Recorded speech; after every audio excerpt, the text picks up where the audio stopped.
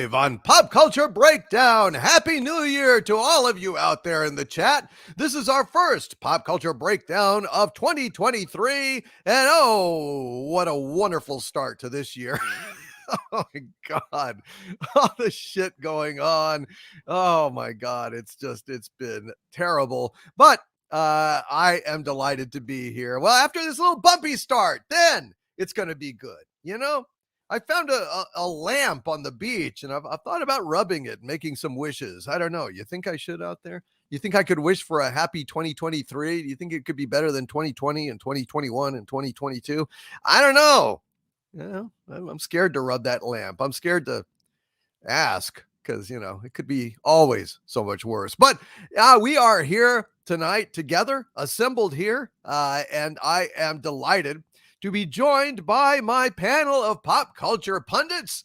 We have got the great Gary Ambrosia. Hail, Gary. How are you, my friend? Hail, DC. Hail, Xanadu. Hail, chat, and hail the wrenches. I'm doing all right. How are you doing?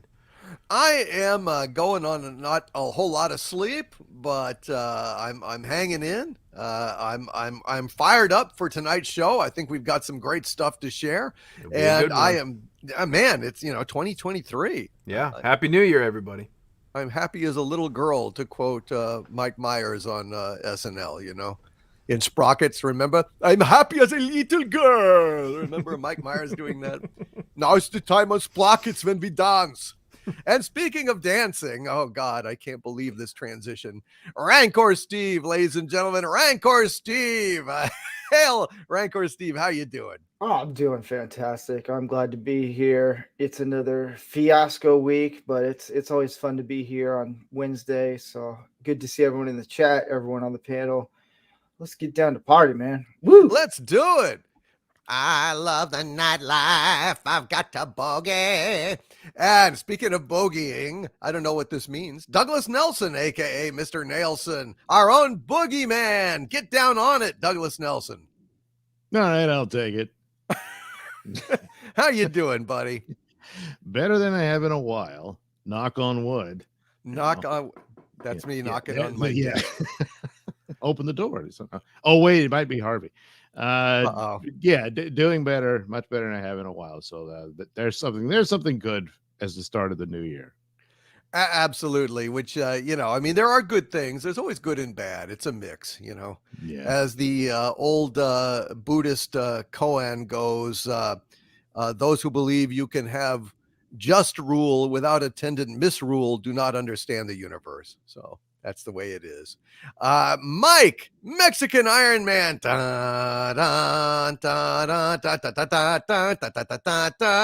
Hail, Mexican Iron Man. How are you today?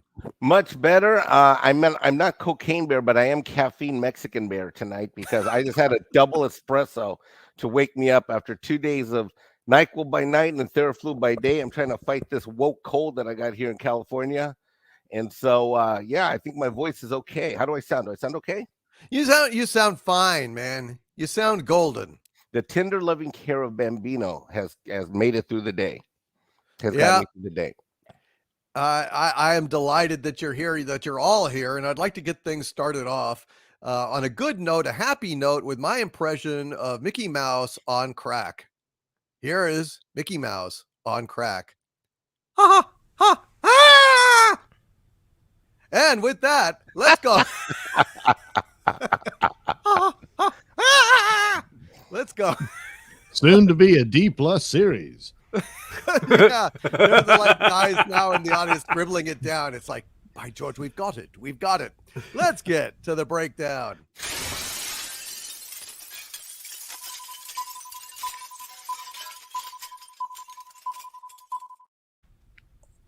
All right, issue number 1.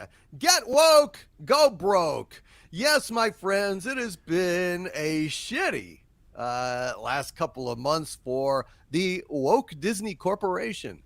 This is no surprise to me, since get woke, go broke is not just a slang. It's actually a truism, a fundamental law of the universe at this point.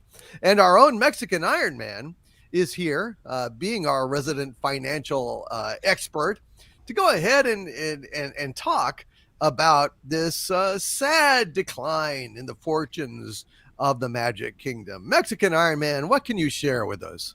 Well, as the correspondent for our good friends, I use that that phrase sarcastically. Our good friends at Disney, who of course are the trustees of all that we have loved at Star Wars, all that we have ever loved from Marvel, heck, the things we loved at Pixar, the things we loved at Fox.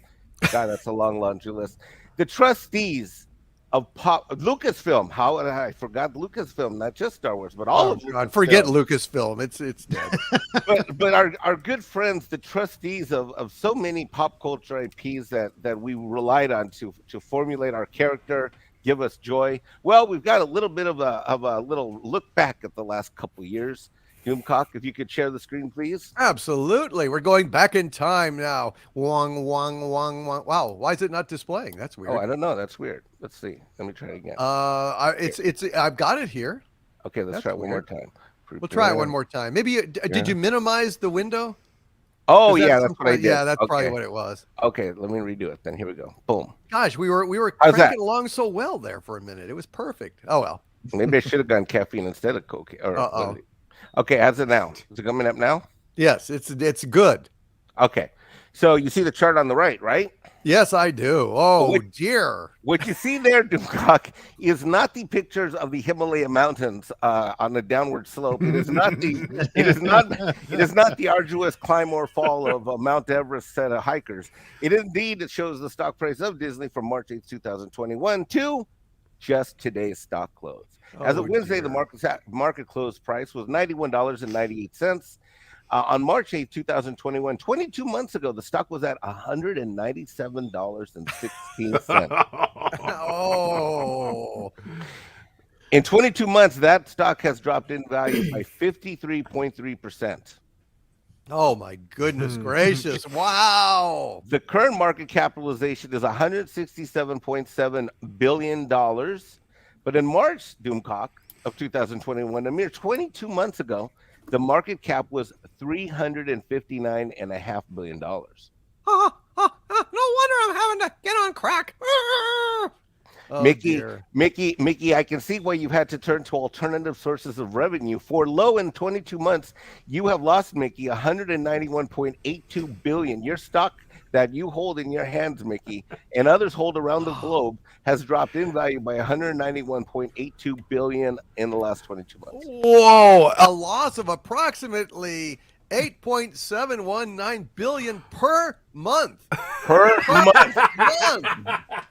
When you put it like that, Mike, holy shit. If you take 191.8 and divide by 22 months, it's 8.719. It's 8.72 billion per month. Wow. But wait, there's more. This is a loss of approximately, at 4.3 weeks per average month, 2.02 billion per week. Good God. Man, I wonder what happened. And when you divide over 7 days, it's a loss of approximately in stock value 289.68 million per day on a 7 day A schedule. day. Wow. A day. I told you a couple weeks ago I was preparing something good for the show. Wow. That's no joke, Mike. That's astronomically, well, it would be the inversion of astronomic, so it would be down and not up. What would that be? I mean, it's pretty simple to understand. I mean, if you had $197 worth of Disney stock, you now have $91 worth, and the rest is just evaporated into the air. Jeez. Oh my God. Wow. Is this not epic or what? It's like they took X-Lax, but instead of shit, cash came out. It's just like, wow. That chart reminds me of The Price is Right, but going in the wrong direction. You know, that Alpine guy. What's interesting about this chart is you'll notice that there's drops, and then there'll be like this little ray of sunshine, and then it slides again. Oh, little ray of sunshine. No. Oh, little ray of sunshine. Each one of those rays of sunshine was some YouTubers saying Kennedy's out, and the stock would go up, and it's like, nah, she's back. You know, that poor Alpine guy. You know, Isn't that phenomenal when you look at that dollar amount? $8 billion a month. It's just fucking hilarious. That is pain, folks. That is real life pain. And tomorrow, Elon Musk buys Disney. What?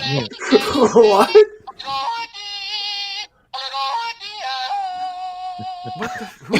What? Who is that?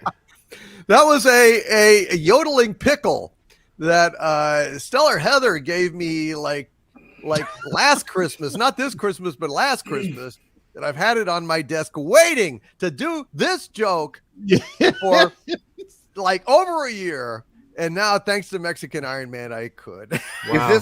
Is this not financial data evidence of go woke, go broke? Because what have we seen the last 2 years? We've seen Lightyear, Strange New World.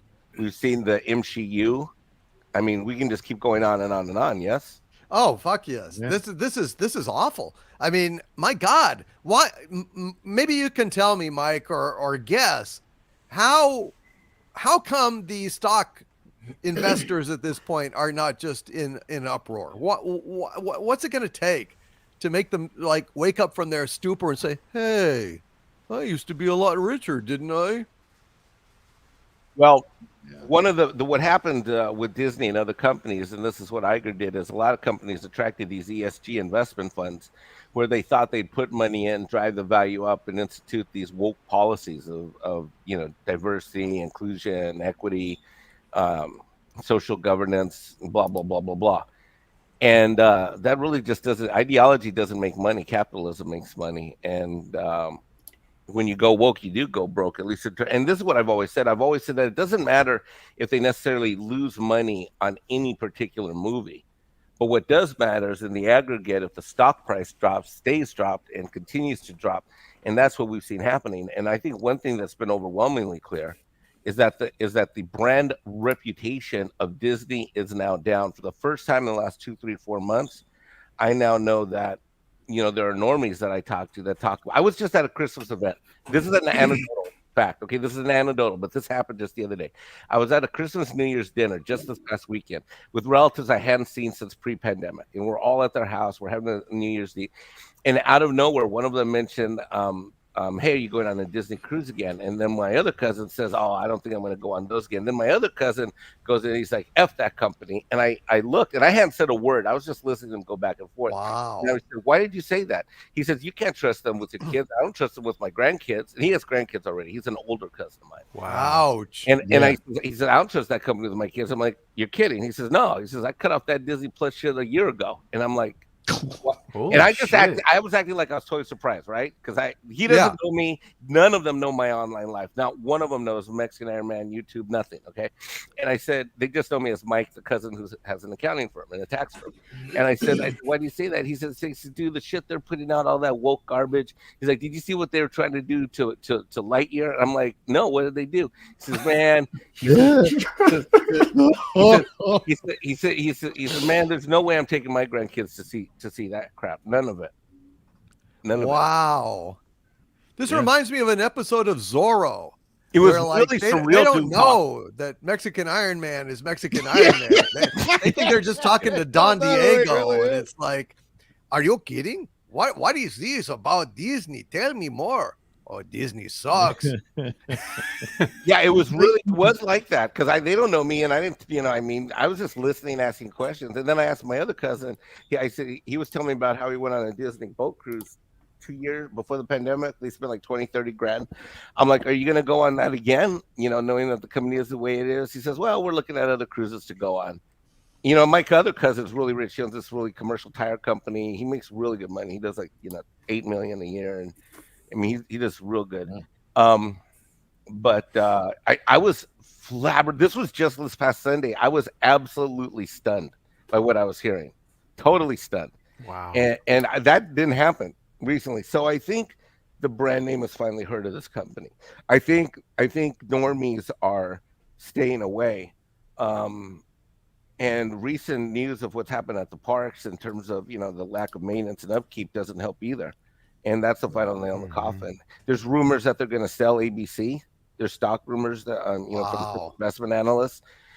this is a company that has a lot of debt. I mean, they paid what, $4 billion for Lucasfilm, and their own analysts at Disney said that he overpaid by $1 billion. Iger, when he made that deal, Marvel was $4 billion. That's $8 billion. Fox was what, $73 billion. So what's that? What am I at now? I'm at 81. They've got 2 term notes. They've got commercial debt of about another, I think it's 8 or 9 billion. Plus, the other acquisitions they did. This is a company that, I mean, you can't have $100 billion in debt and lose, what was the number? $8 billion per month in stock value. Yeah, no kidding. Well, that's $2 billion the a thing. They spent all that month. money, but what's the return on it? It kept depleting over time. I mean, a massive amount of expenditures to acquire all of these, and then you burn it all down. I mean, this was the end result. In fact, I'm guessing it's probably a lot worse than what you can see.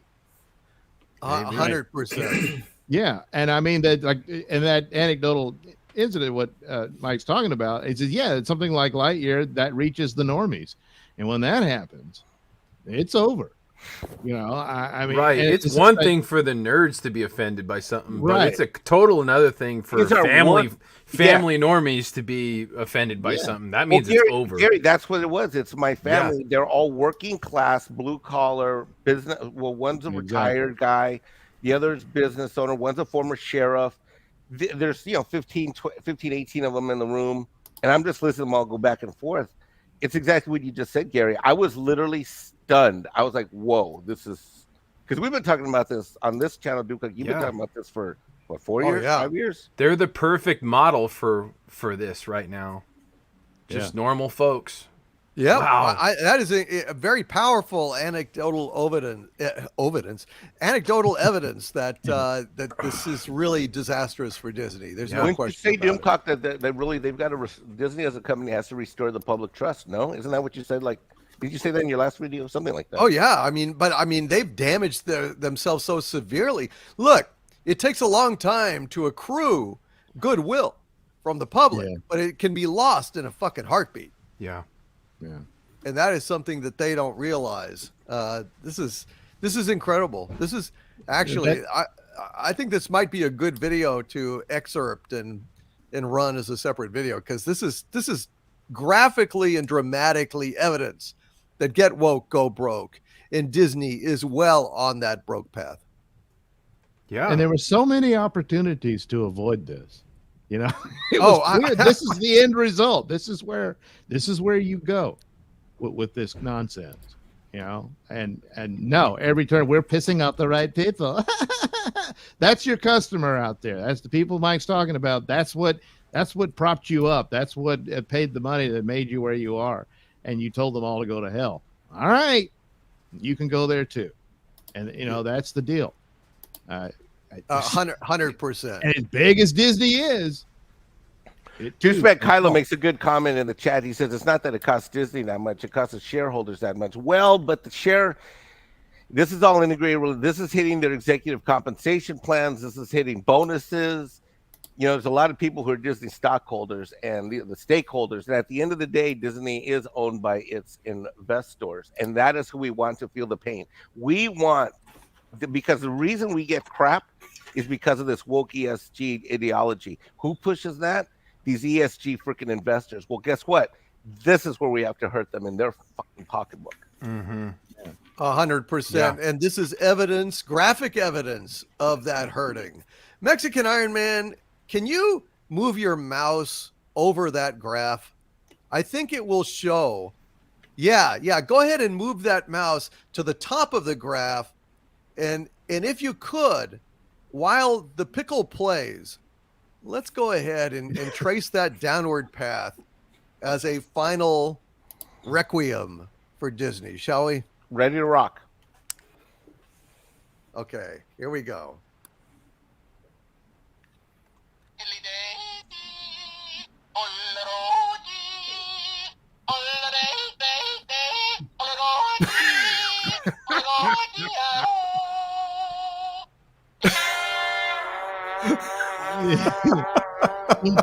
Oh dear! Oh, that's unfortunate. Well, here he is falling. On the price. How'd I do? That was great. You did great, Mike. That was well done. Good performance. Anyone else have anything to say about this story before we move on? Yeah, did you get like a sombrero that you can like dip chips in the nacho along with that singing pickle bullshit? No, Stellar Heather did not send me anything else Okay, like well, that. there you go, Heather. There's a gift idea for him for next Christmas. The hat that opens up and plays like, La Cucaracha or something with the dipping chip, because that would be the only thing to drop below that singing pickle bullshit. Wow. Sheer class. It sounds like Mexican Iron Man recorded himself to sing it while I know. I think he did. Yeah, that's probably him singing it. Well, speaking of sour pickles, George Takei, ladies and gentlemen. George Takei is our next story. And this was a piece of news over in the Daily Mail, one of my favorite publications, since it's frequently vindicated me and backed me up in my rumors. He says, he is a cantankerous old fossil. Says Star Trek's George Takei, 85, brands co-star William Shatner an egocentric, self-involved prima donna amid 60-year feud, despite recently insisting he would never discuss the actor again. Well, some hatreds are undying, and this is a hatred that started way, way back in the fucking 60s. But old George has held on to this for these many years. George Takei has added further fuel to the flames, wow, that's alliteration, of his almost 60-year feud with his Star Trek co-star William Shatner by branding him a cantankerous old fossil. During a recent TV appearance, the acting veteran, 85, insisted he would never bring up his co-star, 91, again, after their row rumbled on for more than 5 decades. Takei told host Graham Norton, quote, "This is the very last time I talk about him." As he remarked, the questions about their fallout are tiresome. However, just a month later, the star has already broken his promise as he discussed his dislike for the Captain Kirk actor's star during an interview with The Times. Responding to Shatner's recent comments, where he claimed Takei's remarks about him are sickness, and claimed George has never stopped blackening my name, Takei said, "Shatner is a cantankerous old fossil. All of us have had problems with him. Jimmy Doohan, who played Scotty back when he did conventions, used to go on and on about Bill Shatner. There is this fiction that Bill and Leonard were good friends, but we know better. Leonard privately expressed his irritation with Bill. Bill is an egocentric, self-involved prima donna," unquote. At the beginning of December, Takei vowed never to talk about his former Star Trek co-star again as he attempted to put their long-running feud to bed. Well, now that he's 85 and Shatner's 91, isn't it kind of about time? Wouldn't you like to buy the world a Coke and a fucking smile, George? But apparently not. During the interview, Takei, who played the role of Sulu, branded Shatner a cantankerous old man and claimed that he used their row as publicity. Oh dear, oh dear, oh dear. Clearly fed up with the narrative, he said, "You are the last chat show host to be allowed to ask that question, as it has become so tiresome to talk about. When Bill has a book to sell, he needs publicity and accuses us of using him. My subject is more substantial and important." Takei then went on to add one last jibe before attempting to end the ongoing tensions once and for all. "He's a cantankerous old man, and I will not talk about him anymore. I vow that this is the very last time I talk about him." And then, of course, he broke that vow. Oh, God. This is fucking sad. Fucking sad. Come on, Sulu. For fuck's sake, man. Set your course for the 85-year-old nearest counselor. You know what I mean? Enter orbit around therapy planet. For fuck's sake, man. God almighty. I mean, look, you know, I'm sure that Shatner back in the day, when he was a young man in the fucking 60s, was a little threatened because he was supposed to be the star of the show. But Leonard Nimoy's Spock, because of the enigmatic kind of quality of the character and the quality of Leonard's performance, was getting more fan mail than Shatner. Shatner felt threatened. Shatner, you know, I mean, he was a young man. He didn't have the riches he has today. He was a little insecure. So he was very protective of his role. He wanted to make sure that he retained his lead actor status on the show. Anybody would do the same thing, you know, unless they don't care about being made second banana. I mean, fucking look at Ron Howard, for God's sakes, right? Old Richie Cunningham was supposed to be the lead on Happy Days, but old Fonz just came up from being like a supporting character and became the fucking star of the show. Same thing with Guy Williams and Dr. Smith over there, right? Jonathan Harris, you know, Professor Robinson, Space Family Robinson. He was supposed to be the star of the goddamn show. And then, you know, old Jonathan Harris starts, swishing it up there. Oh, the pain. And suddenly it's a show all about him and the robot and the kid. How do you think that Williams felt about it? But Shatner fought back. And ever since that time, Takei has, and all the cast members who are understandably upset, but for God's sakes, you know, to quote Shatner, it's just a TV show. It's just a TV show. And it was how many decades? I can't even count that fucking high. How long ago was it? 66? 67, 68? It ran for 3 years. So by 1969, it was done. And they have not forgiven in all this time. And I think that's sad. And I think that William Shatner is one of the greatest fucking actors in the history of the world. And if anybody has the right to proclaim their greatness, it's William Shatner. Better for you. It's better for me. It's better for them. Oh, Lord. So, I think he's an ungrateful punk. I don't know. I mean, I love the whole cast, but come on, man. Come on. Let's just go around the table. Let's start at the back because we always start at the top. Mexican Iron Man, how do you feel? I don't like anybody talking shit about my TV dad. Damn right. I mean, oh, God. You know, it's so much... it would be so much easier for this guy, Takei, to be gracious. And who knows? Maybe if he had been gracious over the years, maybe there could have been opportunities for collaboration along the way. In my opinion. I mean, Shatner's never once thrown the first rock. In fact, frankly, there's been times where he could have thrown a bigger rock or a boulder or a shotgun shell or something, and he doesn't. I mean, if you look at his responses, they're all pretty damn gracious from Shatner going backwards. I mean, finally he added say something like in the last round or two. I mean, good God, it's been so many years. And Takei's a piece of crap. He's a piece of shit. And you know what? The life he lives is a life that he's created for himself. And that's all I got to say about that. Because I'm not going to hear anybody talk shit about my TV dad.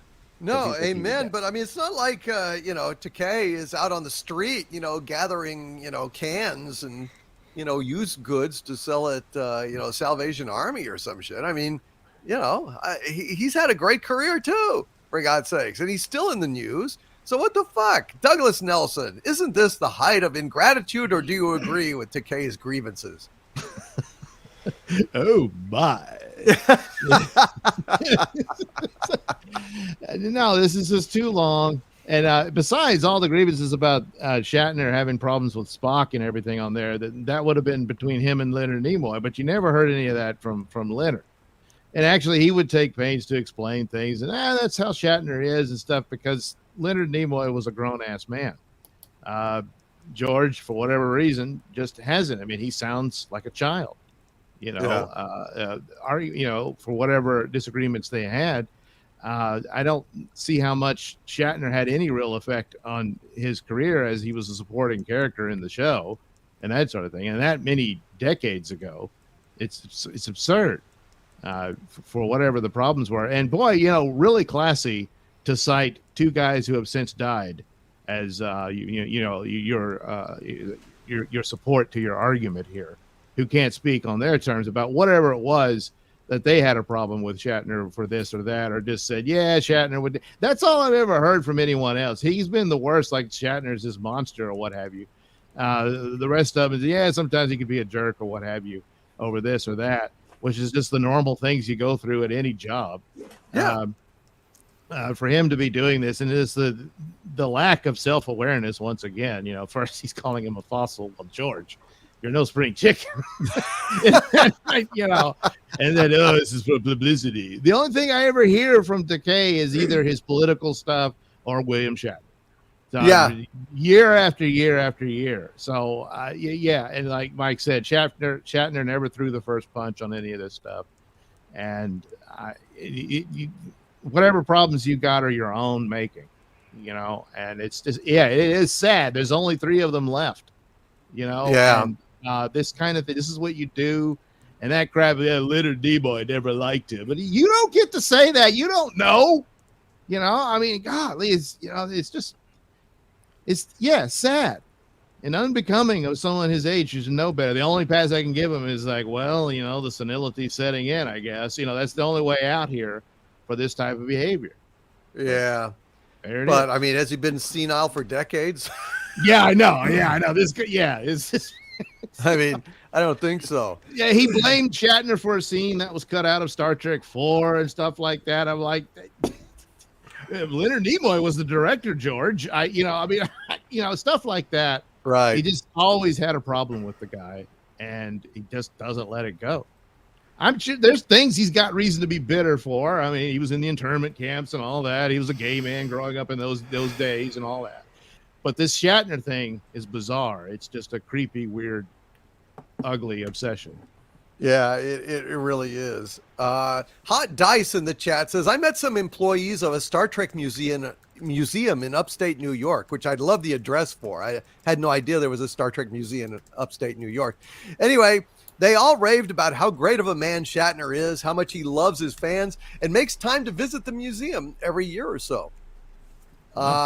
So, shit, And also, somebody was I believe it was Bryant Barth in the chat says, Doomcock question, did Leonard and William Shatner stay on good terms? Yes, they did. Yes, they did. In fact, when Shatner was doing his show, Shatner's Raw Nerve, Leonard Nimoy came on. And they talked about Leonard Nimoy's alcoholism, which he was an alcoholic, a very hard alcoholic, all through shooting Star Trek, right up through like the mid 80s, I think.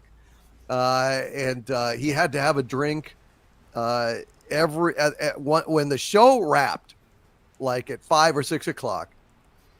He would not drink the whole day, but his assistant knew that the minute that he hit that dressing room, there needed to be a drink waiting for him there. And he would start drinking immediately when he got in his dressing room and keep drinking until he fell asleep. And they were commiserating over Shatner's wife, who tragically died in a pool accident. She was an addict as well.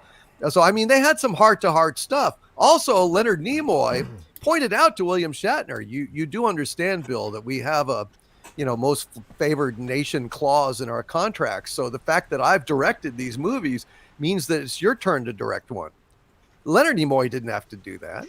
And if he'd hated Shatner and they'd not been on good terms, he certainly wouldn't have done that. So I think that Leonard Nimoy and Shatner bonded later on and really got over any silly differences that they had. Rancor Steve, what do you think about this shit? George just sounds like a jealous, just a pissed off girl who asked the boy out and the guy said no. Like, that's what it sounds like. It's weird. This is way too long of bickering. George has gone on these complete rants on Twitter, and even his fans are kind of like, what? It's so weird. I understand coworkers, they can be there, but as grown men, we kind of will let that give it about almost maybe 12, 24 hours from around there, and then we're over it. We talk about it and get over it. He's just the whole like he has to get publicity for his books. Well, it's a book. Like he's got to do some publicity stuff. And it's so bizarre. It's weird. It's like almost like Mean Girls type thing, like gossip and all this. Like that's what it is. Like George is completely. I thought George was older. He looks way older than anything. So I'm like, you know what? Move on. Be a man or whatever you are. And yeah, it's weird. It really is, man. It's very weird, dude, and disappointing. Gary, tell us what you think about this. Well, I did a little bit of research, and I actually dug up a letter that was written by George Takei himself to William Shatner while they were shooting Star Trek: The Original Series. And I would, if with your permission, like to read it. Oh well.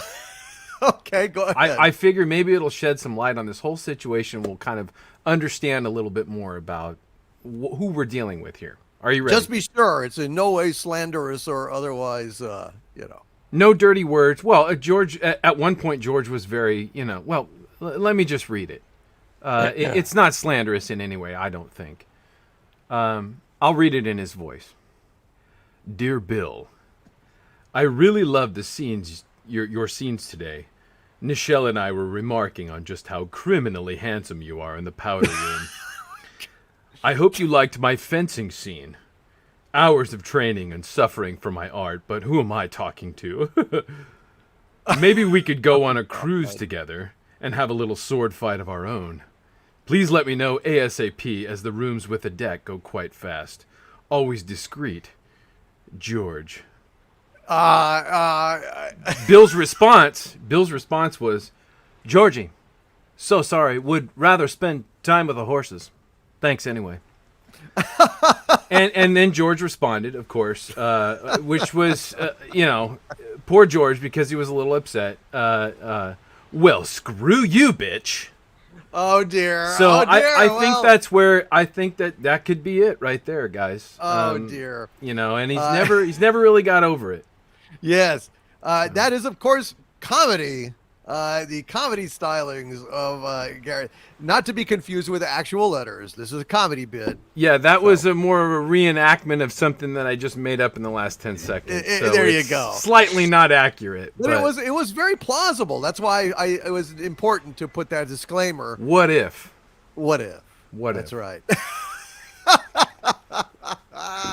Well, there you go, folks. It was his sword play.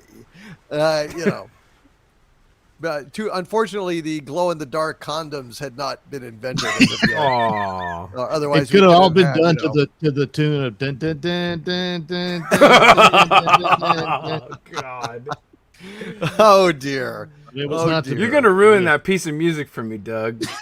I love that. That's like a ringtone for me. Now I'm gonna think about dongs. Yeah, no thanks. That is a classic. That is a classic. Meanwhile, Kirk Kurtzman's writing this down. Yes, of course he is. Like, this is all really terrific stuff. Don't you think, Terry? Oh, I really agree. Oh my. That actually sounded like Paul Lynde or Charles Nelson Riley there. I don't know who the fuck those people are. It sounded like them. All right, let's get to this next bit of fucking news.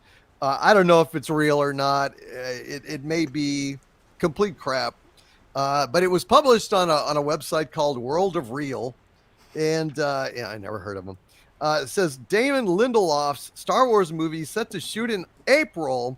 Sharmeen Obaid-Chinoy to direct. Well, that's why I think that's how you. I don't know. It says now. There's some very big news I can report. Damon Lindelof's Star Wars movie set in the sequel trilogy era will start production in April. The film will have a new set of leads, but some characters from the last Disney trilogy will be making an appearance. Lindelof is writing the movie alongside Justin Britt Gibson, while Charmine Obaid Chinoy of Ms. Marvel fame, and I put fame in quotes, will be taken over as the director of this one. A planned trilogy from The Last Jedi director Ruan Johnson, originally announced in 2017, has been put on the back burner, but Johnson recently said he still hopes to make it. Oh, You know, that's stupid. I mean, I don't think that this guy invented this rumor. I mean, I've heard this from other sources that Lindelof has got his grubby little hands on some little shoddy corner of the Star Wars universe, but I despise Damon Lindelof. And yes, Gary, yes, I'm going to go ahead and rant about fucking Lost again. There will never be any forgiveness for fucking Lost or anybody that was involved in that fucking shell game con job bullshit that never had any story, never had a point. It was all just people making it up as they went along, and they never, ever had any plan to tie it up. It was complete crap. And I will never, ever forgive those fuckers, any of them, Lindelof, Coos, Abrams, all those fuckers from Bad Robot are like fucking on my shit list, my permanent shit list. So this is like the worst fucking shit show possible, where Damon fucking Lindelof, the guy that did Wokeman, for fuck's sake, Wokeman, you know, the Watchmen like shit on HBO that was a complete joke, a fucking like woke wet dream of all these wankers out there. Fuck them. Fuck that. Fuck Star Wars and KK and Abrams and fucking Lindelof especially, and Coos, all those fuckers out there that were responsible for this bullshit con job, which is one of the worst things I've ever seen in my goddamn life, because, man, they had no plan moving forward. And so when I hear that Lindelof, of all fucking people, is coming in to be trusted with a goddamn Star Wars trilogy, it makes my fucking blood boil. So, given that, now that Gary Ambrosia has run, I scared Gary away. I scared him away. Well, let's go to Rancor Steve. Rancor, god damn, what the fuck do you think about this bullshit, this Lindelof shit? Boy, are they just trying to like, hey, I know, we made a character out of a rock named Geode. Let's take a piece of shit and hand it to Lindelof and say, here's your next star. What do you think? So when I first heard about them saying they're going to make a new Star Wars trilogy with this guy, I thought it was a joke. And I'm not so sure if it's a joke now. And I'm not so sure they watched Lost or not. But this guy can't write. He used to up until Lost, and then I have no idea. That it's like they didn't pay attention to the last trilogy of Star Wars to know, like, hey, this might actually suck. And if they're actually bringing back people. And did you say it was the creator of She-Hulk or the director of She-Hulk that's going to direct this one? Or... No, it was a Ms. Marvel. Oh, not God. She-Hulk. It's like Ms. Marvel or whatever. Probably only did I one never watched episode, it. right? I mean,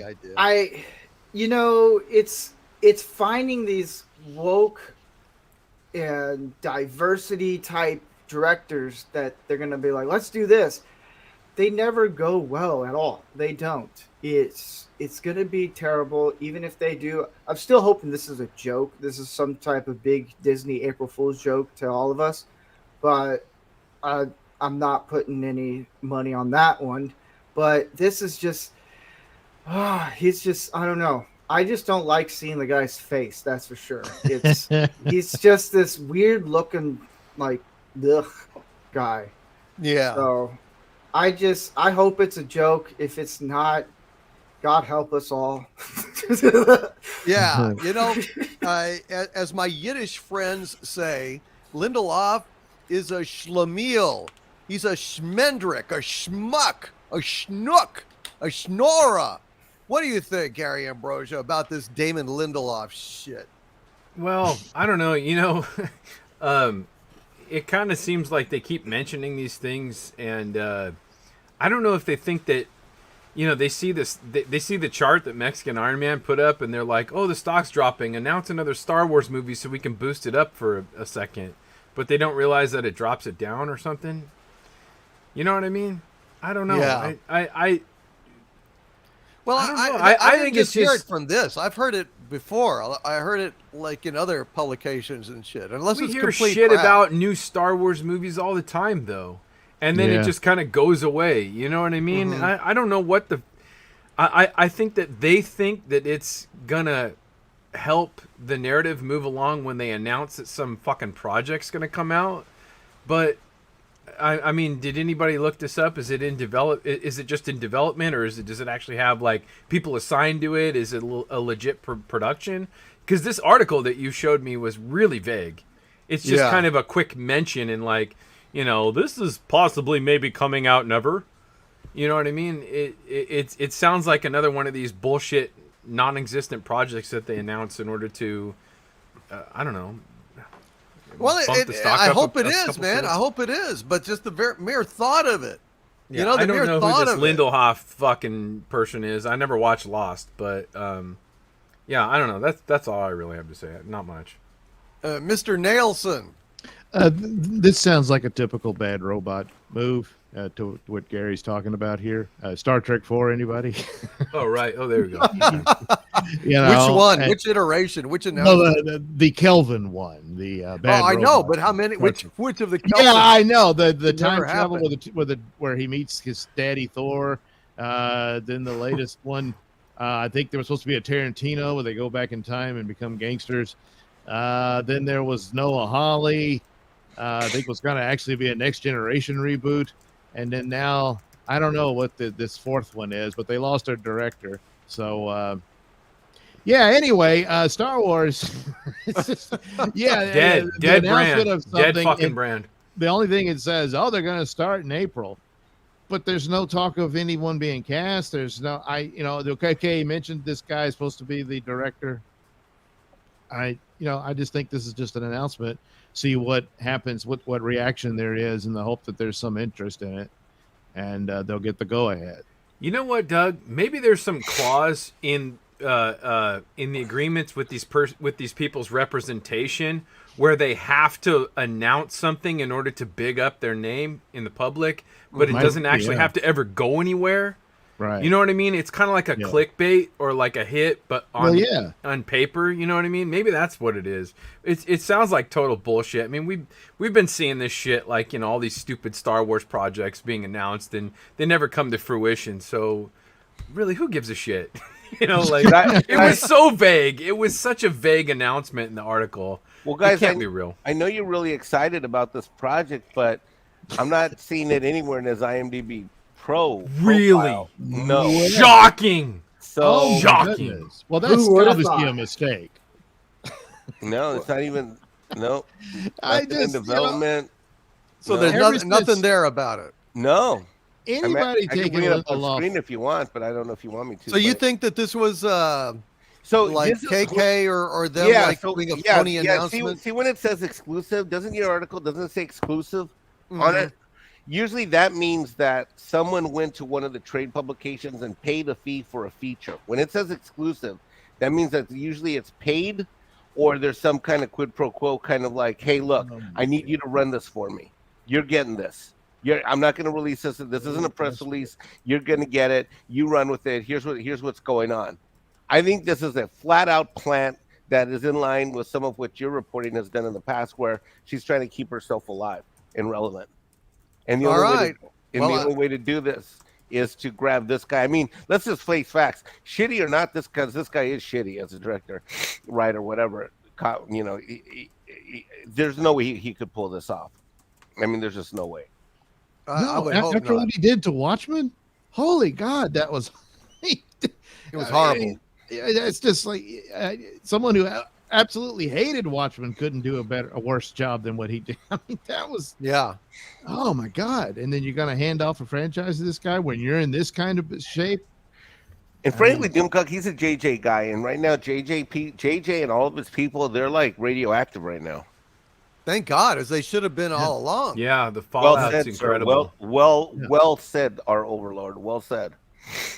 Well, so I can maybe but it's funny because I heard this initially around the time that that whole thing about Kathleen Kennedy is washed up at Lucasfilm and she'll be leaving shortly before or right after Indiana Jones 5 releases. And it's like, hey, Lindelof's doing a Star Wars movie. So maybe it was just a smoke and mirrors bullshit to try and change the conversation. I think so. It might be Lindelof himself just desperately trying to get something stirred up for him. He forgot about IMDb Pro and the I'm staring at it right now, and there is nothing. There's not in development, no script, no hired, no under contract, nothing. Jeez. So nobody even bothered to log on to IMDb and put it like as marked as in development. I could fucking do that. But I thought that there was an article where Lindelof was personally saying he was working on a script. I seem to recall that. Yeah, he did. Anybody with a word can write a fucking script. Was he just lying? Who knows? Well, I'm not saying Hollywood directors lie, but well, it's like still Ryan Johnson's still working on his. I'll tell you this much: if he does get this gig and this actually does go into production, and your people verify Doomcock, we're gonna roast this shit for another year and a half. Oh, fuck yes. Oh my God, you're like Doomcock, hashtag get Doomcock a boat 2023 hashtag. Yeah, man. But even so, I just prefer that this guy go away. Yeah. You know what, guys? Hold on. Let's freeze for a second here and talk straight to these fucking showrunners and all these other pricks. If you guys really want to end our business of, being here and talking to our wonderful chat and our wonderful people out there in Xanadu land, why don't you just make a good fucking movie? Then we wouldn't have an excuse to be here. You know what I'm saying? Yeah. Why don't you just make something good and then you'll destroy all of us and we won't be here anymore. But keep making dog shit. We'll just keep being here. Yeah, but making good movies is hard. Like really hard. You have to work over 8 hours, dude. Yes. Steve, you have to cry while saying that. Yeah. Do it. Just do it. Go there. Dare to feel it. Dare to be there. Do it. It's just you have to work over 8 hours. There you go. And it's really hard. And try not to cry and you'll cry even harder. Do it. There you go. There you go. See? See? All right.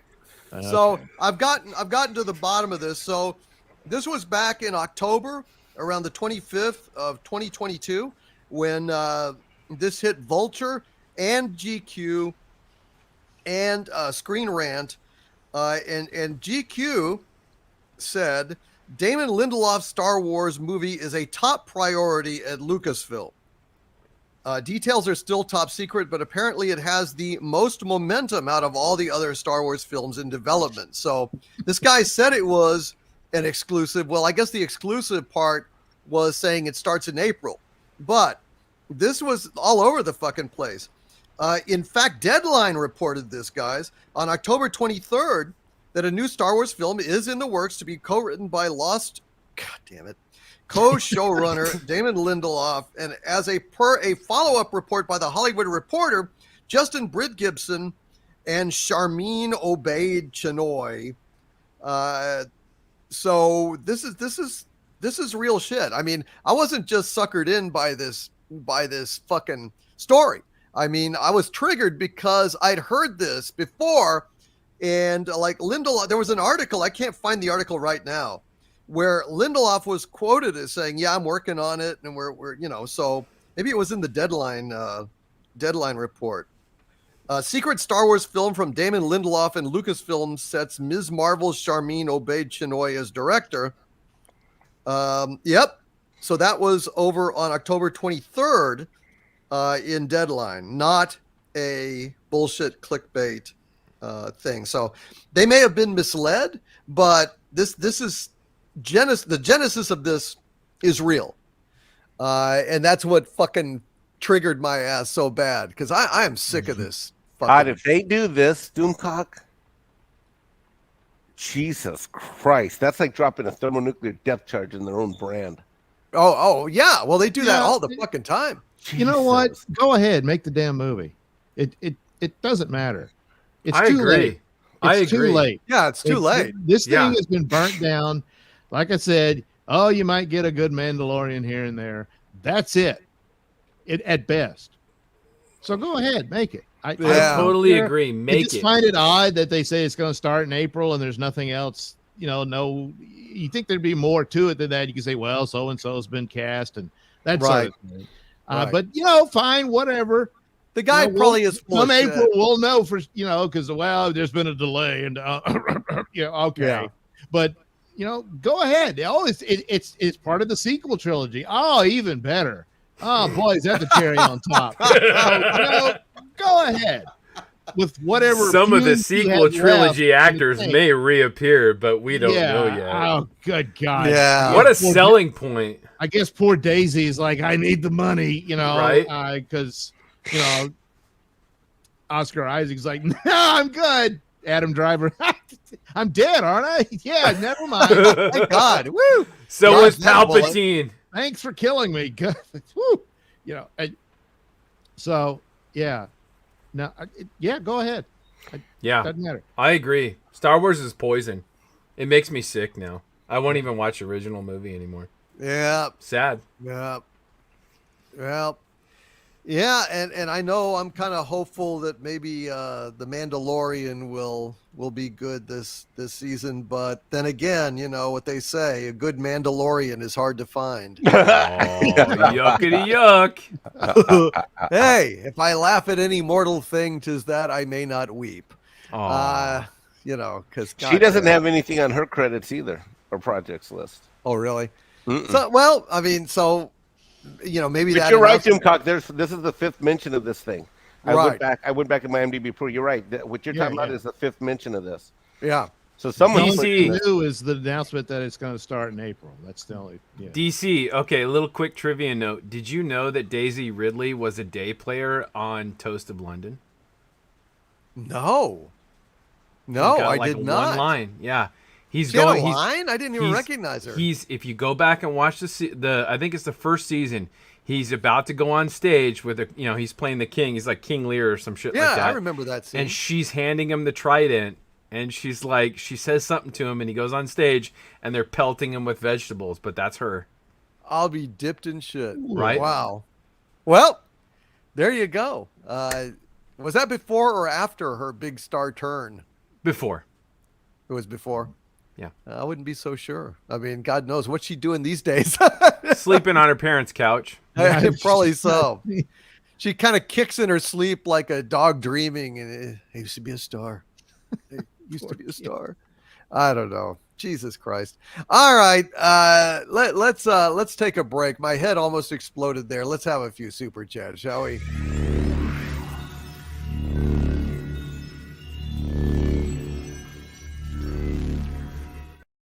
Alrighty, let's go ahead and get to it, folks. Troy Neenan with a $5 super chat. Thank you, Troy. Says, check out Star Wars versus Warhammer 40K by a fan with too much time on their hands. It is a fantastic series. You should stream your reactions. It's that good. Wow. Okay. Troy, I will check it out. I'm afraid that the nuances of that will be a little bit lost on me as I'm not, up on Warhammer 40K lore. But now that Henry Cavill is actually doing a Warhammer 40K, I'm going to watch that show for sure. And I'll probably get, that'll be my gateway drug to the larger world of Warhammer 40K. But thank you, Troy Neenan. God bless you, sir. And Happy New Year to you. Detroit's 2 with a $2 super chat. Thank you, my friend. Says Happy New Year and thank you for all your work. Thank you, Detroit's 2, for being here, and Happy New Year to you, my friend. Just a sub 32. There is no such a thing as just a sub 32, my friend. But thank you for being a subscriber, and thank you for this $4.99 super chat. And my friend here, who claims to just be a sub, but I think all my subs are pretty special, says, hail, my Lord Doomcock. Thanks to Kurtzman and his atrocious handling of Star Trek, I feel Trekkies will soon become an endangered species. Soon? Really?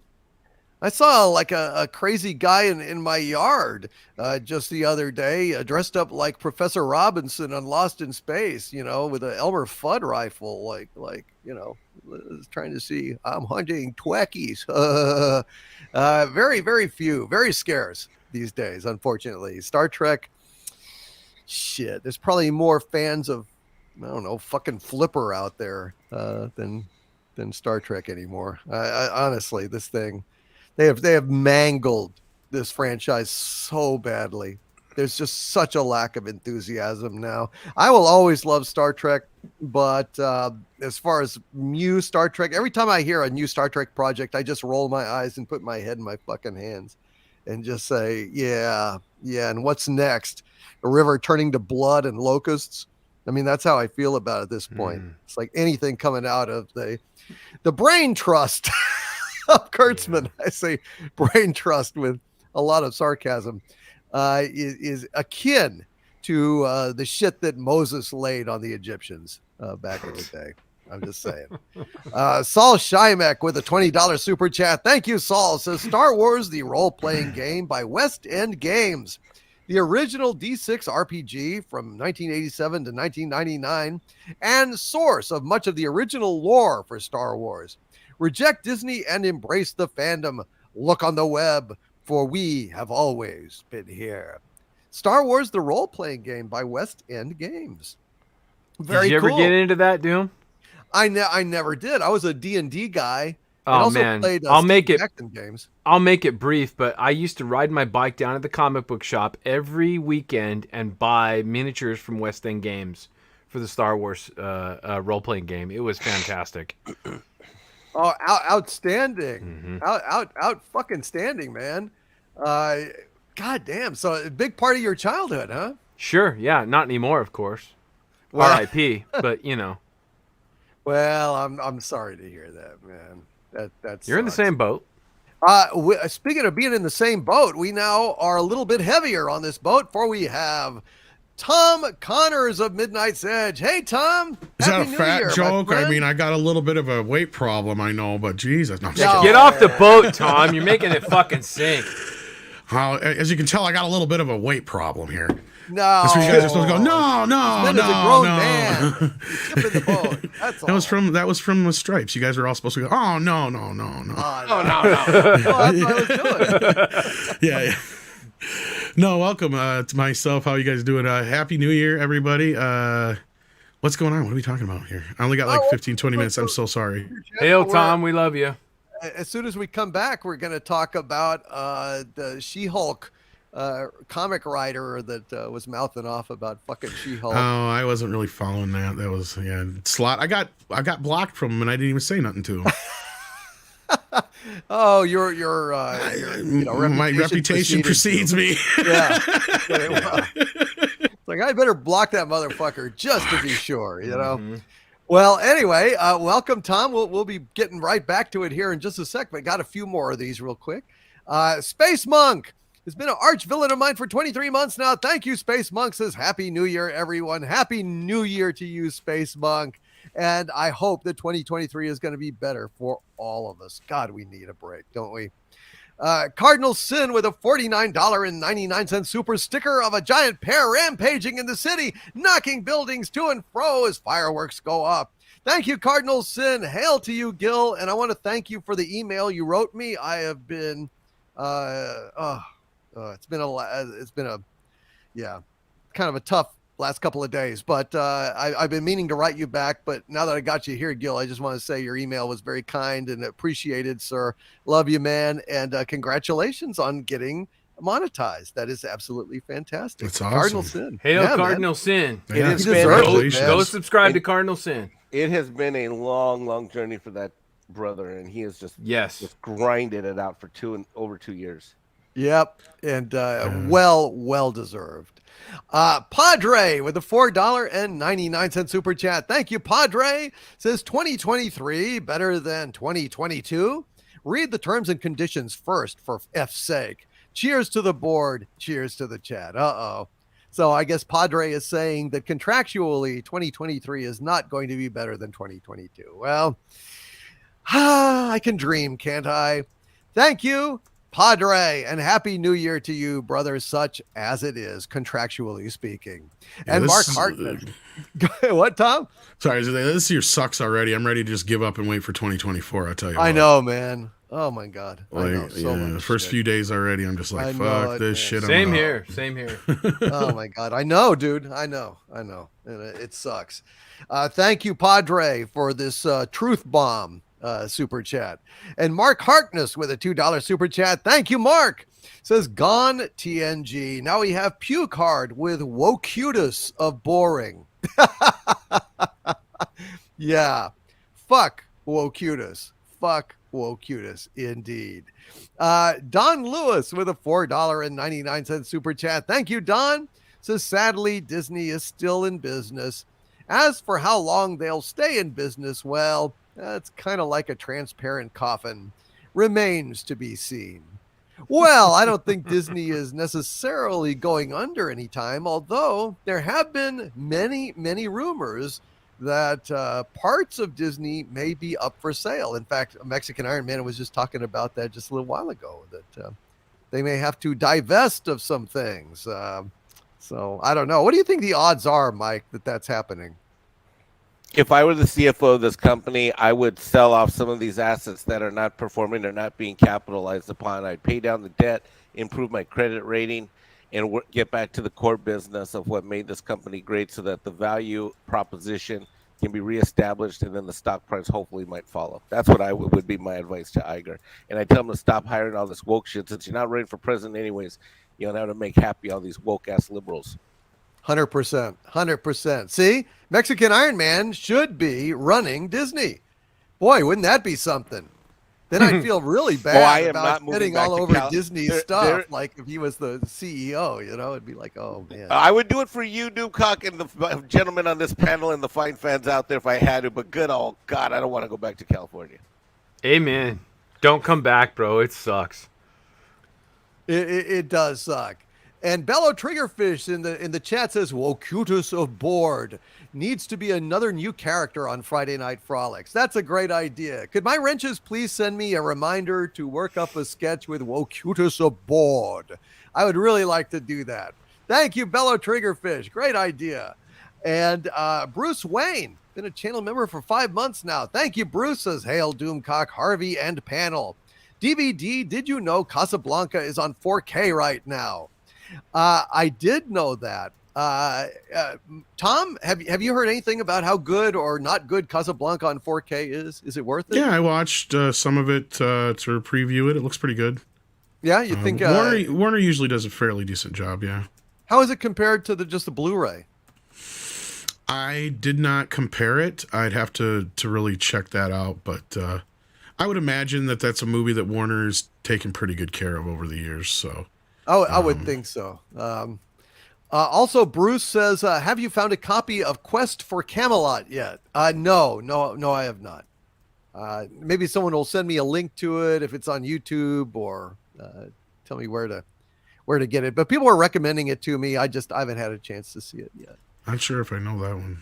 Quest for Camelot. Yeah, it's obscure, but people were telling me that it's pretty damn good. So I take that fairly seriously. Chase Hughkill with a $2 super chat. Thank you, Chase Hughkill.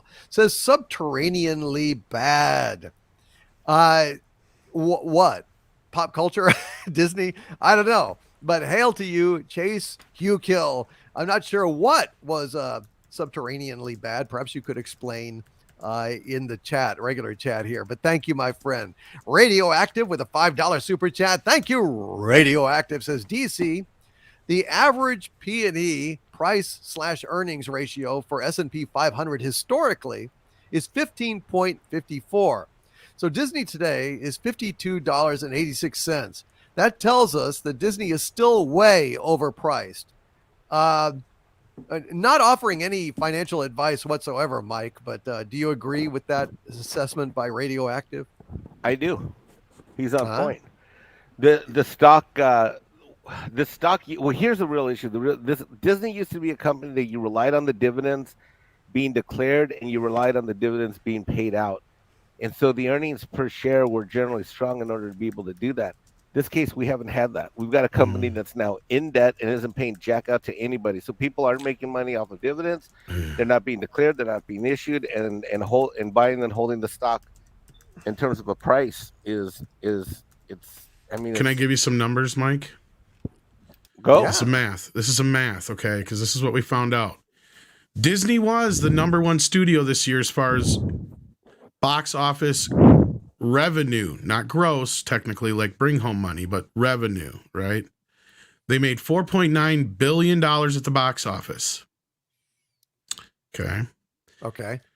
Now, Bob Iger reported that they had a $4 billion loss this year. Okay. Wow. So that means you could take that 4 out of that 0.9 and leave you 0.9. That's what they brought home. Nothing. They lost money this year, kids. No matter which way you fucking cut it, they lost money. Lots of it. What few hits they had didn't help. Avatar, they'll be lucky if that helps. But we'll get into that maybe at a later date.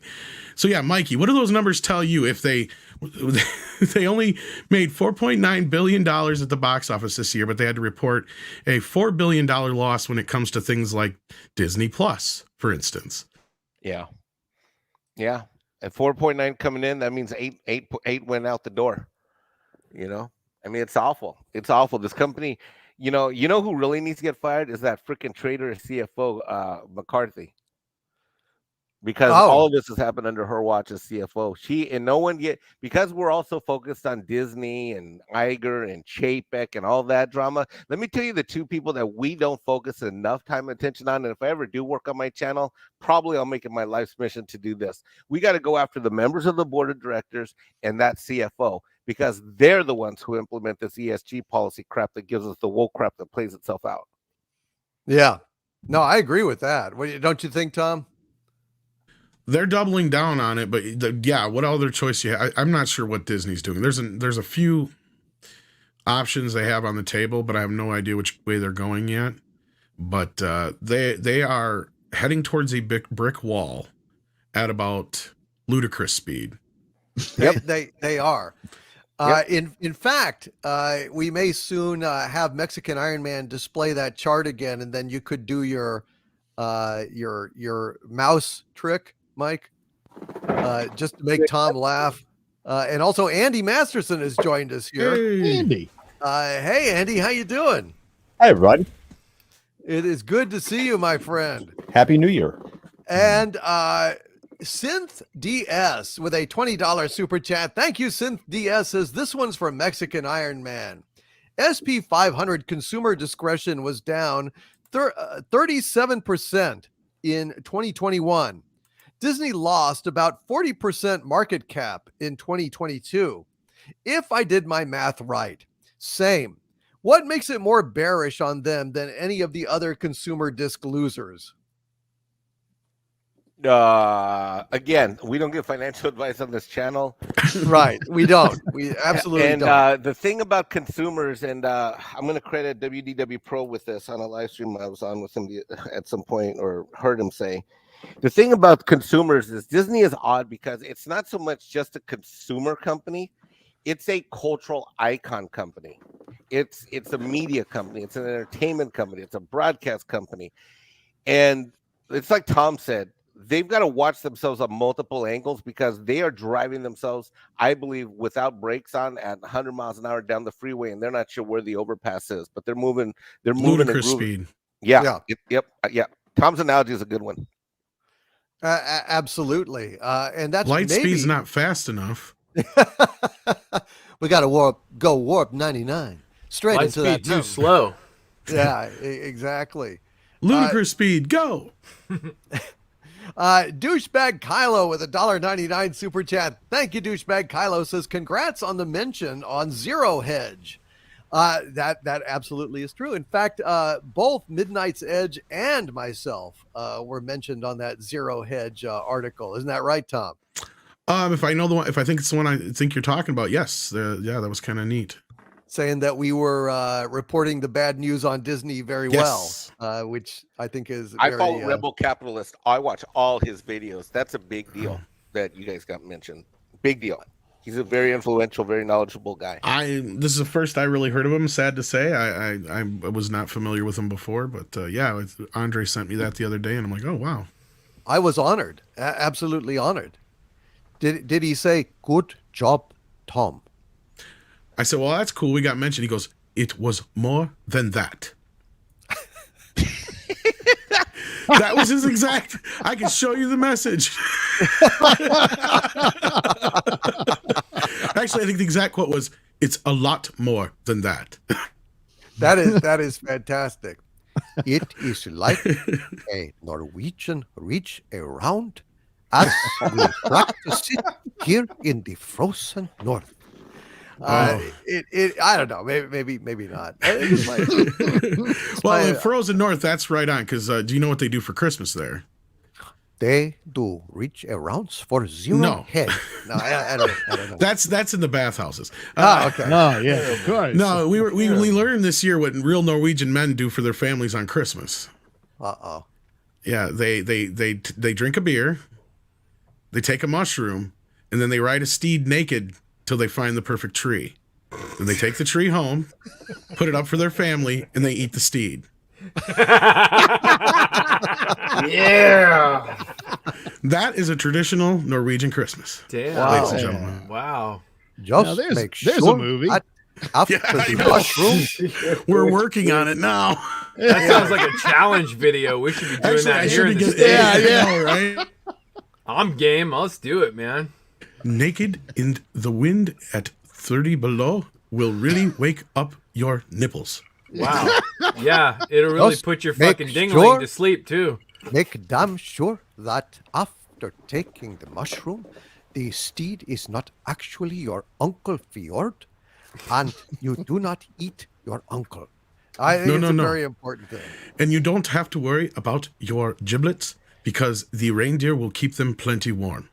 Yeah. Sure. Half All you'll see is bush. Dozen Christmas. And Michigan Man 95 has been a channel You're on member for mushrooms, it don't 29 matter. months now. Thank you, Michigan Man 95 says, Hail Doomcock. Looks like Iger and KK did Chapek a huge favor. Yeah, I think Chapek's probably thinking retirement. Feels pretty goddamn good right now. Thank you very, very much, Michigan Man 95 and SHS Rebels 08 with a $9.99 chat super sticker of Bushiba doing a very spirited fan dance. Thank you, my dear friend SHS Rebels 08. And TLJ Screwjob, who's been a channel member for 4 months now at the Doomentite level. Thank you, my friend. Says, to add on to Mike's story, I work as a substitute at mom's school. I met the principal and said he seemed nice. Normie mom's first words were, nah, he's woke. Ouch. And so awareness of the pernicious quality of wokeness is spreading even unto Normieville. I think this is outstanding. Absolutely outstanding. All righty. Well, let's go ahead and get to our next piece of information. What do you think? What do you guys think? Should we talk about the Witcher shit, or should we talk about She-Hulk shit? Can I pick none of the above? Well, let's see. What else have we got? I do actually have to leave in like 2 or 3 minutes anyway, so Doug, did you watch I Willow? get to escape.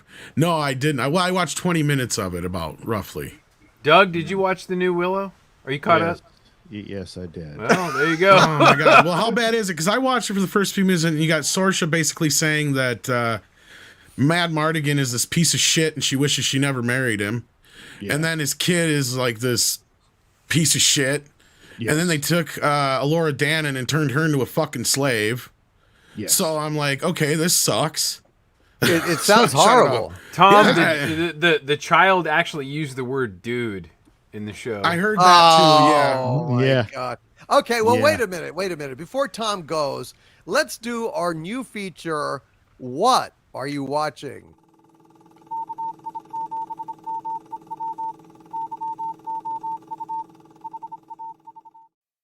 It's the old RKO picture tower. That's cool. I love that. Yeah, that's great. Isn't that great? That was Hail Fet for hire. Hail that was for nice. hire. Yeah. And by the way, I need that rant animation Fed for Hire. I wasn't able to download it before it went away, so please resend bummer. it if you would. But Tom, let's start with you. This is just generally a feature where we just talk about what we are watching. So what are you watching right now? It could be anything, an old show, a new show. Well, it's funny. I do a program every Wednesday where I do talk about the latest physical media, at least stuff I'm watching anyway. Otherwise, as far as like on streaming, I've been watching Tulsa King and I've been loving it. It is amazing. That's the Sylvester Stallone show from Tony Sheridan. Otherwise, I just watch movies as I can. I did see a weird movie that you might find interesting here. I don't know. I wish I hadn't bought it, but I thought it was a Batman movie. Wait, no, I got the wrong thing. Hold on. I've actually seen that.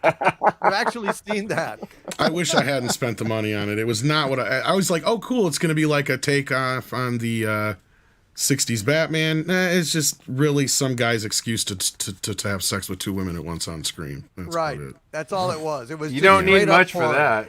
It was straight up porn. No. And the bouncing ball actually is a scene where isn't it Batgirl like on a bouncy ball? Yeah, she goes into like it's just like one quick scene where she's like going through like a park and she beats up some mugger or something like that. It's like, that's the closest you get to it. I was sitting here thinking, I'm like, oh, cool. They're going to have like, the Joker's going to fuck Batman. Or Bat well, he pussy did, Tom. Didn't you see that? He's expecting. Yes, he's expecting now. That's the problem we have. Oh no, cigars for everybody. Yes, and it was one of the most incompetent porn movies I've ever seen. It was horrible. I was very upset. Not arousing anyway. No, it's not. I love DC how you already knew what he was talking about. Of course. So yeah, that was a sad experience. Well, honest to God, folks, I have seen this movie. I can't recall any details about it other than, and it's not to be confused with that Mexican version of Batwoman, where she basically dresses up like Batgirl, goes and does some punching and stuff. But no, there was no porn in that. Well, okay, fair enough. Tom, wait, hold on. Before you move on, where did you get this DVD? Vinegar Syndrome, actually. They have a lot of great classic porn. Honestly, I bet Doomcock would love their website if he hasn't checked it out. What's it called? Vinegar Syndrome. Bat Pussy is the name of the movie, but he knew that. Vinegar Syndrome, they're a company that's a boutique company. They do some bigger films, but they have a ton of classic adult XXX films, you name it, all over the board. It's the only place you can find some of this very obscure stuff in the best form possible. So like some of it's a little pricey at times, but a lot of times it's limited editions and very off the wall Italian stuff to kung fu movies to, like I said, like they had the like a while back in 4K they had the Future World porn. The movie Westworld, the sequel they made, Future World. Well, they had a porn made of that. They had that old movie. Like they do like that kind of, I think they even have like Debbie Does Dallas, for instance. Wow. Like, yeah. Free shipping too. Look at that. All right. Yeah. If you buy enough stuff, but like recently they even got stuff like they got the new, one of their new one this month is they got the Chuck Norris movie Sidekicks, right? So they do that kind of stuff, but they also do the very obscure type shit too. So, cool. That pussy will be here Friday. Love it. I can't recommend it, Gary. No, it's terrible. It's already bought. Doesn't matter. It's already done. The cover is the best part of it. Cool. Hey, Tom, I saw your bat cave. Yes, that was fun. I found Tom a bat cave. That was amazing. That you did. Oh my god. Did you see that, Doomcock? What one? Do you know my character Bat Tom, right? Oh yeah. Yeah, well, I found him a bat cave finally. He sadly he hadn't had a cave, He needs a bat cave. Oh, so I found him one here. I'm really Tom, glad. have you ever heard of Jumbo's Clown Room? No, I haven't. At least I don't That's think a real strip joint in Los Angeles, and I figured it would be perfect for your Joker, that. Tom. Outstanding. So that's for Bat Tom. Entertainment, They actually and dancers. Batusi. Oh, yeah. I love it. That's great. God thought you dang, So, I Tom- want to go there. Tom, Jumbo's Clown Room is a real strip joint, and we used to go there on lunch all the time when I was in acting class. And you know, on a Tuesday in like the afternoon, there wasn't the greatest lineup, shall we say? You know what I mean, for the strip joint, but it was definitely interesting. That's for sure. It was definitely a social experiment. So, but I highly recommend for Joker Tom, Jumbo's Clown Room. Well, and I was also expecting maybe, a little Batgirl, Bat Pussy action, a little scissoring, but nothing. Sadly, no. No. However, that also reminds me of a terrible, terrible movie called Rat Fink and Boo Boo, which is kind of like a parody of Batman and Robin. It's not porn, but it might as well be with the production I think I'm values. familiar with that one. Stickler, right? If Rat Fink, the whole thing sounds kind of familiar. I'd have to go look, but I think so, yeah. Yeah, it's kind of like oh my God, the picture of Rat Fink. They're wearing capes and masks. They're actually wearing like one of them's wearing a ski mask, and the other has, I don't know, it looks like a handkerchief that's tied up to look like ears or something. Anyway, going into, I used to love Something Weird Video. Remember that company? Vinegar That's a Syndrome. great site. Vinegar Syndrome will remind you a lot of them. Yeah, I love their stuff. I mean, they had everything. They had these weird, strange movies that were generally pretty awful, but it was just great fun because you never knew what the hell you were gonna find. Right.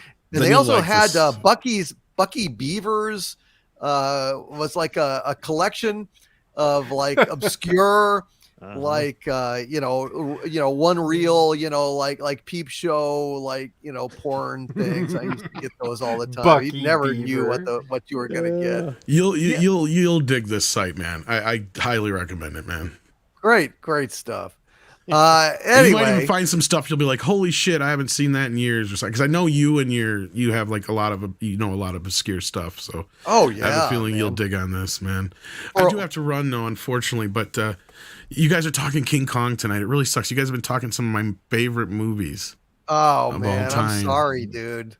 Yeah. I know. Well, I but knew you loved it, and that's why I was hoping you'd be I around. know. Is King Kong on 4K, and how is it? No, it is sadly not, and I don't know if it ever will get a 4K release, the 33 edition. Anyway, the other ones are, but I think it's because they don't. That negative's been gone for some years. God, how sad. So I think the Blu-ray is probably the best we'll ever get. They may do a 4K at some point, but I highly doubt it'll. So really there is be a anything. Blu-ray. I've got the yeah. DVD steel book. That's a great DVD set, and they did do a Blu-ray version of it, which is actually getting re-released again because I think it did kind of go out of print for a while, but Warner Archive is putting it out again here soon, and that's what's kind of told me that, yeah, we're probably not going to get a 4K anytime soon if they're re-releasing it as a Warner Archive title. So, Okay. yeah. Well, I'll keep 2008 you posted Universal on that. Fire. Yeah, well, I'm telling this you, one is man. just. This was just one of those that because it was an RKO picture, it got lost through so many different sales, and because Peter Jackson was famously looking for the spider pit sequence for how many years and still hasn't found it, and like this version of it that we have now is actually cobbled together between the best print that I think MGM or Warner had at the time when Turner bought it, and then they found like a German print, I think it was, or a Spanish print, I can't remember which, that had all the deleted scenes. Because for those who don't know, and Doomcock will probably know this, back in the 50s when they re-released it in theaters, they deleted a bunch of scenes because they deemed it inappropriate at the time. Yeah. So those scenes were lost to history for many, many, many years until the version we have now was finally cobbled together by Turner back in the day here about 20 some years ago or whatever it was for that Criterion Laserdisc they did. But sadly, the best we're going to get probably is a Blu-ray, but it is a really nice Blu-ray, and you get all those special features that are on that set, which is the documentaries alone on that set that you were talking about, Doomcock, that are they're worth it. They're like 3 hours just for the one. And then you get another like 2 hour documentary just on the director and his wife and all that stuff. And So it's worth it. It's a nice set to have. But you also got Son of Kong and Mighty Joe Young is also on Blu-ray now too. Oh, nice. They don't come in that set though, because they did come with the steelbook. You right? might be able to get them in a set, but yeah, sadly the Kong is just in a standard Blu-ray case now. I did have one that's like a book, like a digibook, but that was like a limited edition one. They had cool. just some pictures and like a few of the extra posters and stuff in there. But yeah, just pictures of them, not the actual posters themselves. But you know what I mean.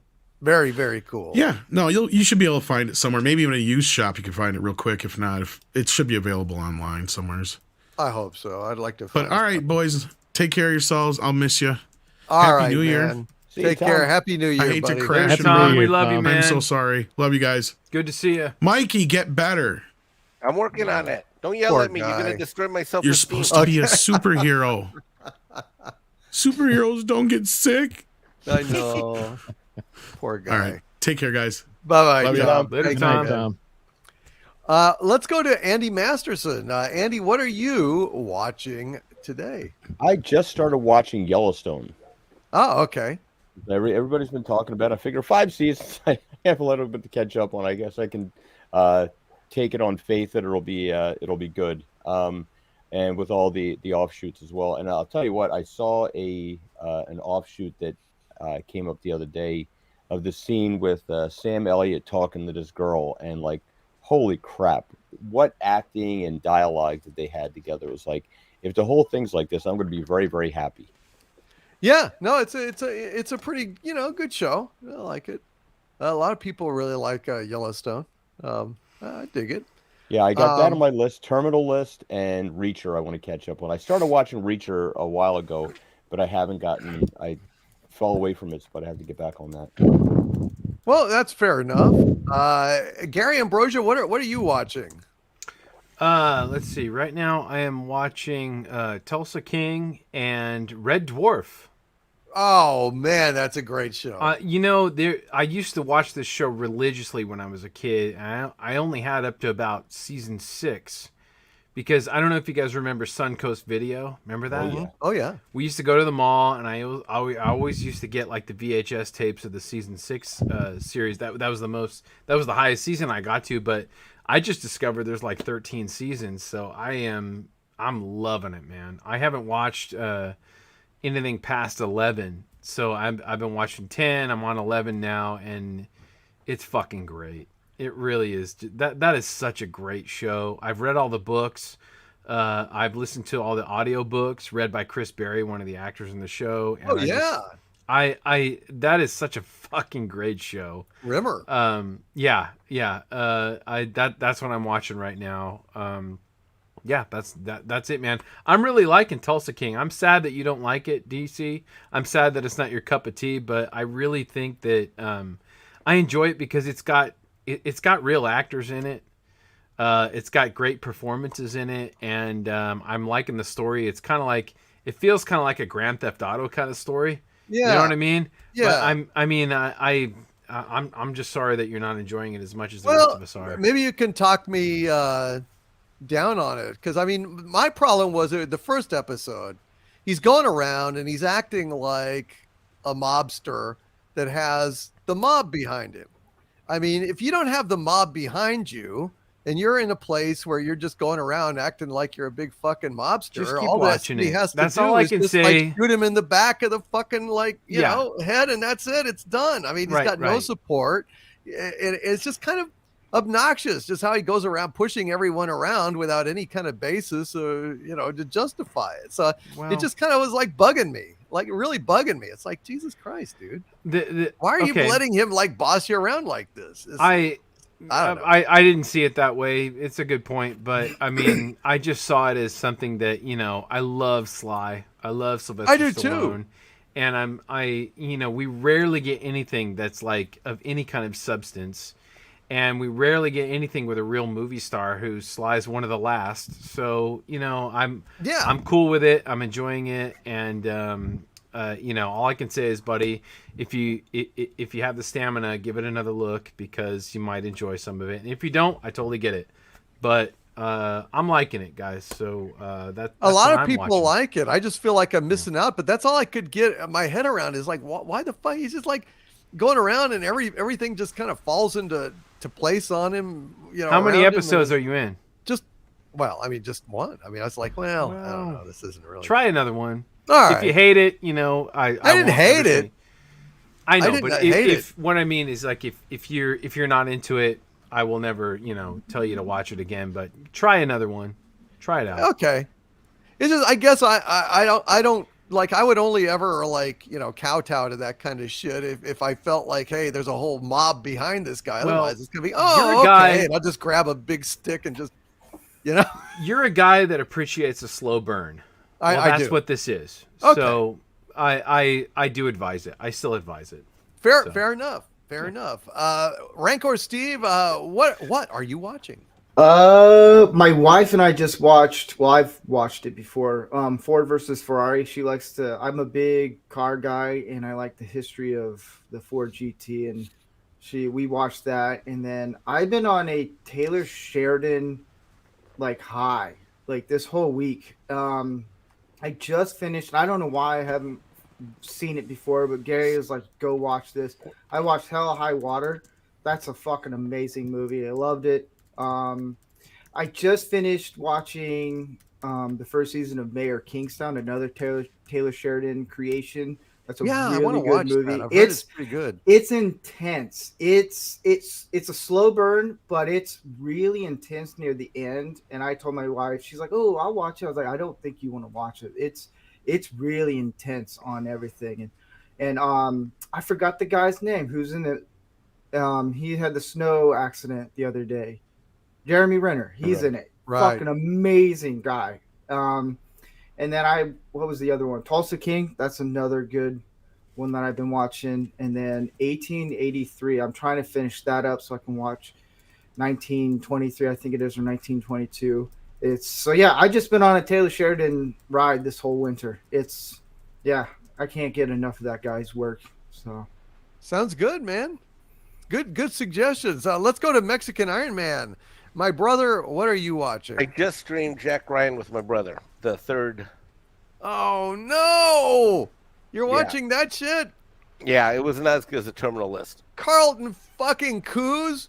I refuse to watch anything by that fucker or Lindelof or any of the Lost guys, but I'm repeating myself because I hate that Lost shit so much. Anyway, go ahead, Mexico. Well, it wasn't the Terminal List, let's put it that way. Yeah, no, I'm sure. Anything else that you've been watching, man? No, not really. I haven't seen much in the last couple of weeks. Oh, I saw Avatar again, but I took Mom to see Avatar. Right. See Avatar. Twice. You've seen it twice now. Yeah. And you recommend it? Yeah, it's what I told you last week. Okay. Nice. Jupiter Knight has been watching Moonshiners in the chat. I've watched a lot of Moonshiners. I'm practically hillbilly now. I know how to make. Isn't that the movie that sort of sparked the Dukes of Hazzard? Well, no, that's not a movie. That's a TV show, a reality show about dang old moonshiners out there. There's a movie that Dukes of Hazzard was based on called Moonshiners. I think it was in the 70s. Oh, okay. Well, this is supposedly reality TV.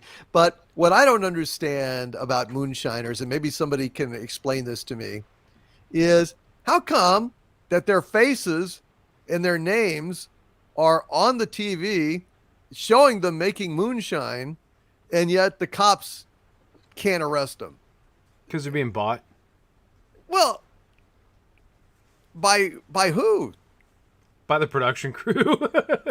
Well, all right. Well, that's the best answer I've gotten. I was starting to think that's what I would do. I'd be like, "Hey, do you mind if we do this shit?" And they'd be like, "Yeah, all right, whatever." So to answer that also is they're not showing the full process of how to make the moonshine. They're only showing a little bit. Like Breaking Bad, the opening credit, that's the formula to make meth. And says the redneck. I know, right? Hey, everybody, come on around here. But it's the moonshine. Say they'll pay the hicks to make the stuff, but they won't give out their secret because a bunch of other hillbillies, they have different ways of making it. So they're not going to give away their secret. So. Wait a second. Steve-O, do you know how to do all this shit? I know a little. Let's just say that the work schedule is shifting tomorrow, okay? Yeah, well, that's what. Well, listen, boys. you be sure and throw out those first heads, because that's the shit that if you drink it, it'll make you blind. Literally, it'll make you blind. You Thanks, gotta Pops. throw out the heads. The problem is a bunch of Californian hicks. They all make their moonshine, and it's all fruity tooty, fresh and fruity. I know it tastes like Zima. It's how we terrible. like it. And I'm like, let's go down to the south and have some real stuff. We like it with the fruit. Yeah. Well, will it really make you blind, or is it like that other thing that's supposed to make you blind if you do too much? No, it really will. It's toxic. It's pure poison. It will actually make you blind. Yes. I mean, I think you got to throw out the first jarful or two. Make sure, damn sure you do it if you're. We don't advise doing any of this, by the way. This is just, speculation and just bullshit fiction talk. So you're right. Yeah. Wink, later. wink. Sure thing. Oh, that popcorn Sutton, man. He knew about his moonshine, but we don't know nothing about that moonshine. No, sir. We don't know anything about that moonshine. Well, speaking of needing to be drunk, Douglas Nelson. What are you watching these days, Douglas? As if I didn't know. Yeah. On occasion, I watch the hillbillies bang into each other as they're blind in the woods. But for the channel, I've been watching old Star Trek, old Doctor Who, and old Blake 7. Outstanding, Blake 7. Yeah, really good. I'm in the McCoy era of Doctor Who, which I'm not crazy about, but since I've seen recent iterations of Doctor Who, boy, does it look a lot better. Yeah. And I've just started Next Generation, which I never did like the initial seasons of Next Generation, but after sitting through certain seasons of a certain recent show, it doesn't seem so bad. So there you go. So that's on my list. Oh, and I finished Graham Hancock's Ancient Apocalypse series, which I like that. Pretty interesting. I like that. That was good. Yeah, that was a cool thing. I mean, of course, it gives a strong case to his theory, but then of course, he says, "Well, are you omitting anything? I don't know." But there again, there's always his critics or whatnot are just ridiculous. They're like George Takei with Shatner, they're just being over the top ridiculous towards the man, and that only hurts their argument, so but he's really telling him, he's really saying like, well, why don't you guys study this, look into it? Just like, no, exactly. We don't want to. So yeah, that's the problem. Well, that's not a counter argument, so that he wins by default when you do that. So it's very foolish, but institutions these days, huh? Yeah. So, of course, saving the best for last, Willow. Oh, my God. Oh, that's what I was waiting for. Yeah. Now, this is a man. Talk about Manorama. Douglas Nelson is taking that hit. He is watching. He is like sucking up those dadgum gonads and, and biting the bullet. And have and we got Annie Masterson playing with dolls the right way. Absolutely. Action figures. Excuse me. Action figures. Yeah. Oh yeah. Well, no, actually, those are women. There. Yeah. You see what Andy's demonstrating there is the romance in Willow that takes place. Only not as good as his demonstration. No, nowhere near as good as that. Those actresses are much more. Oh, here we go. Than what is in Willow. Go ahead, Douglas. Yeah. Man, I salute you for taking this hit. So how bad is Willow now? Well, this was what would be commonly referred to as the filler episode. Oh, God. I mean, it starts off, they have a little adventure. Someone finally nothing happens. So it just, you got to expect. Even though they only have 8 episodes. What were they filling it with? What? Yeah. I guess there would be no cream pie filling in this particular. Yeah. Well, the funny thing is, I'm just saying they have to cross. They have to cross a body of water called the Shattered Sea. Yeah, except the water's all gone and it's just a field of sludge and mud and stuff. Even though they ride on this sea monster that somehow swims through that, even though they walk on that surface. I don't know how that works, but that's what they do. It opens with the scene there where someone finally remembered that Elora Danan was a redhead. So she saves Princess Kit from the lava, ice, water thing she was trapped in last episode, and saves her. And as she does, I guess this kicked off her powers a little more, so her hair turns red. So there you go. She's not a blonde anymore.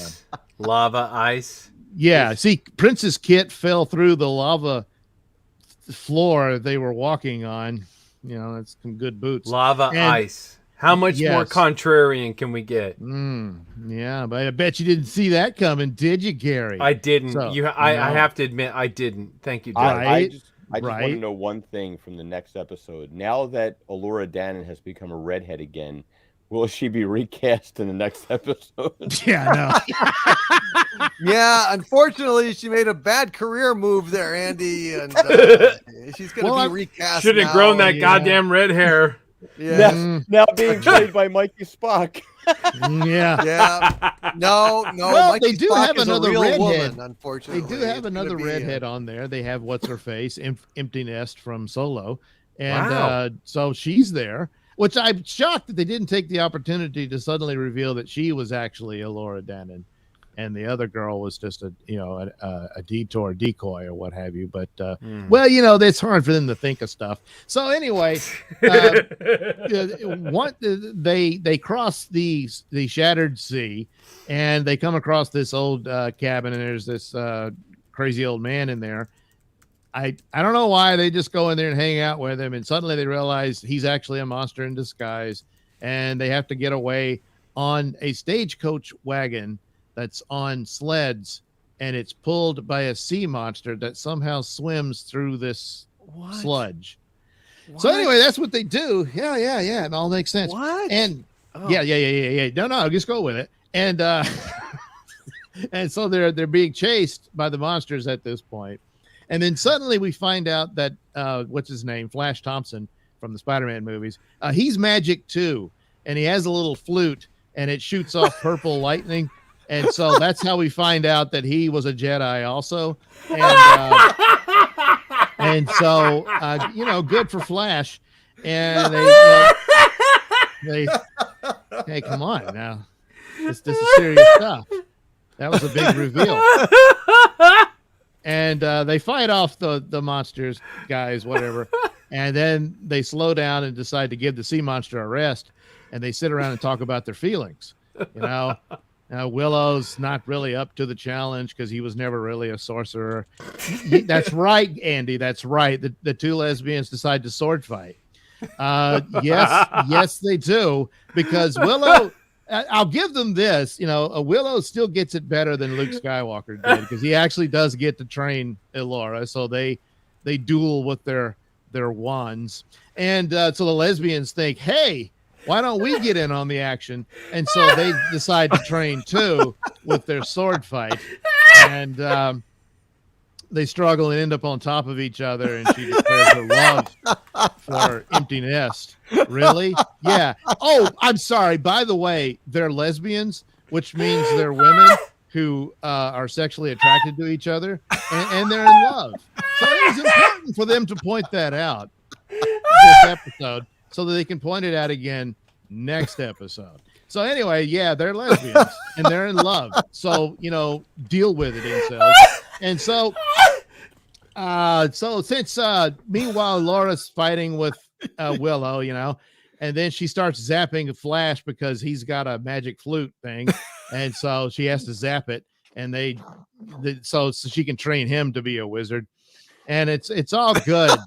And meanwhile, the big I guess Arabic Mad Mardigan guy. He's got the magic armor, but he can't get it to work. I guess the battery didn't fit or something. And yes, yeah, he's complaining about how he messed up with girlfriends and stuff like that. And once all that's done, they finally get to the end of the Shattered Sea. And maybe there's a little blue herb he can take. Yeah. I'm sorry, Barman, but I'm all out. Damn it, Willow. So So they get to the edge, and it turns out they're at the top of a waterfall, which is interesting because there's no water where they are except little puddles and mud and stuff. But it's a flowing Niagara Fall just at their feet. So it's What it's could odd, have but made it so wet? yeah, pretty moist. So there's like, well, that's it. We screwed up. It's no good. And Willow says, I'm just a failure. Let's leave. And then Elora, says, no, this is not how it ends. And then Kit, no, not Knight Rider, says, how is it supposed to end? He says, I'm supposed to die at the hands of the crone. And Willow says, you knew. And because he'd had this dream that she dies in the end. So anyway, Kit says so Kit gives Elora a pep talk. And you would think they're about to kiss, but they don't. And then they leap off the edge to go down into the water with the others like, what the fuck is this?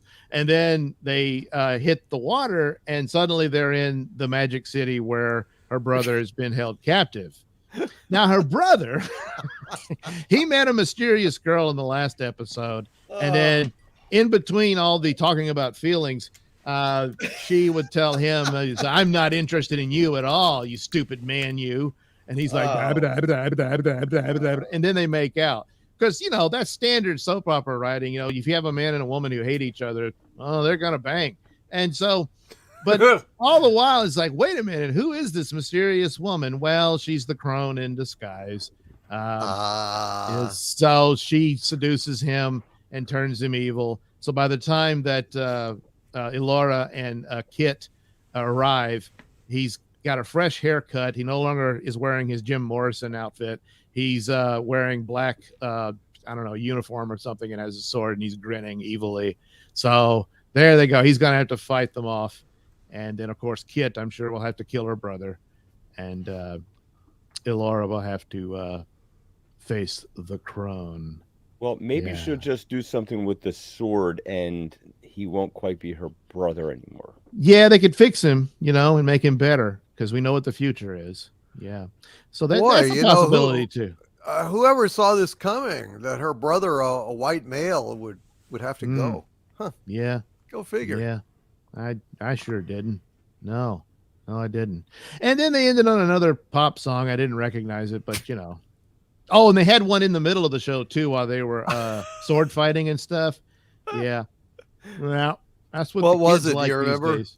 No. Was it by Cardi B? Yeah. That would have been. Oh, now that would have been great. Yeah.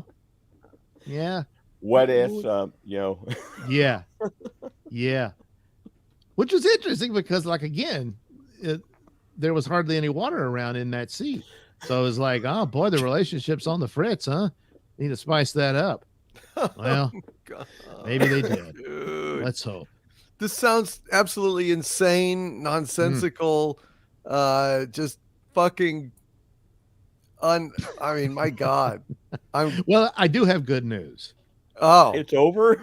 There's done? Well, you're close, Andy. There's only one more episode. Woo! Only one. Yeah. Doug, The you know last that one. episode of South Park when, like, on the milk carton, there's the ass face kid that is like, have you seen this kid? And then the ass face parents come to the door and Cartman's like, it's so funny I can't laugh. That's how I feel right now. I feel that Douglas is missing something from his weekly reports. Doug, why are you forgetting to disclose and provide an overview of the hero's journey? Well, there hasn't been one yet. So, but the final episode. So this could save it all and make it all. We don't know who the hero yet is, Mike. Yeah. So, well, it's Willow. not necessarily. No. Whoa. No. I mean, I guess that was That's unless optimistic.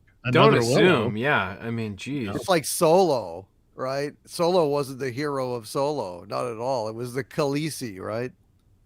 I guess. I thought it was going to be the robot, but they killed her. Yeah. So, Yeah. Hearing about what Blood Origin's about, Willow's doing better than that. Well, Wow. Blood Origins, I mean, it really sums up Kathleen Kennedy's complete failure, because here she was thinking that she had assembled the worst writers in all of Hollywood. She got the absolute worst writers that couldn't write their way out of a wet paper bag. And then along comes Blood Orange, and it's like, mirror, mirror on the wall, who's the shittiest of them all? And like, no, there are writers shittier than yours. Like, she's probably so pissed off right now. Why didn't you hire them? Yeah, poor Right. Kaka. She's having to hold Blood Orange's beer. So absolutely. It's a race to the bottom. Hollywood is just a race to the bottom right now, and it's some stiff competition. It is really some stiff competition out there for but it's funny because here we are all talking about these really good shows, and what are they on? They're on little tiny Paramount, which of course has like the biggest shit show that started like the whole thing rolling, right? And it's I guess it's kind of coming full circle now. Like, they're wouldn't that be great though if Taylor Sheridan actually took over Star Trek? Oh my God, why not? It'd be leaps and bounds better. Yeah. Good God in heaven. I'm stunned. It's just they didn't even try. But I will say, like, some of the plot points and stuff, like I said, the analogies to Last Jedi is there and all this stuff. I said they did a better job for Willow. Because he actually gets to train the girl. The girl that's the key to it all actually has a backstory. All this stuff is there for him. But poor Luke. No, he just got blue titty milk and then died. That was it. Oh my God! Wow. Has anybody actually looked at all this Witcher blood origin bullshit? No, I had to don't know anything about it. I've seen reviews and I've seen the plot points that they explained, and no thank I you. watched the scene with the part with like Michelle Yeoh, because I've liked Michelle Yeoh. Like Crouching Tiger, Hidden Dragon is one of my favorites, and so like she's been like a martial arts star, and so I wanted to see but my God, she's got to dumb down her movements. Like this scene between the female diverse elf and incompetent white male elf. And she kicks the shit out of both of them, and she's like, you've gotten crappy, and you have some potential for an incompetent white male elf. It's just like, I mean, now, and what I heard was like, there's a rumor going around that they're going to use this so they can completely deviate from canon, and they can turn into like, I figure like there was a big meeting in the writer's room say, how can we make Geralt gay and fix everything? Because that's all we know how to do. And well, we have to reboot the whole thing. Well, let's make this Blood Origins thing, and we'll think of something nobody ever did before and go back into a prequel time, like, High Republic and Timeless Children and Star Trek Discovery. And we retcon things from the very beginning, so when we change things, it fits into canon because we rewrote the canon. Pieces of shit. Oh God. Pieces of fucking shit. Well, it's dying a just death, and that's good news. Yeah, again, go ahead, do it. And now it's too late. It's too late. Lauren Hissrich wants to separate season 3 so she gets more Henry Cavill. Oh, that toxic man they wanted to get rid of. I guess you don't have faith in Chris Hemsworth. I mean, you know what? I feel bad for this kid too. I mean, here he is he's got to try and live up to his brother's shadow, and now he's got to try and live up to Henry Cavill. Like, I mean, this poor bastard ain't got a shot. He's like, oof. Yeah, hopefully for his sake, it's canceled before they even shoot season 4, because at the rate they're going, that's the only out for him. Yeah, let's hope for his sake. Yeah. All right, let's go ahead and get to some super chats before we get to our movie of the week, which is none other than the original King Kong.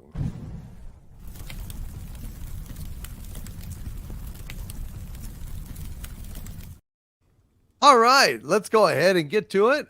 Bruce Wayne with a $5 super chat. Thank you, Bruce. Says, have anyone on the panel seen the trailer for the movie 65?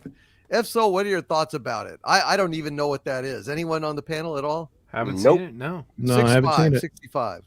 No? Hmm. Shit. Is it Well, I about guess the the answer is year? no, Bruce Wayne. I'm sorry. Sorry, Batman. we have I mean, no I'm idea. sorry. I mean, Bruce. Oh, Oh, no, shit! that's a nasty rumor. No. Let me know when Oh. it gets to 4 more. Damn it. Thank you very much, Bruce Wayne. Sorry we can't help you on that, man. We don't know anything about it. I just looked it up. I have seen the trailer a long time ago. It looks interesting. What is it?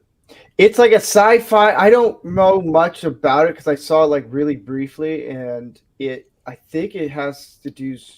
I don't know the gist of it. It just looked really interesting. But it has Adam Driver, so I'm.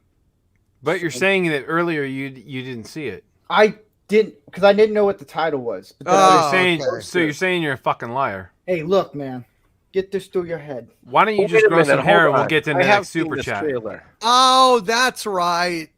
Guardian of Azarath says 65 is a time travel dinosaur movie. Yes, I have seen it. Yes. Yeah, I didn't know it was called. See, that's weird. It's like 65. Well, it's supposed to be 65 million years ago. Oh, Like calling they it did- 65 is weird. the trailer never gave the title. They're like, bam, and I was like, that looks interesting. Never really caught me. I'll look at the trailer again. So, basically Kylo Ren beating up dinosaurs. Hope he fares better against them than he did against Rey. Poor old Kylo and fucking sequel trilogy. He never won a fight. Never. He just always got his ass kicked. Hey, hail Adam Driver, fucking Afghanistan veteran. Yes. Hail to you. And Darth Gorbag with a $9.99 super chat. Thank you, Darth Gorbag. Says, good day, DC, and the wonderful panel. Glad to catch you all today. P.S. Gary Ambrosia, you're a handsome man, and I'm not ashamed to say it, says Darth Gorbag. You're not wrong. No, I guess he's not. I don't really know, but You know you want to date me, DC. Just get over it and move to the next super chat. All right, someone cut off his tab at the bar. yeah, I think he really he's Oh, he's I'm really, trashed. He's Yeah. really put it away.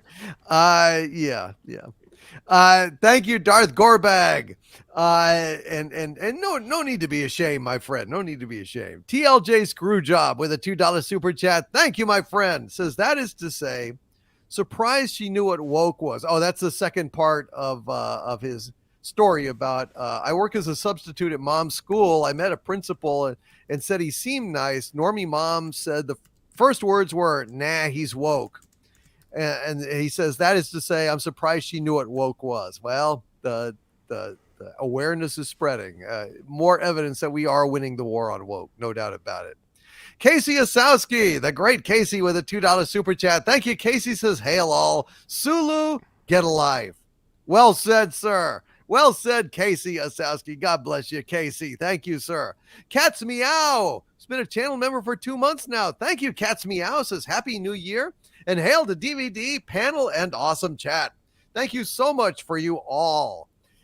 Thank you, Cats Meow. You are the Cats Meow, and I hope you are having a wonderful new year, a better new year than a lot of people. Oh, my God, it's gotten off to kind of a bad start, hasn't it? Hail, Cats Meow.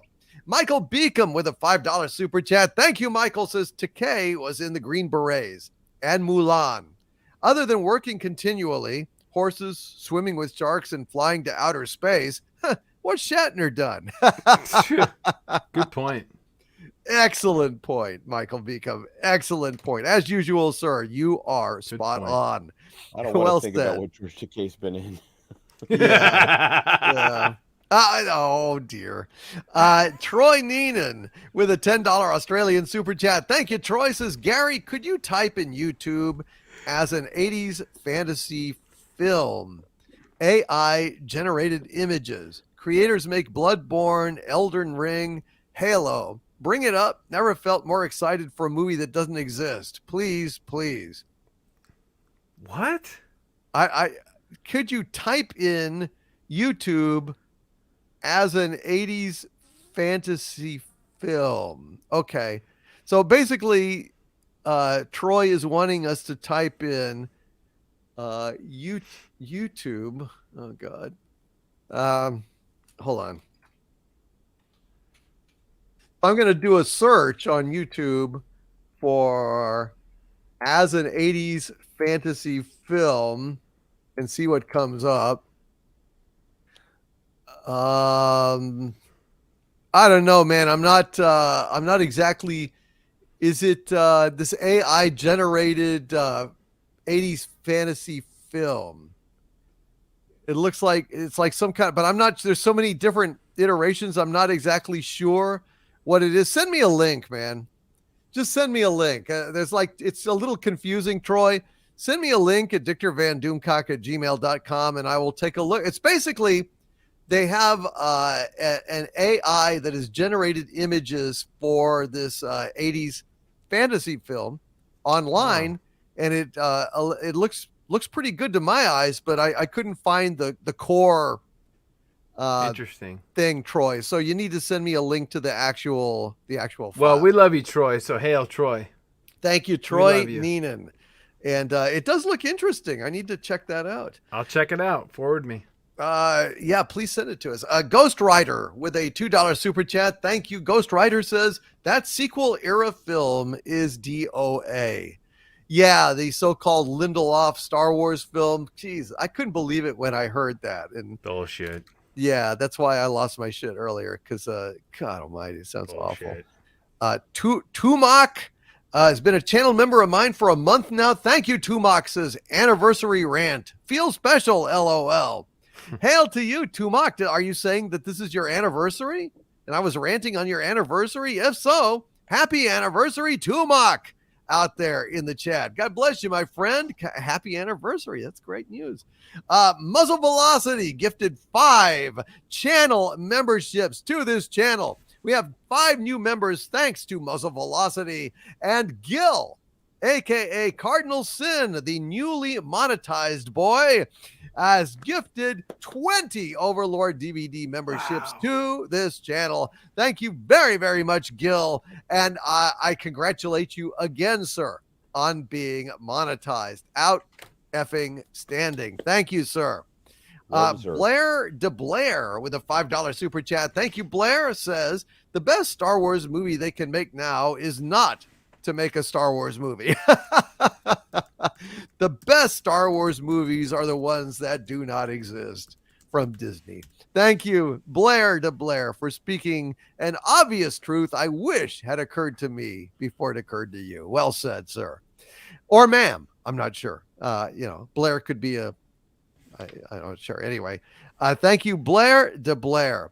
Wizard Brain Lou, who's been a channel member for 2 months now. Thank you, Wizard Brain Lou, says, hello, my overlord. And I say to you, hello, Wizard Brain Lou, and Happy New Year, my friend. Happy New Year to you. Dark Saber Force with a $5 super chat. Thank you, Dark Saber Force, says, hey, DC. Enjoyed you in Babylon this weekend. Hashtag Overlord DVD is Margot Robbie. Now, we already went over this, Dark Saber Force. If I was Margot Robbie, where do you think I would be? Do you think I would be sitting here talking to you all now on this YouTube channel? Or would I be naked in front of a mirror, filming myself doing things to myself, and so I could watch it later? What do you think, Dark Saber Force? I think this is the most cogent and potent defense to the allegation that I am actually Margot Robbie. If I was, you probably would never see me again. Probably doing both. I don't know. Doomcock right? Only fans. That's right. That's what it would be. I'd be on Doomcock Only Fans. Making I turned my hobby into a profession. But yeah, basically oogling naked women. And if I am the naked woman that I'm oogling and I can do that on camera and get paid for it, it's my perfect fucking job. And if you were Margot Robbie, you'll be Doomcockless. Yeah, exactly. Not necessarily, Andy. Oh dear. Somebody's at the door. Unless you were starring on Willow. In which case, yeah. Oh God. Take a walk on the wild side. Cat's Meow with a $5 super chat. Thank you, Cat's Meow says, but no, Gary, we could still come together about the awesomeness of movies and shows too. So Cat's Meow is basically saying that we could all get together. Cat's Meow, I praise you for your positivity and your love and affection. I don't carry it, but I praise you for it. Hail to Cat's Meow, who is actually a wonderful, wonderful person and a wonderful addition to our community here. Thank you. Cat's Meow. Absolutely. Ludex Voluntas, who's been a Dumentide of mine for 2 months now. Thank you, Ludex, says, how does one be right so often and not get doom cocky about it? Because I'm hypercritical of myself, and all I actually see are the things that I screw up or do wrong. I dwell on those things rather than the good things that I do. So it keeps me humble due to artistic self-loathing and self-flagellation, at least psychically. I don't actually whip myself with a rope, but I kind of flail myself mentally for every stupid thing that I do. That is true. He's lucky he has good friends to support him. Absolutely. So he beats the hell out of himself. I do. I have a lot of artistic self-loathing, probably instilled in me. Well, not entirely by my mother, but she helped. Pulling back from that ledge.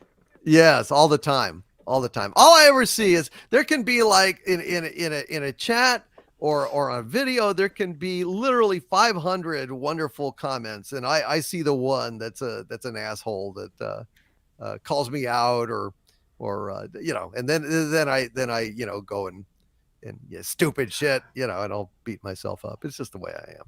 Selfish. Yeah. Selfish prick. I know. Padre, hail to the great Padre with a $49.99 super chat. Thank you very, very much, Padre, and hail to you, sir. And hail to Cecil Neal in the chat, says ta-ta for now. He gives a Vulcan salute and a fist bump, a little Harvey action there and a propane lighter, and says, love you all. Love you too, Cecil Neal. Thank you, my friend, for being here tonight. And Padre says, hey, Gary, the Sulu finger-to-finger touching, tip-to-tip, is called docking. Imagine having that conversation. Jeez, what? DC, to help your stress and heart, a joke. What's the difference between a bigot and a woke person? I don't know. The answer is the bigot knows they're a bigot. Okay. Well, thank you. Hail, Padre. Thank you, sir. I appreciate that, dude. Please, just like Cardinal Sin, consider yourself a producer of tonight's Pop Culture Breakdown. Padre, a pleasure as always, my friend. Thank you. And I'm sorry I fell behind on answering Patreon posts. I will get on that hopefully tomorrow. It's been kind of a weird time. Liam John Smith with a $1.99 super chat. Thank you, Liam. Says where to find all the live streams. Well, all you got to do is go over to my channel, youtube.com/overlorddvd, and click on the community section, and you will find every live stream is linked there. And the links still work, even though they're unlisted because of the stupid algorithm on YouTube basically penalizes you for having long form videos on your page. But they're still accessible. So you can always find them there. Thank you, Liam John Smith. And Ghost Writer with a $5 super chat. Thank you, Ghosty1. Says there is a way to fix Star Wars to bring most of the fans back into the fold, but not the way they're going about it at the moment. It's sad. It really is. Hiring any writers from Lost is always a non-starter for me. I will skip shit that even otherwise I've heard is good because of who's writing it and who's doing it, show running it. I skipped Bates Motel, even though I heard it was good, because Carlton Cuse. I skipped Jack Ryan because of Carlton Cuse. I was forced to fucking watch Damon Lindelof's Wokeman because it needed to be called out, and I pretty much dissected it at the time. I hated that shit more than words can say. But I generally avoid that shit whenever humanly possible. Thank you, Ghost Rider. Tripping Orc with a $20 Canadian super chat. Thank you very much, Tripping Orc, who makes a very good point here, folks. Very good point. He says, I have the box set of Star Wars on Blu-ray. It's episodes 1 through 6 and says it's the complete saga. I don't disagree. They are absolutely correct, Tripping Orc. Absolutely correct. Well done. Golly, what does the pickle have to say about this?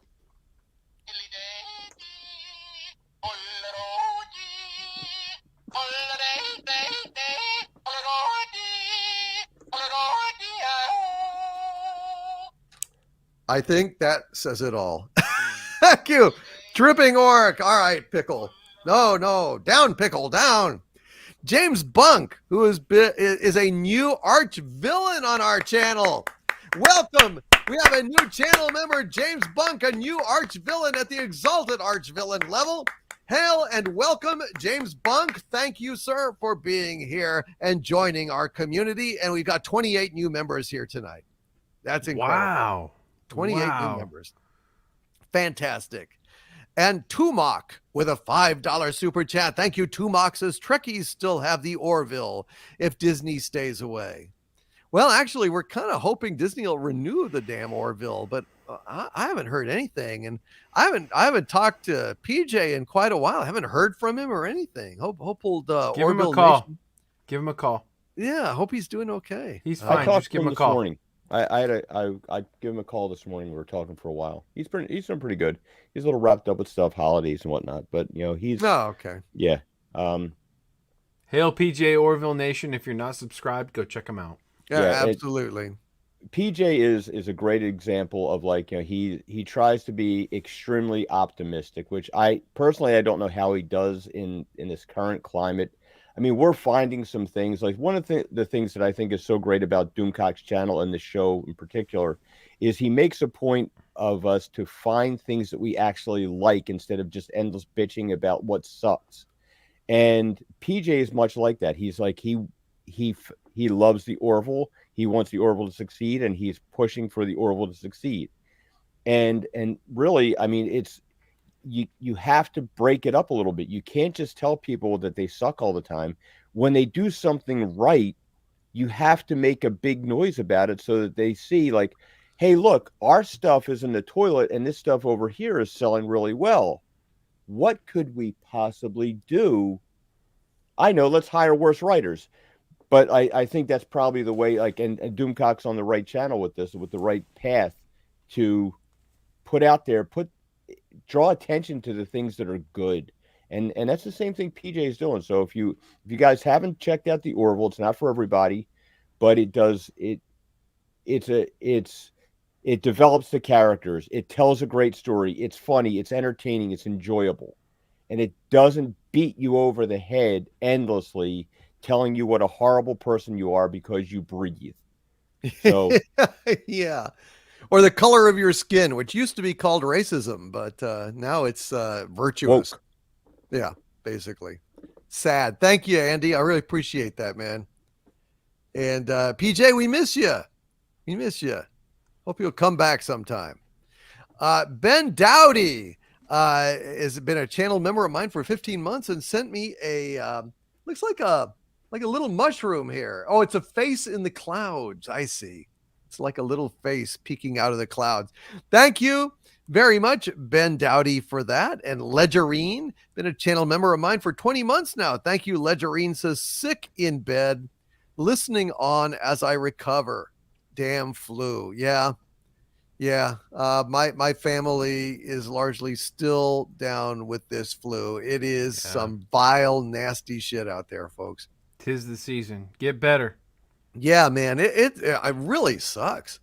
I mean, this shit is bad this year. It's really knocking people on their ass, and it's miserable. So, just steer clear of it if you can, because it sucks. Noah Gooder with a $5 super chat. Thank you. Noah says, if we don't already have it, we need a Star Wars version of the Orville. It won't fix everything, but having something of that caliber would be nice. Yeah, I can't even imagine Star Wars is so specific. I don't know how you could do like a kind of a third party, unrelated but similar reboot. I think it's easier to do a kind of something that has the next generation feel than something that has a Star Wars feel. I mean, that's really specific. I don't know. Well, you look to the templates that made it lean more towards fantasy and medieval type storylines, but with spaceships and that sort of thing. And you could find your way there. Maybe so. Yeah.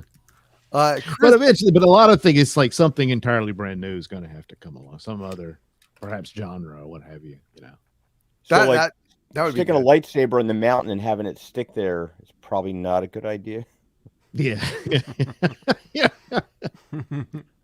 He's the only one who could. Yeah.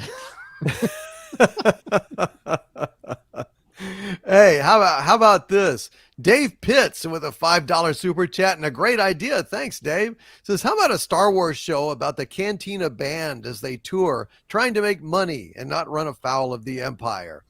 See, if you made that kind of funny, it could be like good and actually have some fun to it. Can you imagine the groupies? They do like a "Where Are They Now" episode, like Spinal Tap. Yeah. Oh my still God. hanging on the dream, and he's like, "No, man, we're too old." Puppet show and Cantina band. That's great. They're wandering like in the maze on the buildings. Like, where's the stage? Where's the stage? Rock and roll, rock and roll. They do a magnum opus about the Death Star, but it's a little bitty model that comes down from the stage. What is this? There was a Death Star that was in danger of being trod on by a Jawa. Oh God. He wrote this out. It's inches. He should have been fucking kilometers. What? It should have been parsecs. He's not as confused as you, is he? That'd be funny. The Millennium Falcon did it in 12 parsecs. We did it in 11.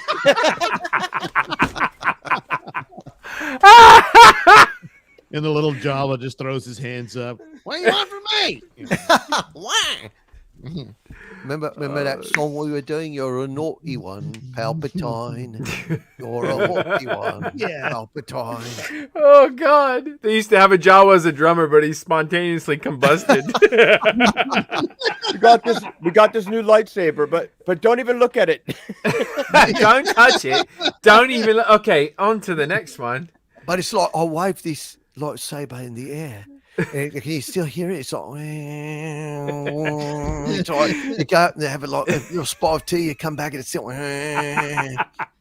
You hear the sustain. It's like ah. It's our new album called "Smell the Prosthetic Hand." Smell the back to tank. Oh God! Like a bad. Oh, and by the way, Big Dave K is saying, did you guys do a review on Spinal Tap yet? Oh no! Yes, we did. Wait, did we? I think we did. I might have been one when I had to leave. I think we might have done that. Yeah. I think we might have done that. We were probably Andy too trash to remember. Yeah. And he sent a list, a very useful list, just today or yesterday. So that's helpful because I got the memory of these days. I'm so busy. I can't remember. I talk about these movies all the time, so I can't remember if we did it on the show or not. That's the problem. Douchebag Kylo says in the chat, this review has 2 words: Sith sandwich. You can't say that, can you? You can't say that. We did Spinal Tap on July 17th. Okay, July 17th, folks. Wow. We did Spinal Tap. The sweeter the kush, the deeper the cushion, the sweeter the pushing. That's what I said. Fantastic. Thank you, Dave Pitts. Great idea, man. Great idea. And TLJ Screwjob with a $2 super chat. Thank you, TLJ Screwjob. Says, thoughts on the Joker being pregnant? Dead serious. What? Congratulations. You have, What the fuck? What is this? You haven't seen this? No. Oh, you're in for my a treat. God. I emailed It's you this, so man. How can you fabulous. not have seen this? When did you email it? Like yesterday. Well, like 5 minutes ago. Sorry. Well, The Joker is expecting Doom, so send him your Yeah, the congratulations. Joker's pregnant. oh my God. Okay, Yeah. now, all right, I've had biology class, okay? And it's funny thing about organs, because organs do like a specific job, like your heart pumps blood and your liver's kind of filters things, your kidneys filter, and all these different things, your stomach digests and stuff like that. And a uterus incubates a child, but if you don't have a uterus, it's not gonna work. And then where the hell does the damn thing come out of? I mean, but apparently this doesn't matter to the freaking idiots inside DC Comics. I wonder why the sales suck and manga's kicking its ass from 8 Ways to Sunday. Jesus, and they got a freaking blanket. I give him credit for this thing. At least we didn't have like the Joker's junk like flopping out somewhere while they got the blanket over there, like looking to see where the hell this kid's going to come out from. And I hear it comes out as like a pile of something mud and then transforms into a little Joker. That's his kid. Oh my! Oh, so basically, God. he takes a dump, and then his dump turns into another. It's the him. butt baby. Andy, at least the Joker has an OBGYN. They did state that. So he is seeing the proper treatment. Well, thank God. Congratulations to Jack Napier, aka the Joker. We hope it's a masculine child. Congratulations. Oh my God. It's absurd. This is All it disgusting. takes is some burritos, some spicy jalapenos, a trip to the bathroom, boom, baby born. Pregnancy, indigestion. That's like that. We don't know. Remember that episode of Beavis and Butthead when Beavis thought he was pregnant? Yeah. They ripped that off. I can't help. But then took it seriously. Yeah. I can't help but feel that this is such disrespect to all the men out there that had to pretend how sympathetic and caring they were when their wives were in labor. It's just Oh my God! terrible thing.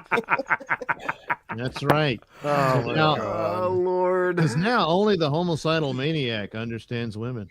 Where's Harley Quinn? Oh, there's the plot of the new Harley Quinn. No, movie. you guys are missing the point. If yeah. if one of the worst villains in the history of planet Earth can become pregnant, so can you, Gary.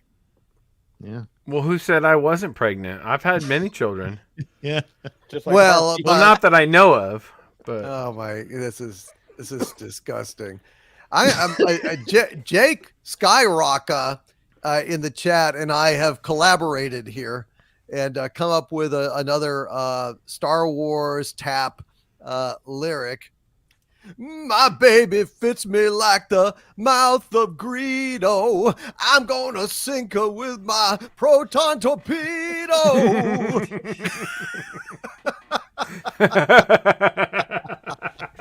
Well done, Jake Skyrocker. I had a hard time coming up with a rhyme for proton torpedo, but mouth of Greedo kind of worked. Pretty that good. works. All right, let's see. Let's do it. Just a couple more, and then we're going to get to King Kong. Dearest with a $5 super sticker of a hippo. All excited and saying hype. He is hyped for tonight. Thank you very much, Dearest. God bless you, my friend. I am glad you are hyped, and I hope you will stay hyped throughout this wonderful new year. Robert Wright with a $9.99 super chat. Thank you, Robert. Says, I'm heading to LA for the national championship game. What are some sights or things I should see and do in LA before the game? Go Frogs! Oh, I Gary? can help you with that. Uh-oh. There's a scenic tour of the homeless encampments in Santa Monica. Oh my gosh. You can always, instead of seashell collecting, you can collect used needles on the seashore. And when you're not busy doing that, what you can do for extra money is you can go down by the bridge over by the underpasses, and you can collect shopping carts and return them to the regional Vons and Lucky supermarkets. Cool. Oh my God! I was just gonna say go to Grauman's Chinese Theater, but what the fuck do I? Please know, don't right? go there. No, no. Please don't go there with any kind of amount of cash in your pocket. Oh God, really? Has it gotten Dude. that bad? Spider-Man is going to rob your ass at Grauman. Fucking stormtroopers will be like, hey, and you think you're getting a photo, but they're really fucking mugging your ass, Well, at least they have. Never mind. Thank you. Well, you guys don't like my ideas? No, that actually is, I think, right there, a Michelin guide to L.A. There you go. Well done. Well done. Lou Capadona says you can high step over the homeless and rob a CVS. That probably won't stop you. Nope. Less than $1,000. State law. Less than $1,000. You can grab and go. Amen. Amen. Well said. Good question, Robert Wright. So enjoy that, I guess. Troy Neenan with a $5 Australian super chat. Thank you, Troy. Says, Gary, bring up YouTube and show everyone Avengers as an 80s dark fantasy film. Listen to Doomcock rant that this is what he wants. Well, we can't really do that, Troy, because, we could get dinged for showing other people's content. Yeah, it's called reused content. Yeah, Troy. But I tell you what, man, send me the link at dictorvandoomcock@gmail.com and I will look at it. We just can't show it on the air. I'm sorry. I wish we could, Troy. But thank you for that. And shit, I want to check this out. AI generated images. It's kind of scary. It's mortifying. Yeah. It's a little bit disturbing. Thank you, Troy. Nina, now you got my curiosity piqued, Troy. I definitely got to see this stuff. I just want to say that if any pornography pops up with my face in it, it's been digitally altered. Yeah. Especially the dude on dude. So yeah, take that as granted. You build a million bridges and you're never mind. You experiment once in college and everybody thinks that never mind. Yeah. Yeah. And nobody ever put falsies on Rancor Steve and painted him green or belly dancing. Never happened. Never ever. That is phony AI bullshit. I was struggling. I needed a job. You're not supposed to confess, dummy. We're covering for your ass, man. I gave you it out. Well, I thought this was AA meeting. Never mind. There's a story behind how he got the name Rancor. We won't go into that. Next episode. Oh, jeez. To be continued. God, he just heard it wrong. Somebody called him a rank whore, and it's not what he thought. Look, he was new to the street, and their ways were strange to him. LA changes you, okay? Don't I know it? Oh dear. Rancor Steve was trying to be a dental hygienist while stripping, says Lore, which is, how did he know? I guess he was around at the time. Let's see. Cat's Meow with a $10 super chat. Thank you, Cat's Meow, again, my dear. Says, okay, I'm finally over this break. Watched Indie Skull /4. This, the Crystal Skull. Okay. They lost me at the refrigerator. Seriously. Right? No way in. Heck. Oi. First 5 minutes is awesome. But right when it gets to that fucking the metal in this gunpowder, and you're like, fuck. This is going to suck. God damn it. And then it goes downhill. Yeah. Cat's Meow says, wishing you all an amazing 2023 personally, if not pop culturally. Thank you very, very much, Cat's Meow. Okay, let's go ahead and do a little bit of our movie of the week.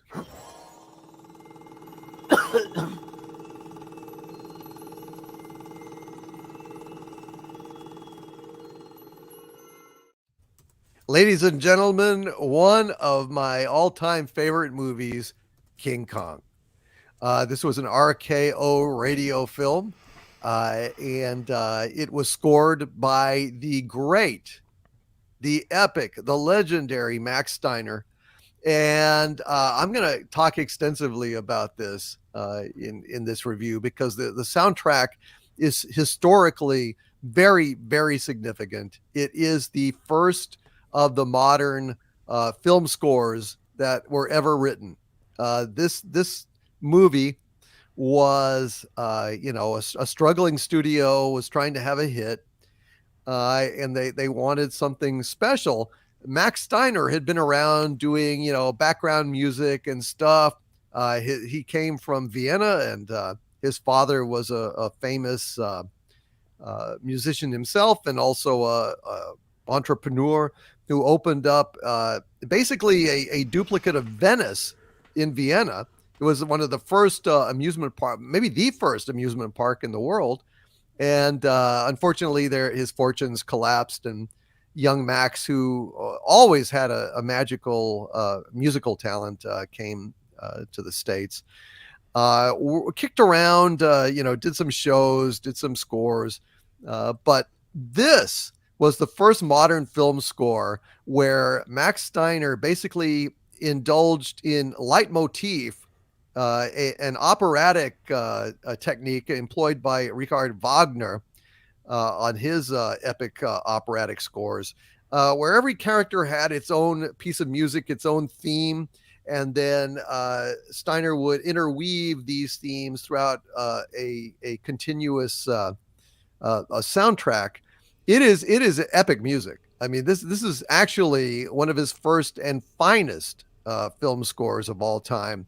And what can be said about this classic movie? I mean, it is magic from start to finish. The visuals are incredible. The stop motion animation of King Kong and the dinosaurs and all the creatures of Skull Island. Look at that. Look at that. It's beautiful. I think that it being shot in black and white really helped it. Really sold that marriage between the effects and the background paintings and the rest of the live footage. It's a magic, beautiful, classic film. The animation of King Kong himself by Willis O'Brien and the other animators is just, to this day, remains absolutely fascinating. The plot is pretty razor thin, but that doesn't matter.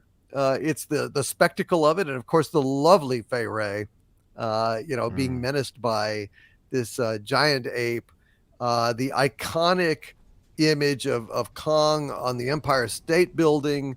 Look at that scale. This is just such a great movie. I can't even. There's so I can't praise it enough. Look at that. That is, to audiences of the time, that must have been just overwhelming to see. Well, actually, I talked to my father about this, and he went to see this in the theaters, and like, for example, like Frankenstein, people ran out of the theater screaming because that they had never seen anything like that before. They thought this stuff was real, and so when these people saw this stuff, they were legitimately like in complete shock and awe. And you got to remember too that a lot of these people had never ever seen a gorilla. They may have seen photos or a description of it or a drawing, but they never had a chance to see it. So to them, this was 100% accurate to how a gorilla would be. It's incredible. I mean, that's great, Andy. I'm really glad you shared that with us, because I wondered how audiences of the period would react to this, because I mean, they'd never seen anything quite like it. Now, there was some stop motion animation. I think The Lost World preceded King Kong. That was a adaptation of the Sir Arthur Conan Doyle story way back, and they did have some animated dinosaurs, much cruder than this, but yeah, look at that. It's got a little dinosaur action there. I mean, this thing had everything in it, including one of my favorite lines in all of movies. Carl Denham, who is the basically the producer that initiates this expedition, warns the heroic lead, warning Jack, one of the crewmen, about falling for women. He warns him. He says, "Some big hard-boiled egg gets a look at a pretty face and bang, he cracks up and goes sappy." I just love that fucking line. That is great, man.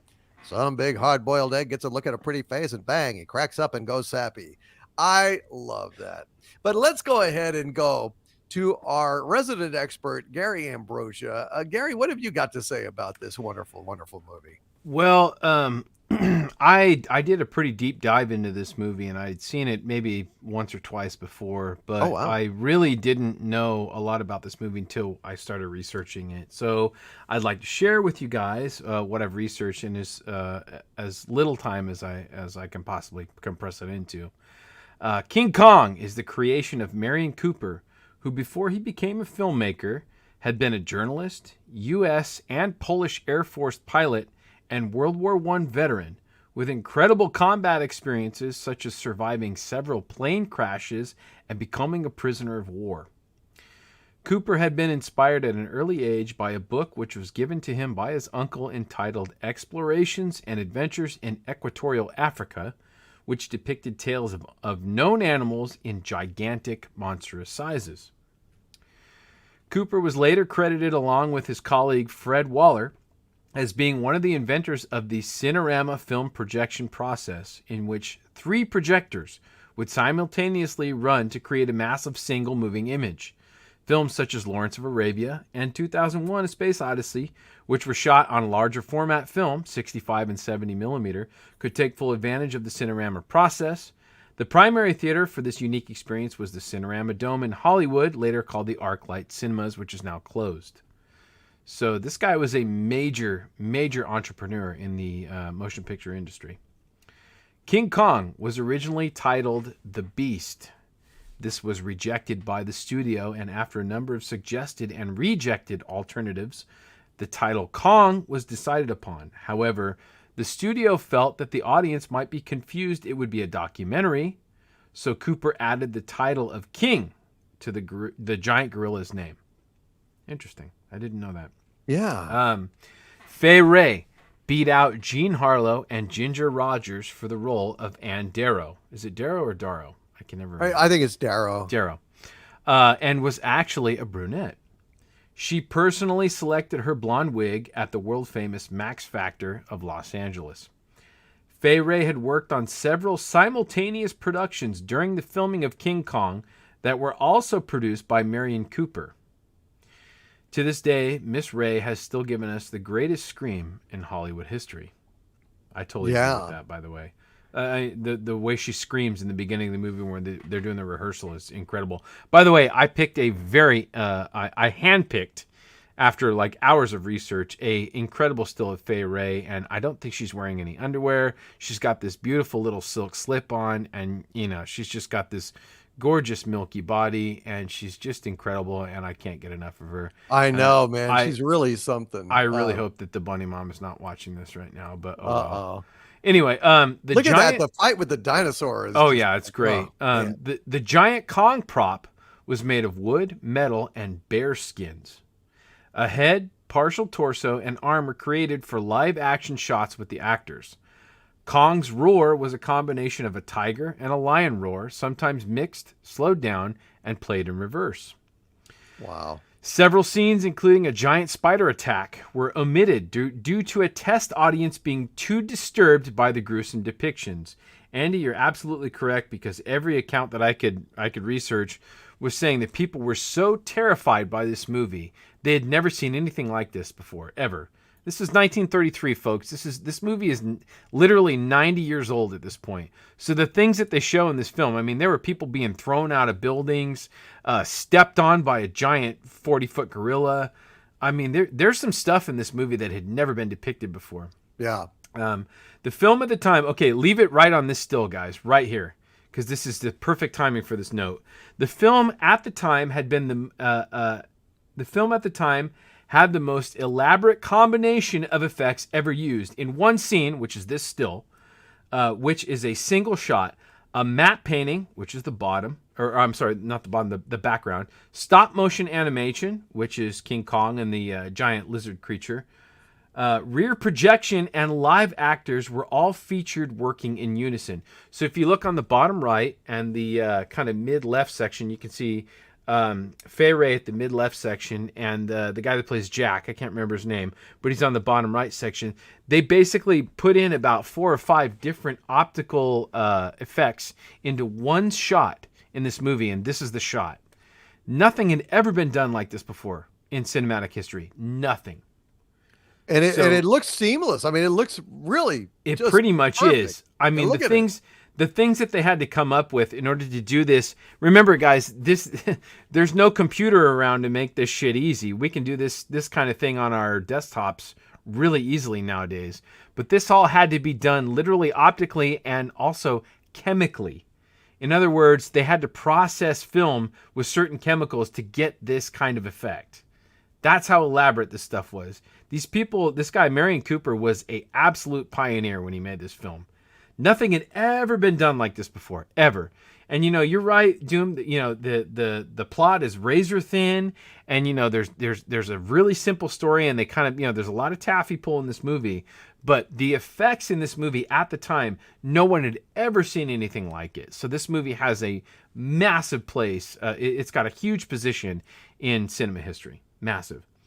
Okay, next note here. Max Steiner's exciting score almost never existed. RKO Studios insisted that money be saved by requesting Steiner recycle his older material. Yeah. However, Marion Cooper, who had paid Steiner a massive sum out of his own pocket, insisted on it being an original work. So the score was completed by Steiner in 6 weeks. Max Steiner's King Kong was the first fully symphonic, non-diegetic score used in a motion picture, which I had to look that word up because I'm a, you know, ill-educated white guy. Basically what that means is this was the first time a movie score was used in a motion picture that was not intended to be heard by the characters live during the story being told, but rather as an assistance in the narrative being told to the audience. If that makes sense. Right. It's most of the music in movies before was motivated music, basically. Correct. Where it was an orchestra was playing, a radio was playing, something like that. And it was happening in the film. Exactly. Yes. And the characters were hearing it. And the producers were like, well, people are going to wonder where the hell the music is coming from. And they were scared to commit fully. It was a leap. Yes. It was a leap of faith. And it was Marion Cooper who insisted that Max Steiner's score be completely outside of the narrative, just in support of it, rather than actually being, you know, incidental to the movie itself. That's true. And the first movie where they had the absolutely unmotivated music, it was just a short scene towards the end, and it was also by Max Steiner. It was in a movie called Cimarron.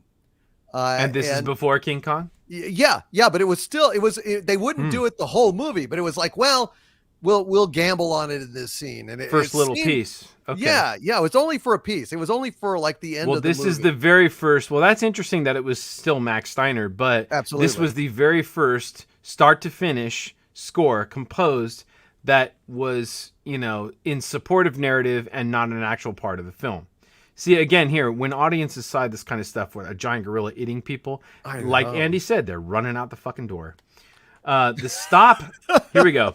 The stop effect, accidentally discovered by French magician Georges Méliès, I believe I don't know how to pronounce that, during a camera malfunction, was used professionally for the first time in his film The Vanishing Lady in 1896, and eventually evolved into what we now know as stop motion. Stop motion dinosaurs and Kong puppets were created by animated by Willis O'Brien. Several dinosaurs and puppets that appear in this film were also featured in 1925's The Lost World and an unfinished project in 1931 called Creation, both made by O'Brien. So some of the dinosaurs of the film that you're talking about in Sir Arthur Conan Doyle's The Lost World were actually recycled and reused in King Kong because it was the same animator. Makes a lot of sense. Which I think is very interesting. So again, just kind of ties those two movies together. The Kong T-Rex battle was planned and rehearsed by Ernest Schoensack and Marion Cooper, and the two, being former wrestlers, blocked out the scene live for the animators before the sequence was shot. Which I thought that was fascinating. Yeah. So the filmmakers, who were guys, again, you're talking about Marion Cooper, who was a World War I a veteran, a pilot. He had been shot down. He's a prisoner of war, and he just happened to be like a amateur wrestler. Him and the other producer sat and worked out the wrestling scenes, and then the animators were able to watch them work out like a little wrestling match and applied that to the King Kong T-Rex battle, which if you look, like King Kong's flipping the dinosaur over, and it's very reminiscent of like some old school like wrestling moves, which I think is really cool. I was watching that. I watched this after I learned about that, and I'm watching it, and I see King Kong doing flips and like, there's no ropes that he's jumping off or anything. He ain't like Hulk Hogan or something, but I mean, it's pretty apparent that that's what they used as a kind of an inspiration for the battle between King Kong and T-Rex, which I thought was awesome because I love wrestling. Absolutely. And I would also salute Willis O'Brien, his genius in making Kong a genuine character, because the movie is loaded with little touches in the stop motion animation. For example, one of the great things that Kong does is after he kills the T-Rex by basically pulling its jaws apart and basically breaking it, he like looks at it and he plays with the jaw a little bit. He kind of, when it's still, he flips the jaw a little bit, like, is it broken? He like kind of checks it. Yeah, like a little curious, like, well, what happened? The character of Kong, yeah, you're right. The character, that does need to be said, because the animation in the character of Kong is pretty much like it's real. It's three-dimensional as opposed to two-dimensional. Exactly. Like there's kind of did I kill him? And he kind of lifts up the thing and kind of drops it and it flops. So yeah, there's a three-dimensional quality to Kong, and he is I don't want to say he has a human side, but he has a caring, nurturing side, because throughout the film, I mean, right at this scene, he pulls this woman out of a building and he realizes that it's not Fay Wray, so he just tosses her aside. But when he finally finds Fay Wray, he protects Fay Wray. Yeah. You know what I mean? He carries Fay Wray to the top of the Empire State Building, and he could have just thrown her out. And I mean, he's eating people and stepping on people throughout the whole film. But there's a connection between him and the Fay Wray character, and Darrow, that it's, it might be a primitive relationship, especially because he's tossing aside everybody who's not her. But I mean, you can see that there's a connection there, and it's a bit above a two-dimensional relationship. Yeah, he also does it, I believe he plays with the dead snake or something as well. Like he gives it a few tosses and then it pounds his chest and celebrates it. Yeah, his victory. Yeah. Again, the inspiration from real animals is an actual thing, and they just basically did it on a larger scale. Cooper and Schoensack also appear in the film as the pilot and gunner of the attack plane that kill Kong. That's them. They're in the biplane and they're shooting at Kong. They're the ones that kill him. The Skull Island wall and the doors set were recycled from set pieces from Cecil B. DeMille's 1927 epic King of Kings. The Skull Island wall was later recycled again for several other films, including Gone with the Wind. I did not know that. Again, look at this epic shot. You got the biplanes kind of in formation in the background. And this, I mean, really, King Kong is massive, and there's this tiny little, ape climbing to the top of the Empire State Building, which, at the time was the tallest thing pretty much in the world, if I'm not mistaken. Yeah. But, let's see what the next note. And the music in this scene is so poignant. and emotional that when he realizes he's going to die, he kind of protects her. He He you can does, see yeah. that he knows that he's not going to At one make point, it. I mean, at one point, Kong, I think he kind of wiped his chest and he looked at his hand and he sees blood. Yeah. And he's kind of doesn't really understand what's happening. You know, he smashes one of the planes and, you know, the plane comes crashing down the building and everything. But he doesn't really understand what these things are doing to him. But he realizes at one point, I may not make it out of this. And he puts Fay Ray down at the top of the building there and he kind of protects her. And then he ends up just kind of, that's the end for him. He falls off. Yeah. Let's see. King Kong was a massive hit that saved RKO Studios and went on to inspire our best and favorite filmmakers, including animators Ray Harryhausen and Phil Tippett of Industrial Light and Magic, ILM, creature creator Rick Baker, and director Steven Spielberg, Joe Dante, and Peter Jackson. Several remakes and sequels preceded this great piece of cinematic history, but none have matched its achievements and accolades. That's pretty much what I have for King Kong, guys. And this really it was a little bit difficult for me to watch, but I think that this movie historically has so much significance because there were so many firsts in this film. Things that were shown in this film had never been seen before. And I mean, really we owe a lot to Marion Cooper, who was this absolute, like, real-life adventurer, kind of like a real-life Indiana Jones, who had experienced all these interesting things and then ended up, like, using those things to create this film. And, you know, there's a lot to be said to that. Experience definitely dictates a wonderful piece of art. Yeah, and the ending, of course, where he's lying there dead on the ground, and I think some bystander says, well, it looks like they got him. And Carl Denham says, nah, 'twas beauty killed the beast, which is a great, great final line in this movie. I love this thing. I think it's a fucking masterpiece. And it's better than any other version of King Kong that's ever been made. Sorry, Dino. I know. Oh, nobody cry when Jaws die, but people gonna cry when King Kong die. Exactly. I crying right now. But I get a tear in my eye when Kong dies in this movie. He's real to me. He's a great character. Rancor Steve. He's changed his name. Please go ahead, Rancor Steve. Anything to say about this wonderful, wonderful film? Yeah, the first time I watched this was in history of cinema in college, and I liked it. I thought the story, it was kind of just, for its time, it probably was cool, but I think now when we see all these grandeur movies, we're kind of not used to. We're used to fast pace or different styles of stories. It was a little long for me, and it took me a while to watch it, but I loved it a lot.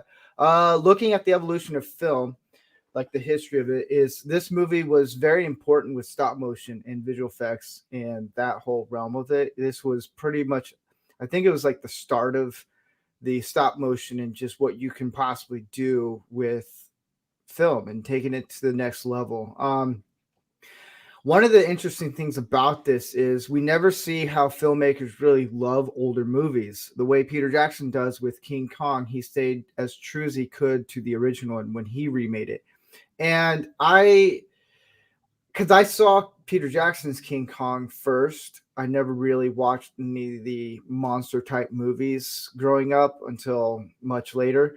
And watching this one, I'm like, Peter Jackson really took effort into making something special and trying to cherish it. This movie is loved by a lot of people, especially in the visual effects and the special effects department of film. It's the music I love. One of my favorite shots is when the boat is coming in and with all the smoke around it and the fog, I should say. Such a beautiful shot. And the scene where Kong is fighting the dinosaur, it's everything about this. It must have been a headache to make this movie of how we're going to pull this off. And it's one of the most beautifully made movies, in my opinion. I really love it. Watching this film, it gave me hope that one day we will get good movies again with miniature effects and everything. Go back to not doing CGI all the time, actually putting effort into making something really good. So that's what I got out of it. That it was hope that maybe one day we'll actually get something good with miniature effects, stop motion. It's the old school way of doing it back in the 70s, 60s, and the old days. Yeah, I good points, man. I love this movie. I'm glad you liked it. Let's see. I guess Mexican Iron Man. Anything you'd like to say about this amazing movie? Yeah, I mean, this I've probably seen it 10, 15 times over the years. It's amazing. What I like about it is I like the cinematic scope and the visuals that they chose to shoot, the angles that they did, those shots. You know what I mean? Yeah. Mm-hmm. Oh yeah. It's amazing. I mean, it's a work of art too. I mean, look at every one of these stills is like a fucking painting, isn't it? Yeah, like It's look at that one. gorgeous. Look at that. See the little body at the bottom? Yeah. These bodies just kept dropping to the bottom when Kong was lifting up the log. And I mean, people, like Andy said, people were running out of the theater. They were watching people die. You know, they thought it was real. Yeah. You know? I mean, look at that shot right there. Isn't that cool? Oh, It's yeah. amazing. Painterly composition, beautiful. The lighting, the depth of field and the kind of faded, in the fog background. It's just, man, it's incredible. We're seeing it from the point of view of like we're hiding in the bushes trying to avoid exactly. the It's like you're along for the ride, but you're not. It doesn't overwhelm you. You know, you're able to experience it.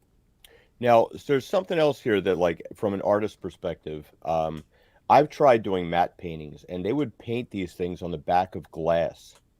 And this is extraordinarily difficult. With the advent of the airbrush, it became a lot easier because you could get smoother transitions without worrying about leaving brush strokes. It is extraordinarily hard to paint and not leave those brush strokes to where, and time consuming, you'd have to put on a very fine layer and then wait till it dries and then go back over it and go back over it. Meanwhile, trying to keep the same color and tone in your paint so you couldn't let it evaporate as you had to do this. Matte painting back then was extraordinarily difficult, and the skill that these people had, because like if it was something that stood out, it would stand out and it could take you completely out of the scene. But these guys were such professionals that they made these things, and they were so incredibly gorgeous to look at. I mean, like if you've never been to art school and tried to, when the concept of perspective and distortions and forced perspectives are first introduced to you, and you try to do that, it is extraordinarily difficult. It's only at that point where you start to realize that the world that you see, the way that you have to like change things in order to convey that image, the skill and level of proficiency and work that takes is breathtaking. I cannot imagine the effort that went into making this film. And like you said, Doomcock, this is completely groundbreaking. It is, but I mean, when you're talking about matte painting, it's even worse than you said, Andy, because all the things you said were true. But the real thing that blows my mind is that guys like Peter Ellenshaw, that worked on Star Wars, they not only have to be able to paint on the glass and everything and hide the brushstrokes, but they also have to bear in mind that they cannot use the actual colors that they want to use because the color shifts on film. So when you're marrying the painting to a background element that's going to be projected on the glass, like Obi-Wan Kenobi turning off the tractor beam in Star Wars, the rest of that is painting. You've got to anticipate how the colors are going to shift. So when it's on film to match, it's a bizarre thing. Right. Really.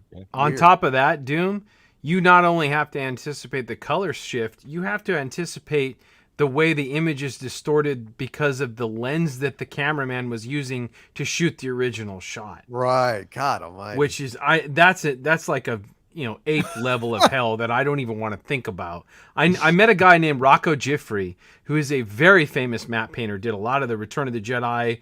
I think he did the Goonies. He did some major stuff. And I can't even begin to comprehend the guy's talent. I can't even begin to comprehend it because I was just talking to him about it, and he's like, it's just something, it's an instinct. It's just something that you have to know and see, and you have to go do. How do you paint for whatever kind of lens that they fucking use? How do you do that? How do you train? Exactly. Like, I don't know, man. It's mind blowing. Yeah. I mean, it's not as bad if you're like doing a complete isolated background plate. Then who cares if the colors shift? I mean, it is what it is. But if you got to match that shit in anything, Photoshop now, I mean, back then they had to chemically phototime it, and if whatever it looked like, it's rough. I can't even begin to imagine. It's stressful. Mind blowing.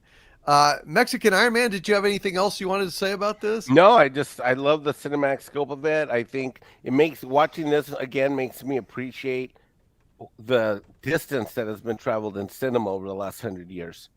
What do we get now? And it also makes you realize, these guys didn't have all the special effects that so many guys have now. They can't just send it to post-production and have the CGI quote fixed. This is still a fun ride. This movie is still a fun ride. With rudimentary effects. Mm-hmm.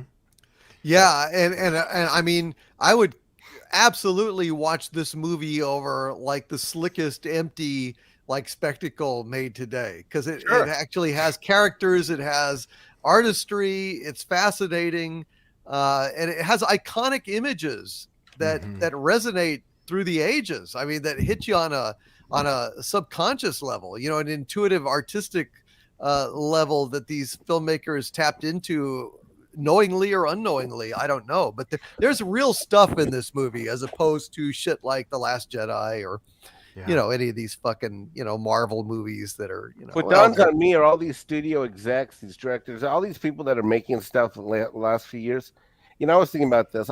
We've been doing this movies we love for, I don't know, better part of a year now, right? I think. Yeah. And I guarantee none of these execs have seen these movies. Nah, shit, they're idiots. No way. They have no souls. They have no background knowledge, passion. They're just fucking accountants, basically. That have power to authorize movies, but no love in their hearts, and that's the sad part. Well, they could have at least hired somebody who did. Yeah, exactly. You could at least do that, not but the case. Yeah. No, Douglas, go ahead, man. What do you think about Well, I haven't seen it yet, but no, I've probably seen it. Douglas, send it to you, man. How can you not have seen it? I was kidding, Gary. Oh, okay. I've seen it only about 1 million times. So 1 million. Okay. There's so many lessons in this, even to today, and probably even more so because one of the things that pisses me off so bad, as we mentioned, all the technology that's available today, and you see something like Obi-Wan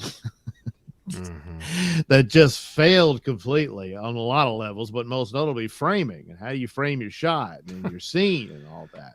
And then, good Lord, here's this thing where they had to make this up from scratch. And look at the depth there. Just like you said, every damn frame is a painting, and it's just the several layers there. And it's just, you get the whole depth. You believe this world existed and, and the monster and all that.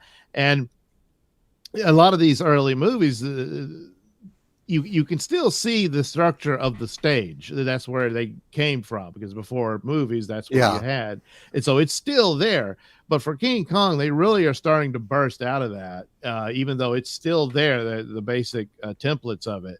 But the framing devices are all over the place. And of course, it was highly necessary because, well, you're going to have the rear screen projection of the animated, monsters and everything, and then the matte painting and what have you. But they did it so well, seamless and fitting, and to just the professionalism is out the sky's the limit on this, and you don't see any of that here now. Everything is sloppy slap job stuff, even with state-of-the-art technology, the likes of which haven't been seen. It's only recent times. In some movies they nail it, and others they don't, and it's like you have no goddamn excuse for that. Right. You can go 90 years in the past when 90 years old, Doug. 90 years this movie is. Had to scrap this together and figure it out. We're going to do this. How? Well, figure it out, and then down to little details like, yes, King Kong, when he kills the dinosaur and then he plays with the jaw. And I mean, that scene right there, that always sticks with me. I saw a kid seeing that and he, oh my God, right? Ripped his jaw. But the detail there and the character they give to this puppet, it's so vitally important, but that's an indication that somebody cared. Somebody had a work ethic. Somebody thought this through, and that's what's missing. So yeah, he's, it's an old movie, I said, yeah, it was old when I saw it when I was a little kid. I'm an old man now, but I'm still in awe of it. And there's never going to be any other King Kong. You can make King Kong movies all you want. It's never going to have that impact. And of course, a creature of its time where people had never seen anything like this. And you can go back to the history of film. It wasn't that long before preceding King Kong when the silent films and the first time people saw a train coming right at them, they all ran out of the theater, that type of thing. But it's a brand new experience for humanity. And so to see something like this, yeah, it had that impact, but it still has impact to it because of the excellence that was applied to it. And so, it's all very taking from elements of the past, and like Doomcock talking about the soundtrack and everything. And yes, movie soundtracks are born out of opera, which is the same purpose about themes for your characters, because it's telling the story that's presented and what have you. So there's so many, just layers upon layers for this film. And yes, of course, Fay Wray. Yes. She was great, wasn't she? Oh yeah. Oh, I love the shot when they're rehearsing and you can see, she's just not wearing anything under that. I know, man. Yeah. Kind of like She's Marion right there. There he is. Raiders, There right? there. I swear, I always say this kind of stupid shit, but my high school sweetheart looked exactly like Fay Wray, except just brunette and Italian. Wow. But really, just a beautiful woman. It reminded me of her when I watched this. Fay Wray, boy. Thank you, Fay Wray. And so I like how the little believable. belt is making a perfect little V down there. Yes. Oh, you noticed that, did you? Yeah, yes, I did. Made me very happy. Had no Mexican idea. Iron Man is not sure what direction to head in, but I will follow the arrow.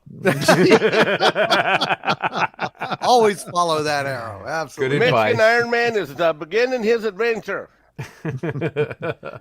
So again, more credibility to the story that this is indeed a beauty that could kill the beast. So, Yes. yeah. Yep. Just like, Kong, just like, not this one, tossing them away. Yeah, This is the one. Well, he was loyal. He tries to play with her too, Who wouldn't? fiddling with her a little bit, and, gently, not wanting to squash her, but Right. definitely, he was a toxic male, and thus I admire him. This is just such a great one, Douglas. It's heartbreaking, and amazing that they could make this little puppet get so much character and emotion from the audience. Yeah. That's true. the achievement of it, and it stands the test of time as far as I'm concerned.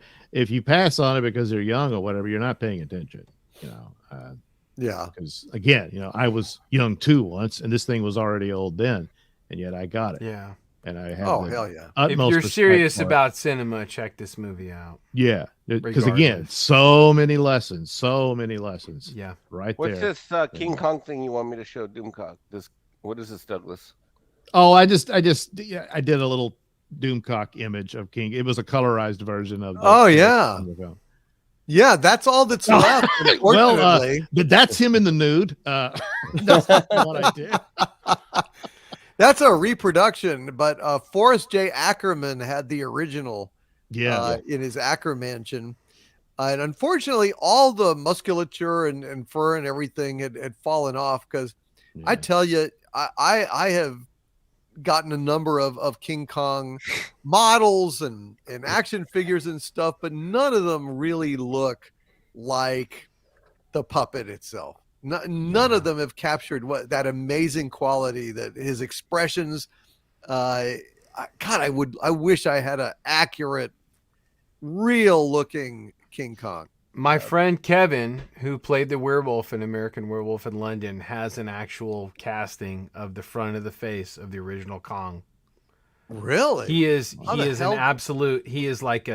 gorilla expert. He makes animatronic gorillas and stuff. He's a super, super awesome guy. I maybe I'll give him a call and see if he's willing to part with, a casting or something. But I mean, I remember seeing that on his wall next to the Terror Dog sculpture from Ghostbusters, the original maquette. Wow. So there it was, and he had a casting. I don't know how the hell he got it, but he might have got it from Rick Baker, who he worked for. But I'll always remember looking at that every time I went to his shop. I went to his shop all the time, and I would see it all the time. I'd just be like fascinated, like that is King Kong. It was only about that big. Yeah. So how the hell did he get that? I have no idea, dude.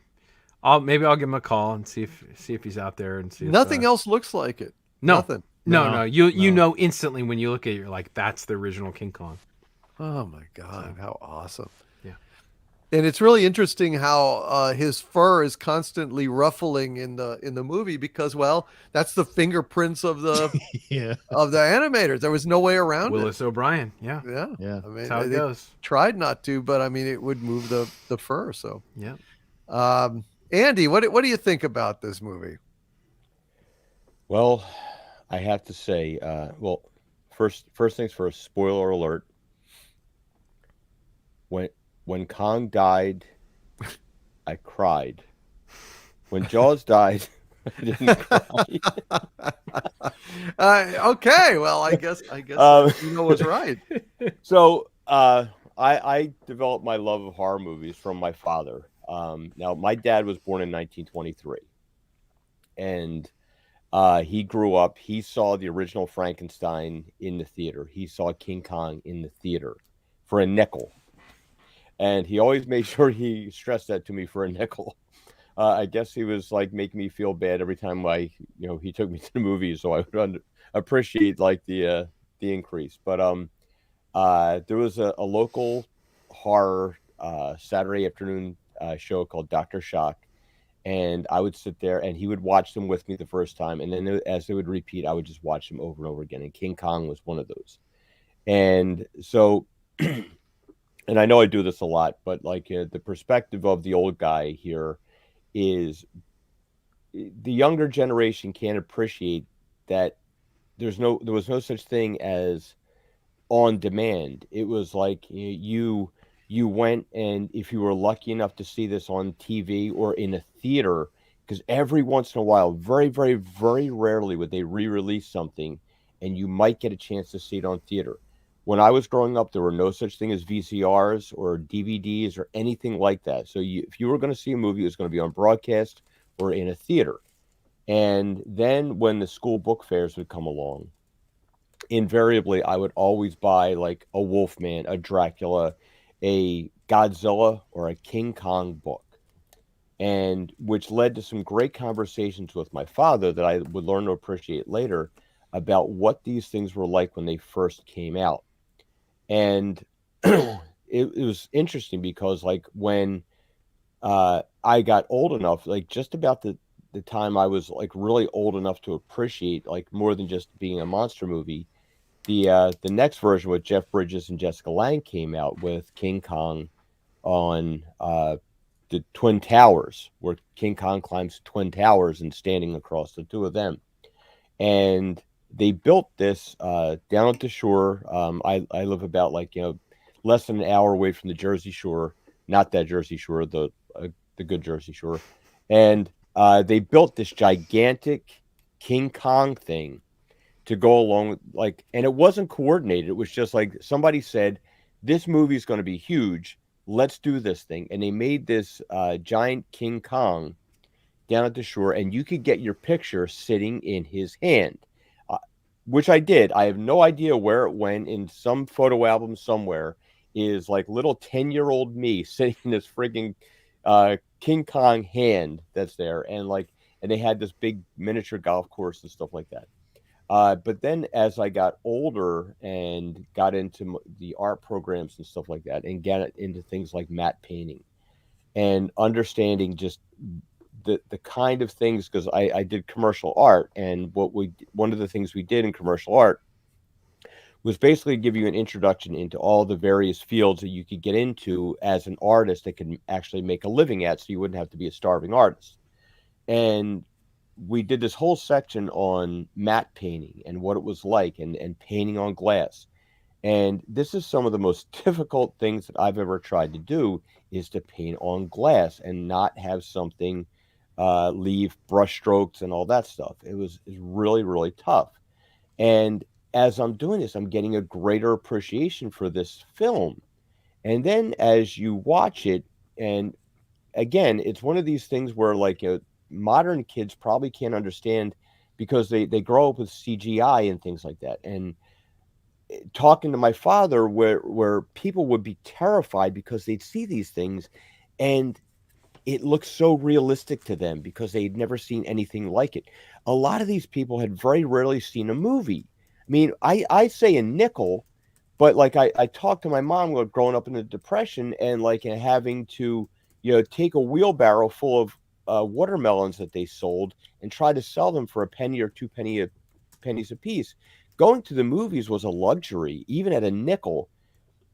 And not everybody got to go to the movies. There was no such thing as television. There was a radio show that you would hear and things, and the dramatizations and stuff like that. And as I watched this again, what I really got to appreciate was anyone who's seen the Star Wars prequels can probably appreciate this. One of the problems with the prequels is George Lucas, in his very George Lucas tone, said, okay, pretend there's something here and act around it. Well, and a lot of these people were used to working with other actors and stuff, not really on green screen. But you look at Fay Wray, and they're telling her, look up at this gigantic thing, and she's convincing.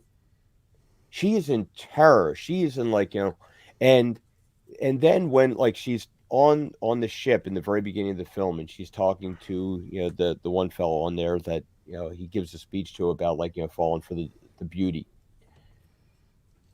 The softness and the vulnerability that she has there, and the skill of the acting, which isn't for everybody in every actor cast in this movie, but she really had this ability to convey this softness, this vulnerability, but yet determination, that she was willing to go through all this stuff to get her big chance and stuff. And then when you look at things like as a sculptor, I first started looking up armatures, and the very first sculpture I ever did was it was a Spawn sculpture, and but I had to make an armature that went underneath it. And so I started doing research. I had to go to the library and research things on armatures and stuff like that. And the first thing I came across was the armature of King Kong and the way that they made this thing move. And it was so fascinating to me that they could take this mechanical thing, this very primitive mechanical puppet, and make it look so realistic back then. And to think that now we have people that do things like She-Hulk.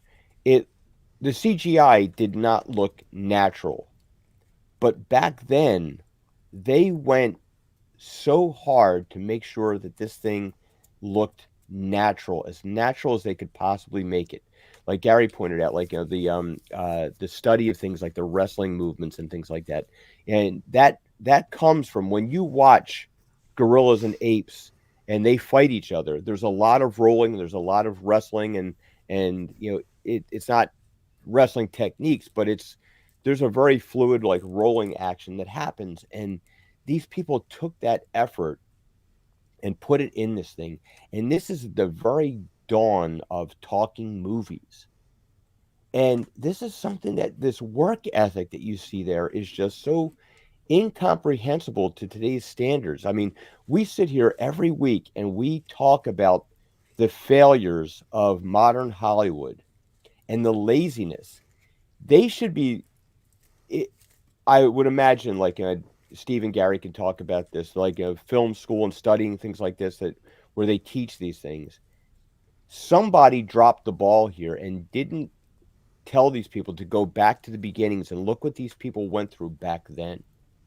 So when you watch this movie, because a lot of people could come along to this and say, oh man, this is taking like, every single thing that they did on this movie was probably groundbreaking, from the scenes in the ship to the scenes on like when they put together the island and the fog and all these things. They probably had to develop these things to make them happen.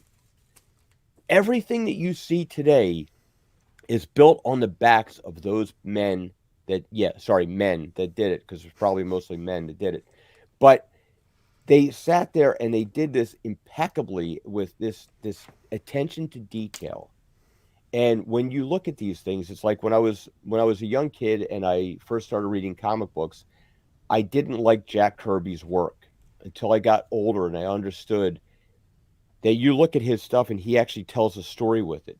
And every single artist that came after him built on top of his work. Well, that's what you're looking at with King Kong. And when you get a chance to see this, and like as Steve pointed out, like Peter Jackson did his best to create an homage to the original King Kong film. But I think the original is still better. It's still much more impactful. And the fact that you could another thing I find interesting is like modern audiences would probably see this thing and see like, why is the T-Rex dragging his tail? T-Rexes don't drag their tail. Well, back then when we were in school, the science said like T-Rexes drug their tails along the ground. And that's what we got there. And like that scene where he rips the jaw in half. And then the childlike innocence that really endears you to the childlike quality of Kong. It's like he picks it up and he's like, what happened to my toy? It's broken now. Oh well. And he doesn't quite understand the death of this dinosaur. But this film, and tell you what, talk about like emotion. I started off like with a joke, but when I was a little kid, I cried when Kong died. And I cried when Mighty Joe Young, you thought he was going to die. And it was so powerful that somebody could take a puppet and make you feel that level of connection to that. That is artistry. That is something that is so far beyond virtually anything we're seeing today. And yet we've got all the resources in the world. We've got like, I very naively felt like when Disney bought Marvel that like, wow, they'd have the money to actually make these things. And it was only over the last couple of years of like listening to like your show Doomcock, but where you talk about the struggle of trying to find a budget and making things work actually makes the movie better. And you look at what these people went through to make these things that they loved and this vision that they had. My God, where are these people today? There's got to be somebody out there that's like that, has this desire, this hunger to make something truly almost 100 years later. And there are people still talking about this film. My God, like we've fallen so far. And what it comes down to is the story is all about like, and he sums it up like beauty, like man's weakness when it comes to you fall in love with a woman and you do the dumbest things. You will like lay your life down for this woman because you're so in love with her. And now it's like, well, you didn't say what their pronouns were. Like, I mean, come on. Yeah. So this film, anybody who wants to like, I would say it can be long and it can be plotting, but watch this movie and specifically look for all the things that you've seen that you love.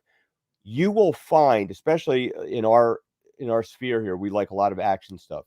You will find the beginnings, the origins of the things that you love in this film.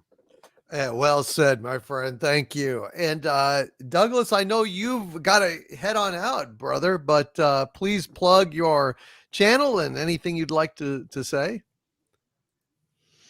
The channel is the Nelson Ratings, where I cover things like films like King Kong. Well, I haven't actually covered that one yet, but I just did for this show, so there you go. But old show Star Trek and new shows, and talk about stuff that's in the entertainment news and what have you. Yes, I do produce a comic book called Night Night. Oh yeah, see, thanks, Gary. And you can get your copy over at indieplanet.com and look up Night Night and Sun King, and get yourself some Nelson comic books based on my audio plays that are featured. Oh, looky here. Right. Thanks, there you Andy. go. And based on the audio plays that I do on my podcast, the Mr. Nelson Show from radiomisfits.com or wherever you get your podcasts. And you can check out my locals page, which has got all kind of extra goodies there. The nelsonratings.locals.com. Well, thank you, Douglas. I'm glad that you've been feeling better, and it's great to have you here. And we had a lot of fun. Thanks, man. Yeah, always a pleasure. A delight, sir. And thanks for taking the hit on Willow. Oh my God, you almost killed Gary with that terrible description.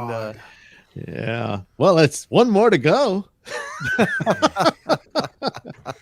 Oh dear. Yeah, well, somebody else can do Blood Origin. Nope. Yeah, nah. Fuck that shit. I don't think it's necessary. It's done. There goes my liver. Yep. There you go. Good luck to Henry Cavill on Warhammer. I don't know much about it, but I will soon find out because poor guy needs a break. Yeah, he really does. Warhammer, and he makes it the most mainstream thing. And so, if there's any justice in the world, I want these idiots to kick themselves in the ass so hard about what they could have freaking had if they just listened. Again, this is the biggest travesty of all. You could tune in every Wednesday night, Hollywood, and you'll find a blueprint here about how to do things right. You listen to this guy in the mask who studies all this stuff, and he's going to tell you exactly what you need to do. And guess what? It's the exact freaking opposite of what you're doing. Amen. The floor is wide open. Anybody that they've left a void, somebody's going to fill it. All right. So, like for the comic books, manga filled it. That's that. They've lost. It's done. So far as movies and entertainment and what have you, if Henry is allowed to do the project he wants, yeah, I think he'll shoot right to the top. And that's what everyone's going to be talking about. Yeah, and educate me about Warhammer 40K. So yeah. A win-win for everyone, man. Yeah. All right. Happy New Year, everybody. And thank you. Happy New Year, Douglas. Good night, Doug. Happy New Year, Doug. See you later. Night. All right. Okay, thank you. We'll do it again next week. Amen. Sounds great, man. We'll see you later. All right, good night. Good night, my friend. All right, let's go ahead and do some more of these super chats here.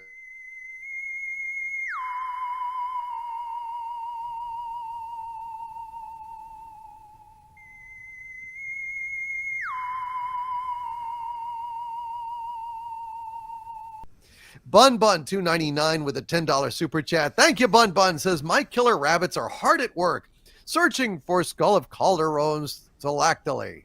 Except in California, there's this damn rabbit rescue there that coddles the creatures, making it hard to train killer rabbits. Gary, can you do anything about this? Can you talk to... Talking about, man, all my rabbits are killer rabbits. Well, all my wife's rabbits eat human flesh, so really, I don't know what you're talking about, man. Bun 299, you need to go ahead and get back on that, man. You need to go ahead and get back on that because, why don't you come and adopt all the rabbits over at the Bunny Trail Rescue. And make a generous donation, folks. Please make a generous donation if you would. Because it's a worthy charity, but we'll plug it at the end of the show as well. The bunnytrailrescue.com. Tempest is a new channel member at the Dominion level. Thank you, Tempest, for joining, and welcome to the club, my friend. Welcome to the club. Set Like Gaming with a $10 super chat. Thank you, Setlick. God, you told me once. I can't remember. Setlick Gaming, thank you for this $10 super chat. It says, Happy New Year, gentlemen. Hail Doomcock. Hail to you, my dear friend. Happy New Year to you, my friend. Thank you. Culture Casino has been an arch villain of mine for 31 months now. Thank you, oh cultured one. Says 31 months of villainous behavior. Hail, my friends. Hail to you, Culture Casino, and thank you for being such a stupendous villain. Mage Grey Wolf with a $5 super chat. Thank you, Mage Grey Wolf. Says, I was following that Twitter feud, and I agree with you. It doesn't matter how good Picard Season 3 is. Season 1 and 2 and these showrunners are too much baggage. Thank you, Mage Grey Wolf. That is my point. It doesn't matter if Picard Season 3 is good, bad, or mediocre. It doesn't fucking matter. The abuse has gone on too long. They have done too much destruction, wanton, willful destruction of Star Trek, and they are still under that same secret hideout license. So if you watch it and you support it and you give it good ratings, all you're doing is benefiting Secret Hideout, paying them back, and maybe even allowing them to get an extension on their goddamn license and come back to continue the good work. And by good work, I mean cultural destruction of Gene Roddenberry's legacy. So that is my opinion, Mage Grey Wolf, and I am sticking to it, and no one is going to get me off that opinion. Monkey Jeebus, who's been a Dominion for 5 months now. Thank you, Monkey Jeebus. Says, Hail Doomcock. See you tomorrow, Mikey. Poor Mikey. I sent him to bed, Monkey Jeebus, but he's probably listening. He's good that way. Carla Burton, who's been a Dominion of mine for 20 months now. Thank you, Carla. Says, Happy New Year to the best guys on the best show. Folks, we're the best guys on the best show. How does that make you feel? Good? You should. Hell yes, we do. Hail Carla Burton. I agree with her assessment, just to be honest. And Alien Love, who's been a channel member for 2 months, says, Great minds think alike. Isn't that funny how that works, Alien Love? It really does. Thank you. You also are a great mind, I can tell. And Lou Capadona, who's been a channel member for 4 months now at the Doomenti level. Thank you, Lou. Says, Hail DC. Sorry I have been away for so long. Your last few videos have been killer. Happy New Year to you all. Question, will woke ever end? When? Woke is definitely on its last legs. It will never fade away entirely. I don't think that's possible. However, will it ever stop having such a overwhelming and pernicious effect on our culture and our movies and our entertainment and civilization? Yes, that will end. We are already ending it because failure accompanies wokeness like a hand in a glove, and they're tired of failing. They're tired of losing money. You can only prop up those losses for so long before it finally starts to bite you in your fucking ass. So we are winning the war on woke, Lou. It's just keep on fighting. Stay the course. 1,000 points of light. Not gonna do it. Thank you, Lou. Diversity and Dragons with a $5 super chat. Thank you, my friend. Hail to you, Diversity and Dragons. Says, Hail Doomcock. Just passed 1,000 subs after just 5 months, covering the woke nonsense, invading D&D and RPGs. Thank you for paving the way, brother. Thank you for speaking up about that, Diversity and Dragons. And I urge you, sir, urge everyone to just go back to their older versions of the games. Stop buying new shit from these woke companies and let them shove their new woke orc rules up their woke asses. Thank you, Diversity and Dragons. Cats Meow with a $5 super chat. Thank you, Cats Meow, who says, yeah, Gary, everyone, think about it. If things were mostly to good versus woke, we can debate the angle of Vader's belt buckle. Yeah, I mean, we could go back to those kind of, extremely geeky arguments that we used to have way back upon a time when we didn't know how good we had it, Wouldn't I life live be for that grand thing. if we could just talk about that? Wouldn't that I be just know. great? It would be great. We could just go ahead and talk about things we love, but the finer points of it, like there's several iterations of Vader's helmet. It's Like it's, when it's we used weird. to argue about what was better instead of what was worse. Yeah. Yeah. God, I miss those days. M167A1 with a $2 super chat. Thank you, my friend. Says Free Harvey. Free Harvey unless somebody talking sense. I love you, M167A1. Wow. You have gained a fan, sir or madam.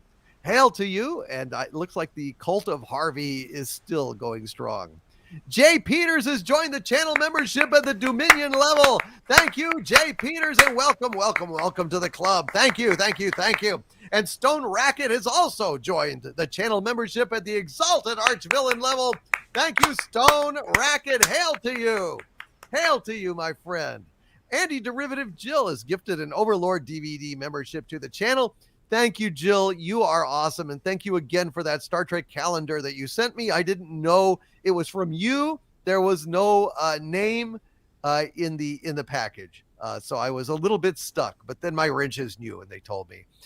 Thank you, Jill, very, very much. I'm already making good use of it. And Bello Triggerfish with a $10 super chat. Thank you, Bello, says DC. What happens when Star Wars and Star Trek have a baby? Kathleen Kurtzman is born. Oh, shit. I'd rather have fucking Rosemary's Baby. Give me a nice close shave with a straight razor. Thank you, Bello Triggerfish. Shoot, that is a nightmarish scenario. Ma-Ik Man, I think it's like Magic Man, with a $10 super chat. Thank you, Ma-Ik Man, who says they should forget the last 20 years of Star Trek and reboot with the Shatnerverse series of novels written by William Shatner himself. Yeah, no, that would be cool with me. That'd be cool with me. I like that. Thank you very, very much, Ma-Ik Man. And I need to read those novels. I mean, of course, Shatner plotted them, but I mean, he hired people, but it just so. I mean, it showed that at least he was thinking about his character's legacy and not pissing it away like Sir Pat Stew. God, what an asshole. Jack Beers with a $10 super chat. Thank you, Jack Beers. Says, LOL, Terry Matalas blocked me and my fiance again because I defended you after someone said you complain about black women. What the fuck? That man needs a thicker skin. Also, thanks for your support in all of this. I'm not complaining about black women. I'm complaining about the incompetent fucking hacks and cheese balls and scumbags that constitute the storytellers, and I use that phrase with irony, currently in control of Star Trek. Yeah.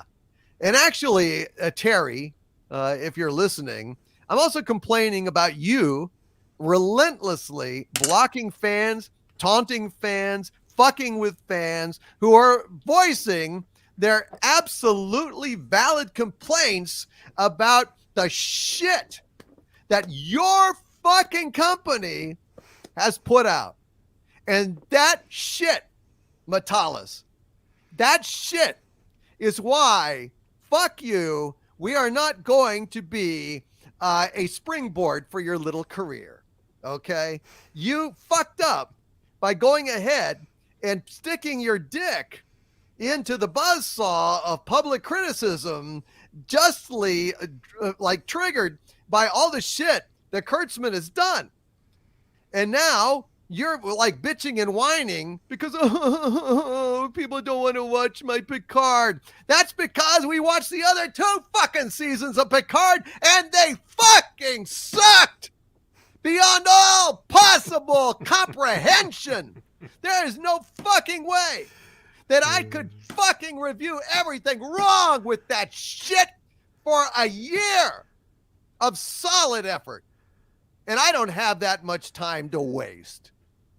So you know what? Fuck you. That's what I got to say to you, pal. And all your little enablers too. Okay? Clear enough? That's Very another nostalgic. reason.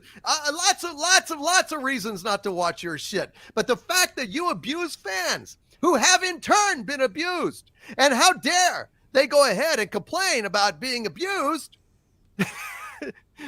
after they've been abused, right? Oh, how dare they complain? They should shut up and eat the swill and be grateful for the little crumbs that you toss them, right? Wrong. Somewhere there's a basket full of little balls that Kurtzman uses as eyeballs to rip out. Yeah. And Metalis is carrying this basket of balls. So, Terry, you just keep carrying Kurtzman's balls for him because that's apparently what you're good at. Yeah, I guess so. Michael S., who's been a channel member for 33 months now at the Dumentite level. Thank you, Michael, says, remember Rabbit Test with Billy Crystal? Did you ever think someone would take it seriously? No, I did not. But this is the world we live in now. Thank you, Michael S. And Cats Meow with a $5 super chat. Thank you, Cats Meow says, thank you all for the comments on my Indy 4. Good night. Wishing you all a very happy and great new year again. Hail to the best channel ever. Thank you, Cats Meow. Good night. Sleep well and have a wonderful, wonderful, wonderful evening. Okay. And a happy new year to you as well. Douchebag Kylo with a $1.99 super chat. Thank you, Douchebag Kylo says King Kong is a love story. Change my mind. I can't. I kind of agree with that. Thank you, Douchebag Kylo. No, I've got no problem about that at all. Thank you, Douchebag Kylo. Very good comment. Noah Gooder with a $5 super chat. Thank you. Noah says, what would the Terminator be called in his retirement? The X-Terminator. True.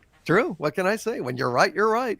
Aurora Uplinks with a $2 super chat. Thank you, Aurora Uplinks, who says, keep trying to win lottery and fund my own studio someday. Well, I hope you can, man. I'm sure you would do a much better job than modern Hollywood is doing.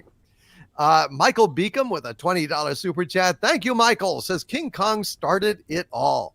We screened a 70 millimeter blow up of it in 1998 on a Cinerama screen with Ray Harryhausen, Forrest J. Ackerman, and Ray Bradbury. And they all credited this film as inspiring their careers. Wow. This film holds up, he says. Damn, Michael Beacom. Holy shit, man. That is. I wonder if it was at the ArcLight Cinemas in Hollywood. That was the big Cinerama Dome. Yeah. Might have been. I've been to theater. That. Yeah. That's a great theater. The best. Thank you, Michael. God, I wish I'd have hung out with you, man. That would have been something to see, wouldn't it? With Ray Harryhausen, Forrest J. Ackerman, and Ray Bradbury. Good God. What a life Michael Beacom has lived. Jesus. Aurora Uplinks with a $2 super chat. Thank you, Aurora. Says, making script storyboards trying to entice a producer. Well, good luck, man. Good luck. I hope you make it. If you do, remember you're the little people over here on Pop Culture Breakdown. Thank you, Aurora Uplinks. SHS Rebels 08 with a $4.99 super chat. Thank you, my friend. Says the best The Simpsons Treehouse of Horror shorts ever to me is King Homer. It's a good one. God, I don't know if I've seen that. They're all on Disney Plus if you happen to have it. So I guess I'll have to check that out. Thank you, SHS Rebels 08. Troy Neenan with a $5 Australian super chat. Thank you, Troy. Says there is no one series or creator to look into for AI movies. A lot of creators use different AI applications, but think of it as concept art for a film. Well, like I said, Troy, send me some links because I'm confused and don't know where to start. But if you send them to dictorvandoomcock@gmail.com, I will take a look at it, my friend. Thank you. Cardinal Sin with a $5 super chat. Thank you, Gil. Says there's an episode of Thundar the Barbarian where they find the props from the original King Kong and they're animated by Princess Ariel's magic. Cool. Wow, cool. God, Thundar the Barbarian? Wow. Isn't that really old? Yeah. Like in the 60s? Am I wrong? No, Thunder the Barbarian was the 80s. 80s, okay. Late 70s, 80s. God, I don't think I ever watched Thundar the Barbarian, Cardinal Sin. So, shit, interesting. Dark Saber Force with a $2 super chat. Thank you, Dark Saber Forces. To your answer, yes. I've forgotten the question, Dark Saber Force. It's probably been hours, but I thank you. Well, thank you for the answer, man. Maybe I'll catch it on the replay. Thank you, my friend. Troy Neenan with a $2 Australian super chat. Thank you again, Troy. Says, just sent the email. Thank you, Troy. I will check it out, and I will look at this stuff. It sounds interesting. Disney Sheep Herder with a $10 super chat. Thank you, Disney Sheep Herder. Says, my shame for being late. There's no shame, sir. There's no shame at all. Hail to you, Disney Sheep Herder. We're just glad you found your way here in the end. Love you, buddy. Thanks, man. Hail to Disney Sheep Herder. And Sean Carter, the great Sean Carter, who is launching a modeling channel of his own, and a $10 super chat. Thank you, Sean. Says, speaking of crying for puppets, the first time I cried from a movie was in The Black Hole when old Bob died. Yeah. Roddy McDowell, Slim Pickens, 2 props and some strings made 7-year-old me sob. Wow. Did you feel bad at that time, Gary, when you saw? Sure, yeah. I was a little kid when I saw it. When I went to the video store and rented the big oversized clamshell VHSs of the old, Disney VHS. And yeah, sure, The Black Hole was sad when Bob died, and it was Slim Pickens that was his voice. And yeah, man, it was rough. I liked Bob. Oh, alien hit me in the head with a shovel. That uppity alien hit me with a shovel. Thank you, Sean Carter. Bun 299 with a $5 super chat. Thank you, Bun. Says, since you did the original King Kong this week, you should cover the original Godzilla next week. Ooh. I don't know. Have you guys seen the original Godzilla? I mean, years ago. Would that be the what? I was thinking about Tombstone, but yeah, it's up to you, man. Tombstone. Oh, Tombstone? I've never seen Tombstone. This is going to be a first view for me. Oh, we need. So please don't give it away. Yeah, we should talk about Tombstone. Sure. Yeah, we could do Tombstone if you'd like. It's a damn good movie. But we could do Godzilla. Let's put that on the list because that's definitely a must. That's an absolute must. The Raymond Burr version. Well, yeah, I mean, do we go with the original? I think we should go with the non-American official original Gojira. Old school, kaiju type stuff, old school stuff. I have to interrupt for just a second here. All right, so my brother Ed, his wife is half Okinawan, and so whenever his mother-in-law would start to get on his nerves, he would have this little Godzilla button. What? He had this little Godzilla, the Godzilla growl.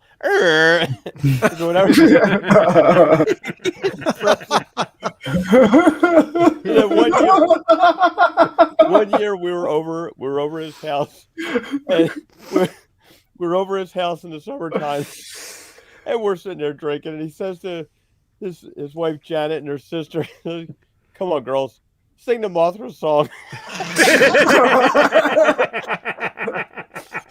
And they did it. Oh, God. That's just funny. Oh, my God. So he's a real fan. Oh, he was something else. That's awesome. Thanks for sharing that, man. And Gamer Gambit with a $10 super chat. Thank you, Gamer Gambit. Says, at the end of the day, Kathleen Kennedy will always know that she is among the most hated persons in Hollywood's history and took thousands down with her crusade of hate and inability to be creative. Well said. Well said, Gamer Gambit. Beautifully said. Yep. She'll probably wear that as a badge of honor, don't you think? You probably will. I wouldn't be surprised at all. Padre, the executive producer, Padre, tonight with a $99.99 super chat of superlative generosity. Thank you, executive producer Padre, who has a very some praise for Andy Masterson. He says, "Preach it, Andy Masterson. Hollywood as a whole needs a group discount in underwater breathing lessons." Thanks for the excellent Kong review, fellas. Oh, you're welcome, Padre. You're welcome. We love these movies, and we're glad that we can share our love of these movies with you guys. Absolutely. You know, I want to put one of my favorite movies on the list as well, which you guys would have to probably track down. It's called The American Astronaut, and it's one of the weirdest movies I've ever seen, and one of my absolute favorite movies of all time. And that's saying a lot. It's made on almost no money. It's bizarre. It's basically a black and white sci-fi Western musical with homoerotic overtones, which are hilarious. It's just the most bizarre damn thing. What's it called? The American Astronaut. Do the astronauts play volleyball? No, but it will blow your mind. It will blow your mind. It's just fucking so original, so brilliant. I love this movie. So sometime after Tombstone, I want to introduce the world, because most people have never seen The American Astronaut, and I got to tell you, let me tell you the kind of movie it is. They've got a song in it called "The Girl with a Vagina Made of Glass." It is just fucking. You just fucking have to see it. It's hilarious. So anyway, thank you, Padre. You are most welcome, sir. John S. with a $2 super chat. Thank you. John says TV series Shogun, 70s or 80s, can't remember. Yeah, Shogun. It had Richard Chamberlain, Dr. Kildare in it. The book itself was great. Really great book. One of the most readable books I've ever read.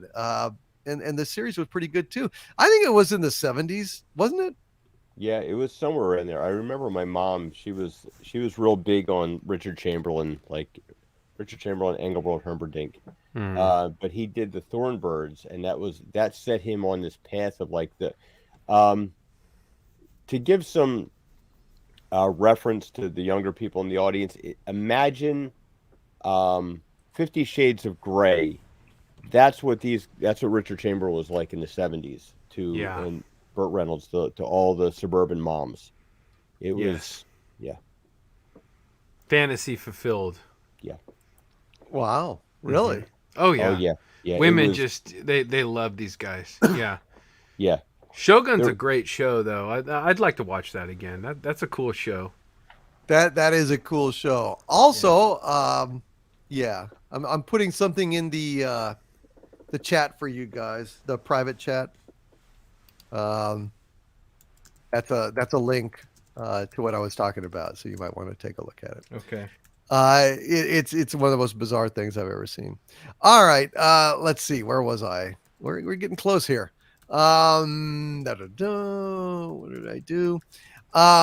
Cardinal Sin with a $5 super chat. Thank you, Gil. Says, I saw 9 Lives of the Ninja with Sho Kosugi in the theater. Oh, cool. I don't think I've ever seen, like I said, I don't think I've ever seen any ninja movies. So I guess I'm a little bit depraved on account of I'm deprived. Really? Like not even Miami Connection? I might have seen that. That's a good one. I might have seen that. Back in the early 80s, it was funny because you had the karate movies that started in the early 60s, and then you had the kung fu movies that were in the 70s. Then you had the ninja movies that were early 80s. And then, it went into by the 90s, mid 90s, it started to hit MMA. But like the ninjas lasted for a while. There was I think the original was Enter the Ninja with Franco Nero and Sho Kosugi. And although Chuck Norris, I would give credit to in the Octagon for introducing the popularity of the ninja concept. Oh, okay. Well, like I said, I haven't seen everything, but they're not great movies. They're not. They're bad, but it's fun to watch if you're looking at it in 80s context. Okay, well, fair enough. And Jack White is with a $5 super chat. Thank you, Jack. Is saying Ninja Gaiden and Naruto and the spin-off series Boruto 3, other ninja series. So sounds good, Jack. Like I said, I really don't know a whole lot about that shit. But I guess, never too late to learn. Never too late to learn. And Brandon, the anime guy, has renewed his channel membership. Thank you, Brandon. Hail to you, Brandon. Thank you, brother. Thank you. Jack White with two $10 super chats in a row. Thank you, Jack. Says the commentator is Styx Hexenhammer 666. And he has said on live streams he has done that he does not care if people share his content because it gets him more attention and views. Well, I'm sure that he doesn't, but I don't take risks. What if the guy was like Kurtzman's, cousin, and he said, at last we got that Doomcock asshole. Let's put the whammy on some shit. So thank you, Jack White. Jack also says, last thing I will say about Styx is that you might have to wait a while if you contact him on Twitter because one, he gets a lot of messages and he is in the Netherlands. Well, that would put us out of touch, but I will check. Jack and see, but I don't do that kind of shit unless I have clear permission. And even then, I've got to put trust, in someone. I rely on the goodwill of my fellow men and the forbearance of reptiles, as they say in Unforgiven, which is one of the greatest films ever made. And we've talked about Unforgiven. Yes. God, I love that movie. God, I love that movie. Damn. It's a good one. Ghost Rider with two $5 super chats. Thank you. Ghost Rider says movies like King Kong and Star Wars are the reason I got into storytelling. Andy Masterson, yes, I am here. I was exiled from Hollywood for wrong think, though I have hope that any friends I may still have in the industry will toss me a life jacket. Well, I hope so. Ghost Rider. And I know, damn, I just remembered we were supposed to get together and chat, and over the holidays, it just completely, it just blew out of my mind. Let's set up an alternate time, Ghost Rider, and chat. I'd love to hear your stories, man. I'm so sorry. I have too many things on my plate, and I really need, I don't know. I need Robbie the robot to, help me schedule things and, keep me on the track, or secretary or something. I just need it. Brandon, the anime guy, with a $5 super chat. Thank you. Brandon says, holy crap, new anime season upon us. 25 shows watching I will be. So much fun / great / baller shows. Keep it real and watch Chainsaw Man. See, again with Chainsaw Man, people are saying we need to watch Chainsaw Man. Thank you very much, Brandon. Sean Carter with a $5 super chat. Thank you. Sean says, recycling my old Star Trek joke for newbies. Why did the Klingon laugh when Kirk shot him? Because his phaser was set to pun. Get it? Oh, dear. Thank you, Sean Carter, you nut. Noah Gooder with a $5 super chat. Thank you. Noah says, why were the utensils stuck together? They were spooning. What kind of shoes does a lazy person wear? Loafers. Thank you, Noah Gooder. And Gamer Gambit with a $10 super chat. Thank you, Gamer Gambit. Says insider update. Oh, interesting. Just received a second who just confirmed Disney brought Iger back due to his ability to make deals, and they plan on selling Disney in 2023 and 2024. A second friend just confirmed it. Yeah, I believe it. I believe it too. Gamer Gambit, contact me, please, at dictorvandoomcock@gmail.com. Would my wrenches please put in a link for Gamer Gambit to write me? Send me the scoop, man. Be a source. Be a Hollywood spy. Send me the info. Any details you've got, please shoot them my way. Sangral Knight with a very generous $35 super chat. Thank you, Sangral Knight, who says, just wanted to pop in and show my support before returning to my quest for good fantasy shows in the modern day media. Thanks for keeping the fire to things like Rings of Power and The Witcher. Happy New Year. Happy New Year, Sangral Night. Thank you, my friend. Very generous of you. Happy New Year to you. Padre with a $19.99 super chat. Again, my God, you're an executive producer tonight, Padre. And Padre says, hey, Steve and Gary, any chance you two can do a show on what the writing/acting grow and feeding process looks like? Seriously, I would like to know. Just a thought. Please invite anyone else you think would be appropriate. Might be a good idea, Steve. What do you think? Sounds interesting. Yeah. Okay. Well, we'll think about that. That sounds good. Thank you, Padre. You've planted a seed. Who knows what will grow from it in the future? And Goku McDuck with a 25 Mexican dollar super chat. Thank you, my friend. Says, my Lord, is it really worth it to do my project? Well, it depends. It depends on your aim, Goku McDuck. I mean, will it only be worth it if it makes a lot of money? I mean, or is it something that will give you enormous personal satisfaction, regardless of if it makes money or quote unquote succeeds in the conventional sense? If you don't need it to be enormously profitable or to break through or be a huge hit, then yeah, of course it's worth it to do your project. It really depends on your level of passion, how much time it will take, how much it will divert you from making a living. There's a lot of elements. You've got to weigh for yourself, Goku McDuck. I can't really answer that question, but I think you owe it to yourself to follow your passions and give it a try. Give it the best try that you can. That way you won't have any regrets later on down the road. Big Dave K, who's been a channel member for 11 months now. Thank you, Dave. Says we should give some love to Land of the Lost. Yes, the TV show. Did you guys ever watch those? Oh, yeah. Land of the Lost? Yep. Wasn't that great? Yeah, the sleeve stack and they were disturbing. It was like they were creepy. They were, and the dinosaurs that were animated were really beautifully done. Well, there's another throwback to King Kong with all that stop motion stuff in Harryhausen. Yeah, I mean, you look at things like Beast from the Hollow Mountain and stuff like that. Wow. I mean, back then, those breathtaking special effects. Beautiful stuff. Yeah, I loved it. Will and Holly, and I can't remember the dad's name. I guess it was Dad. Marshall. Yeah. And Chaka. Chaka annoyed the hell out of me. He was creepy. Every time I looked at him, I couldn't help but see Clint Howard. Yeah, pretty much. So does every zookeeper in the United States. My friend Jeff Burr directed the Land of the Lost remake series. Did you guys ever see that?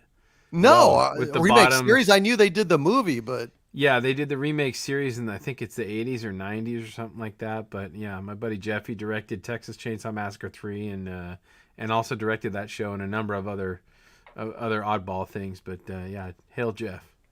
I'll be darned. Wow. Oh, hail Jeff. That's very cool. Wow. Huh. Go figure. Yes, Apple IIgs. DC Fontana did write for Land of the Lost. So did David Gerald, if I recall.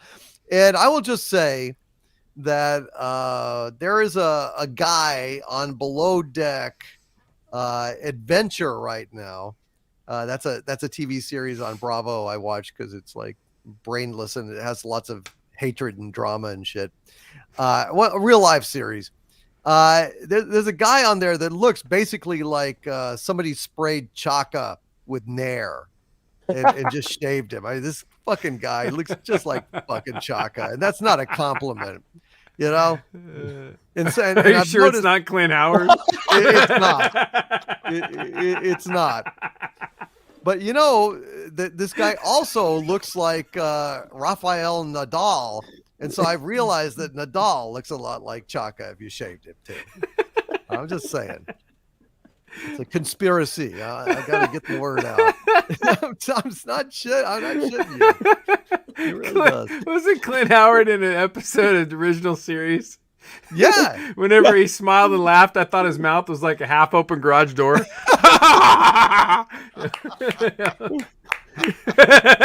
I'm Chaka, and this is the Hair Club for Men. Oh God. Seriously though, he's a really handsome guy.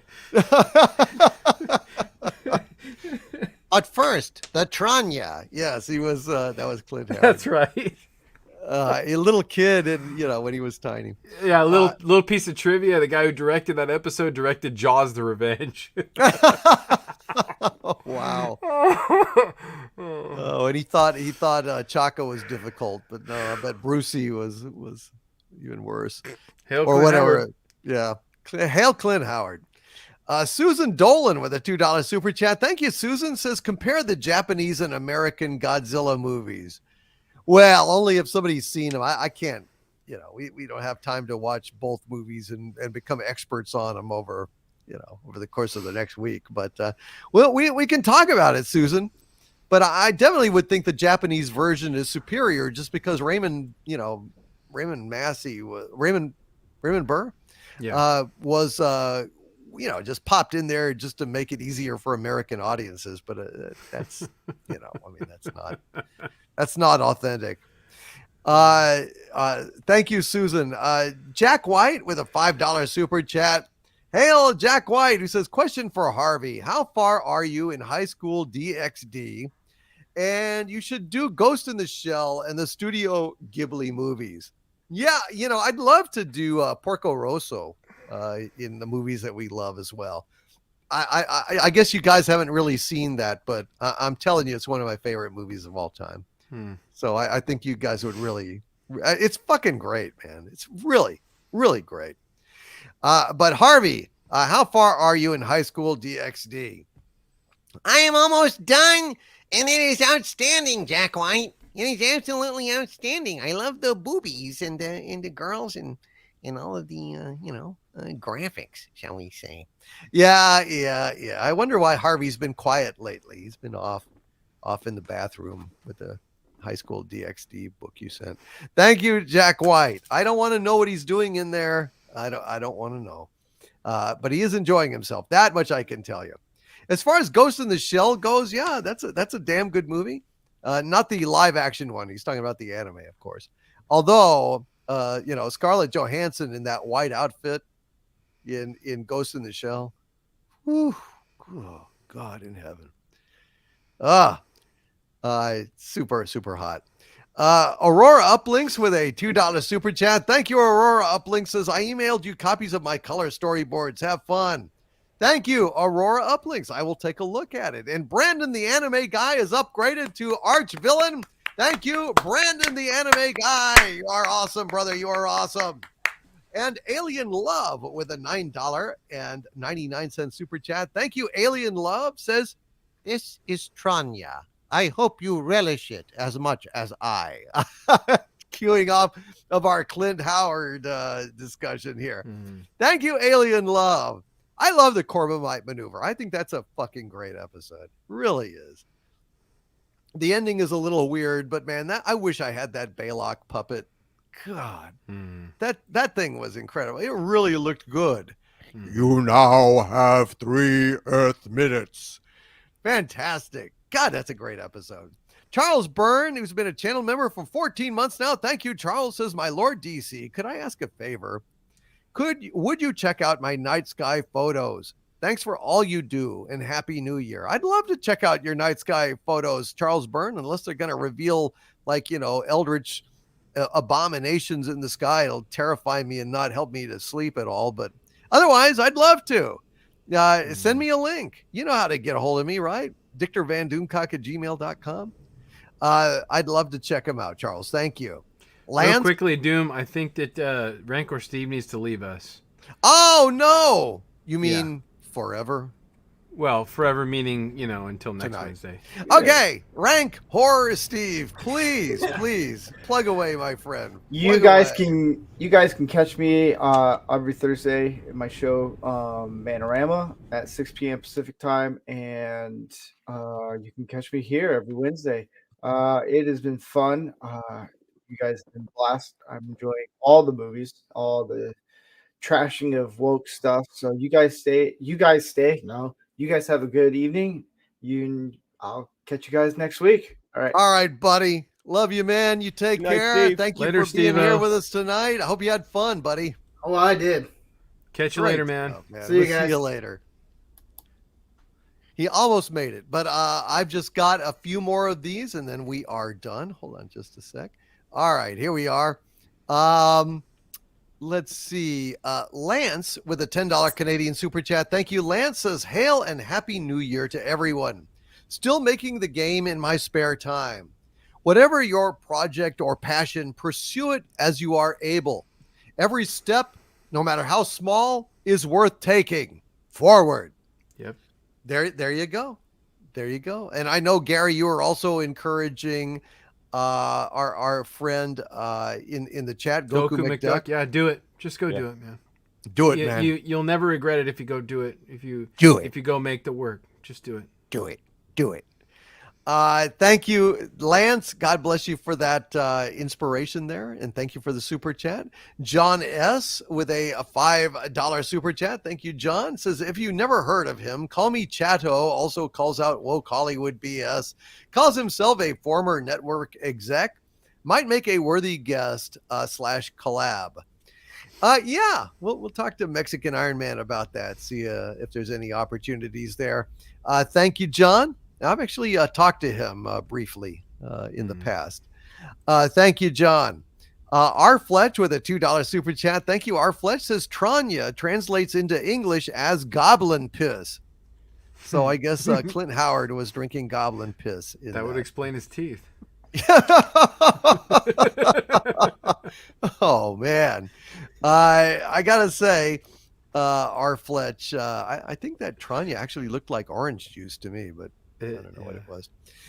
Brandon, the anime guy, with a $5 super chat. Thank you. Brandon says it is time to spread the good word of anime. So many great shows talked about. Vinland Saga S2, Trigun Stampede, not so sure. Remake is toss up. But thanks for spreading the word, dude. Thanks for spreading the word. Appreciate you, Brandon. Hail to you, buddy. And thanks for being here tonight. Thanks for being an arch villain. And Goku McDuck with a 25 Mexican dollars super chat. Thank you, my friend. Says, I sort of did it, but, and he just trails off. So I'm not sure. Maybe he's. If you're not happy with it, do it till you get it right, man.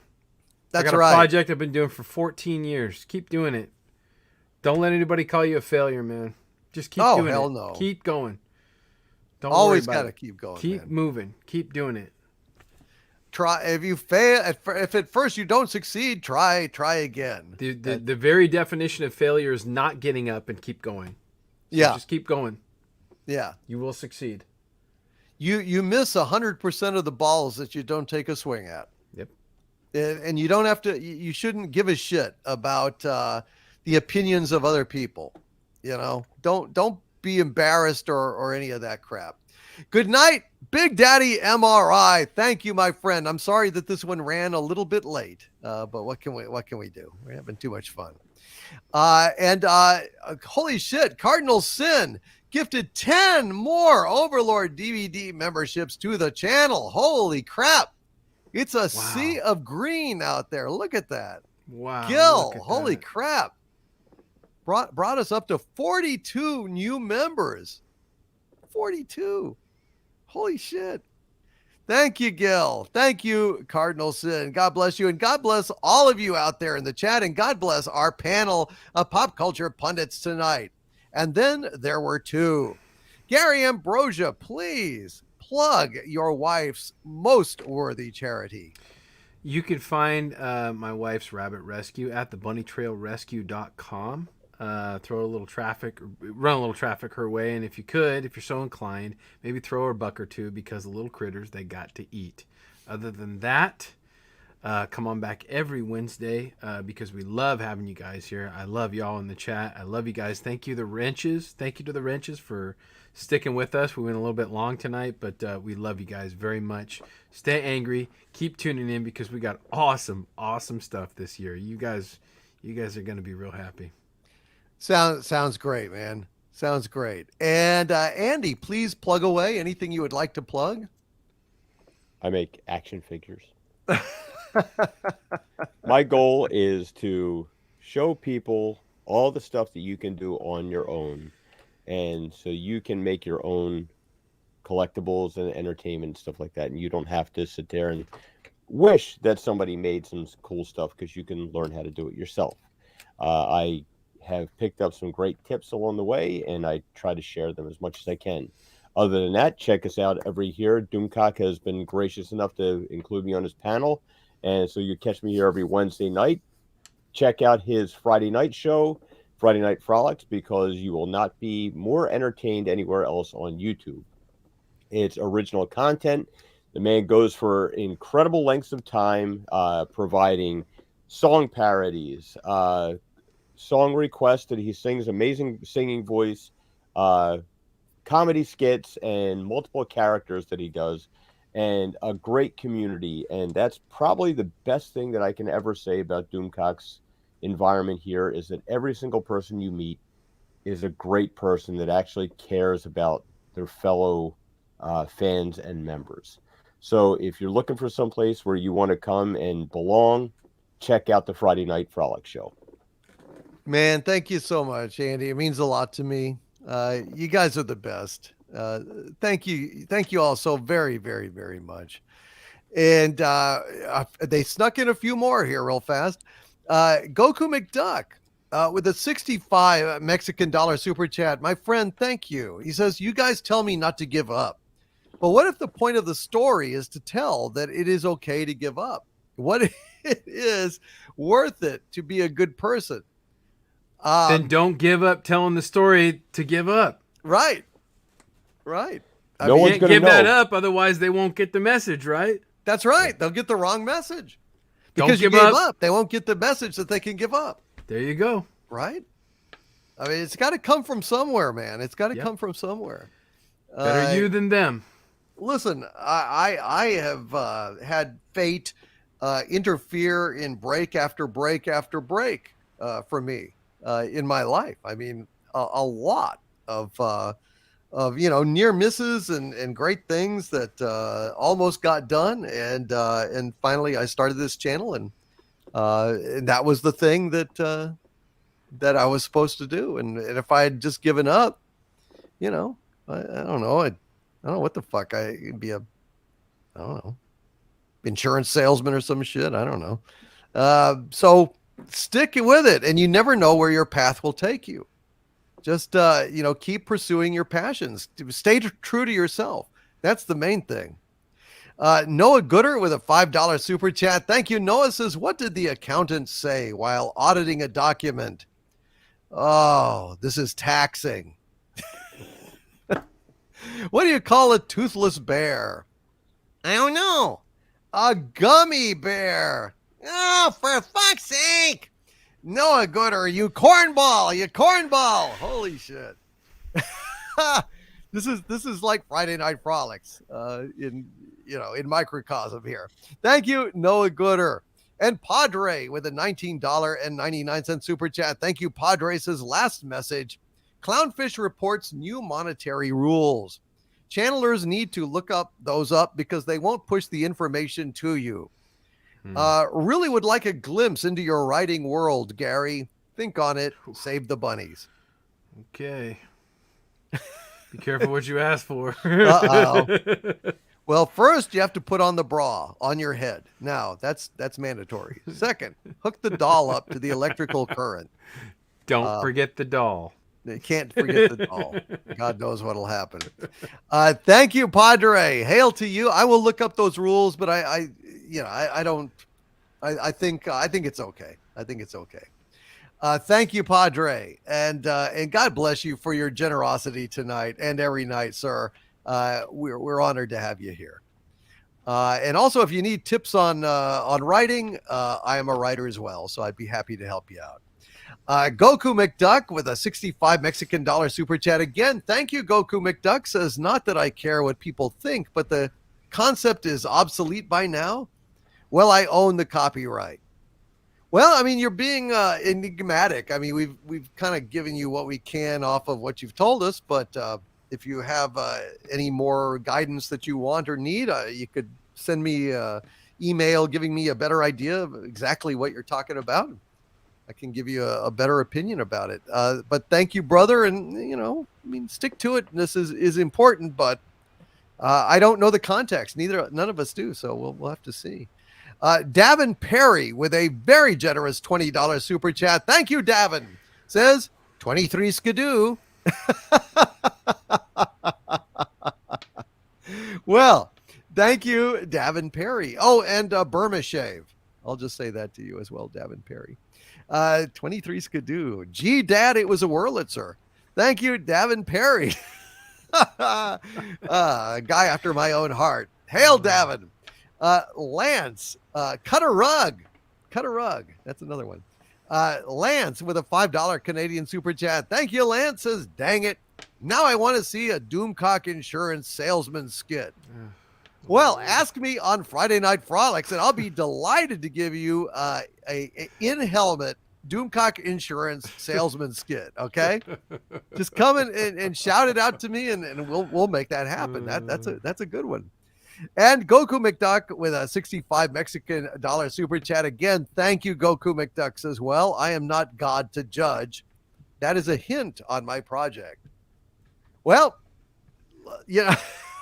like I said, brother, I don't know. I don't know what to say beyond that other than, happy to give you an opinion if we just understand a little bit more about what you're saying. Cardinal Sin says would kill it as an insurance salesman. Yeah. Oh, I'd be so happy. I'd buy an insurance policy on me, paying out if I hang myself in the closet, and then I'd probably hang myself in the closet, but that's me. And then collect the money, right? Well, I'd leave it to the bunnytrailrescue.com. There you go. That works.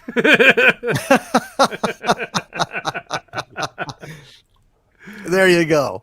All right. Well, guys, this has been a lot of fun. I want to thank all of my wonderful wrenches for all of your support, your forbearance, your dedication, your amazing ability to make this one of the best communities and safest communities on YouTube. I love you all. Sorry to keep you up so late. I'm surprised we ran this long tonight, but oh well, what are you going to do? Okay, well, from the center of the earth, this is Dictor Van Doomcock and my panel of pop culture pundits bidding you all, my friends, Happy New Year. See you hopefully on Friday for Friday Night Frolics. And above all else, my friends, stay angry. Good night, everybody.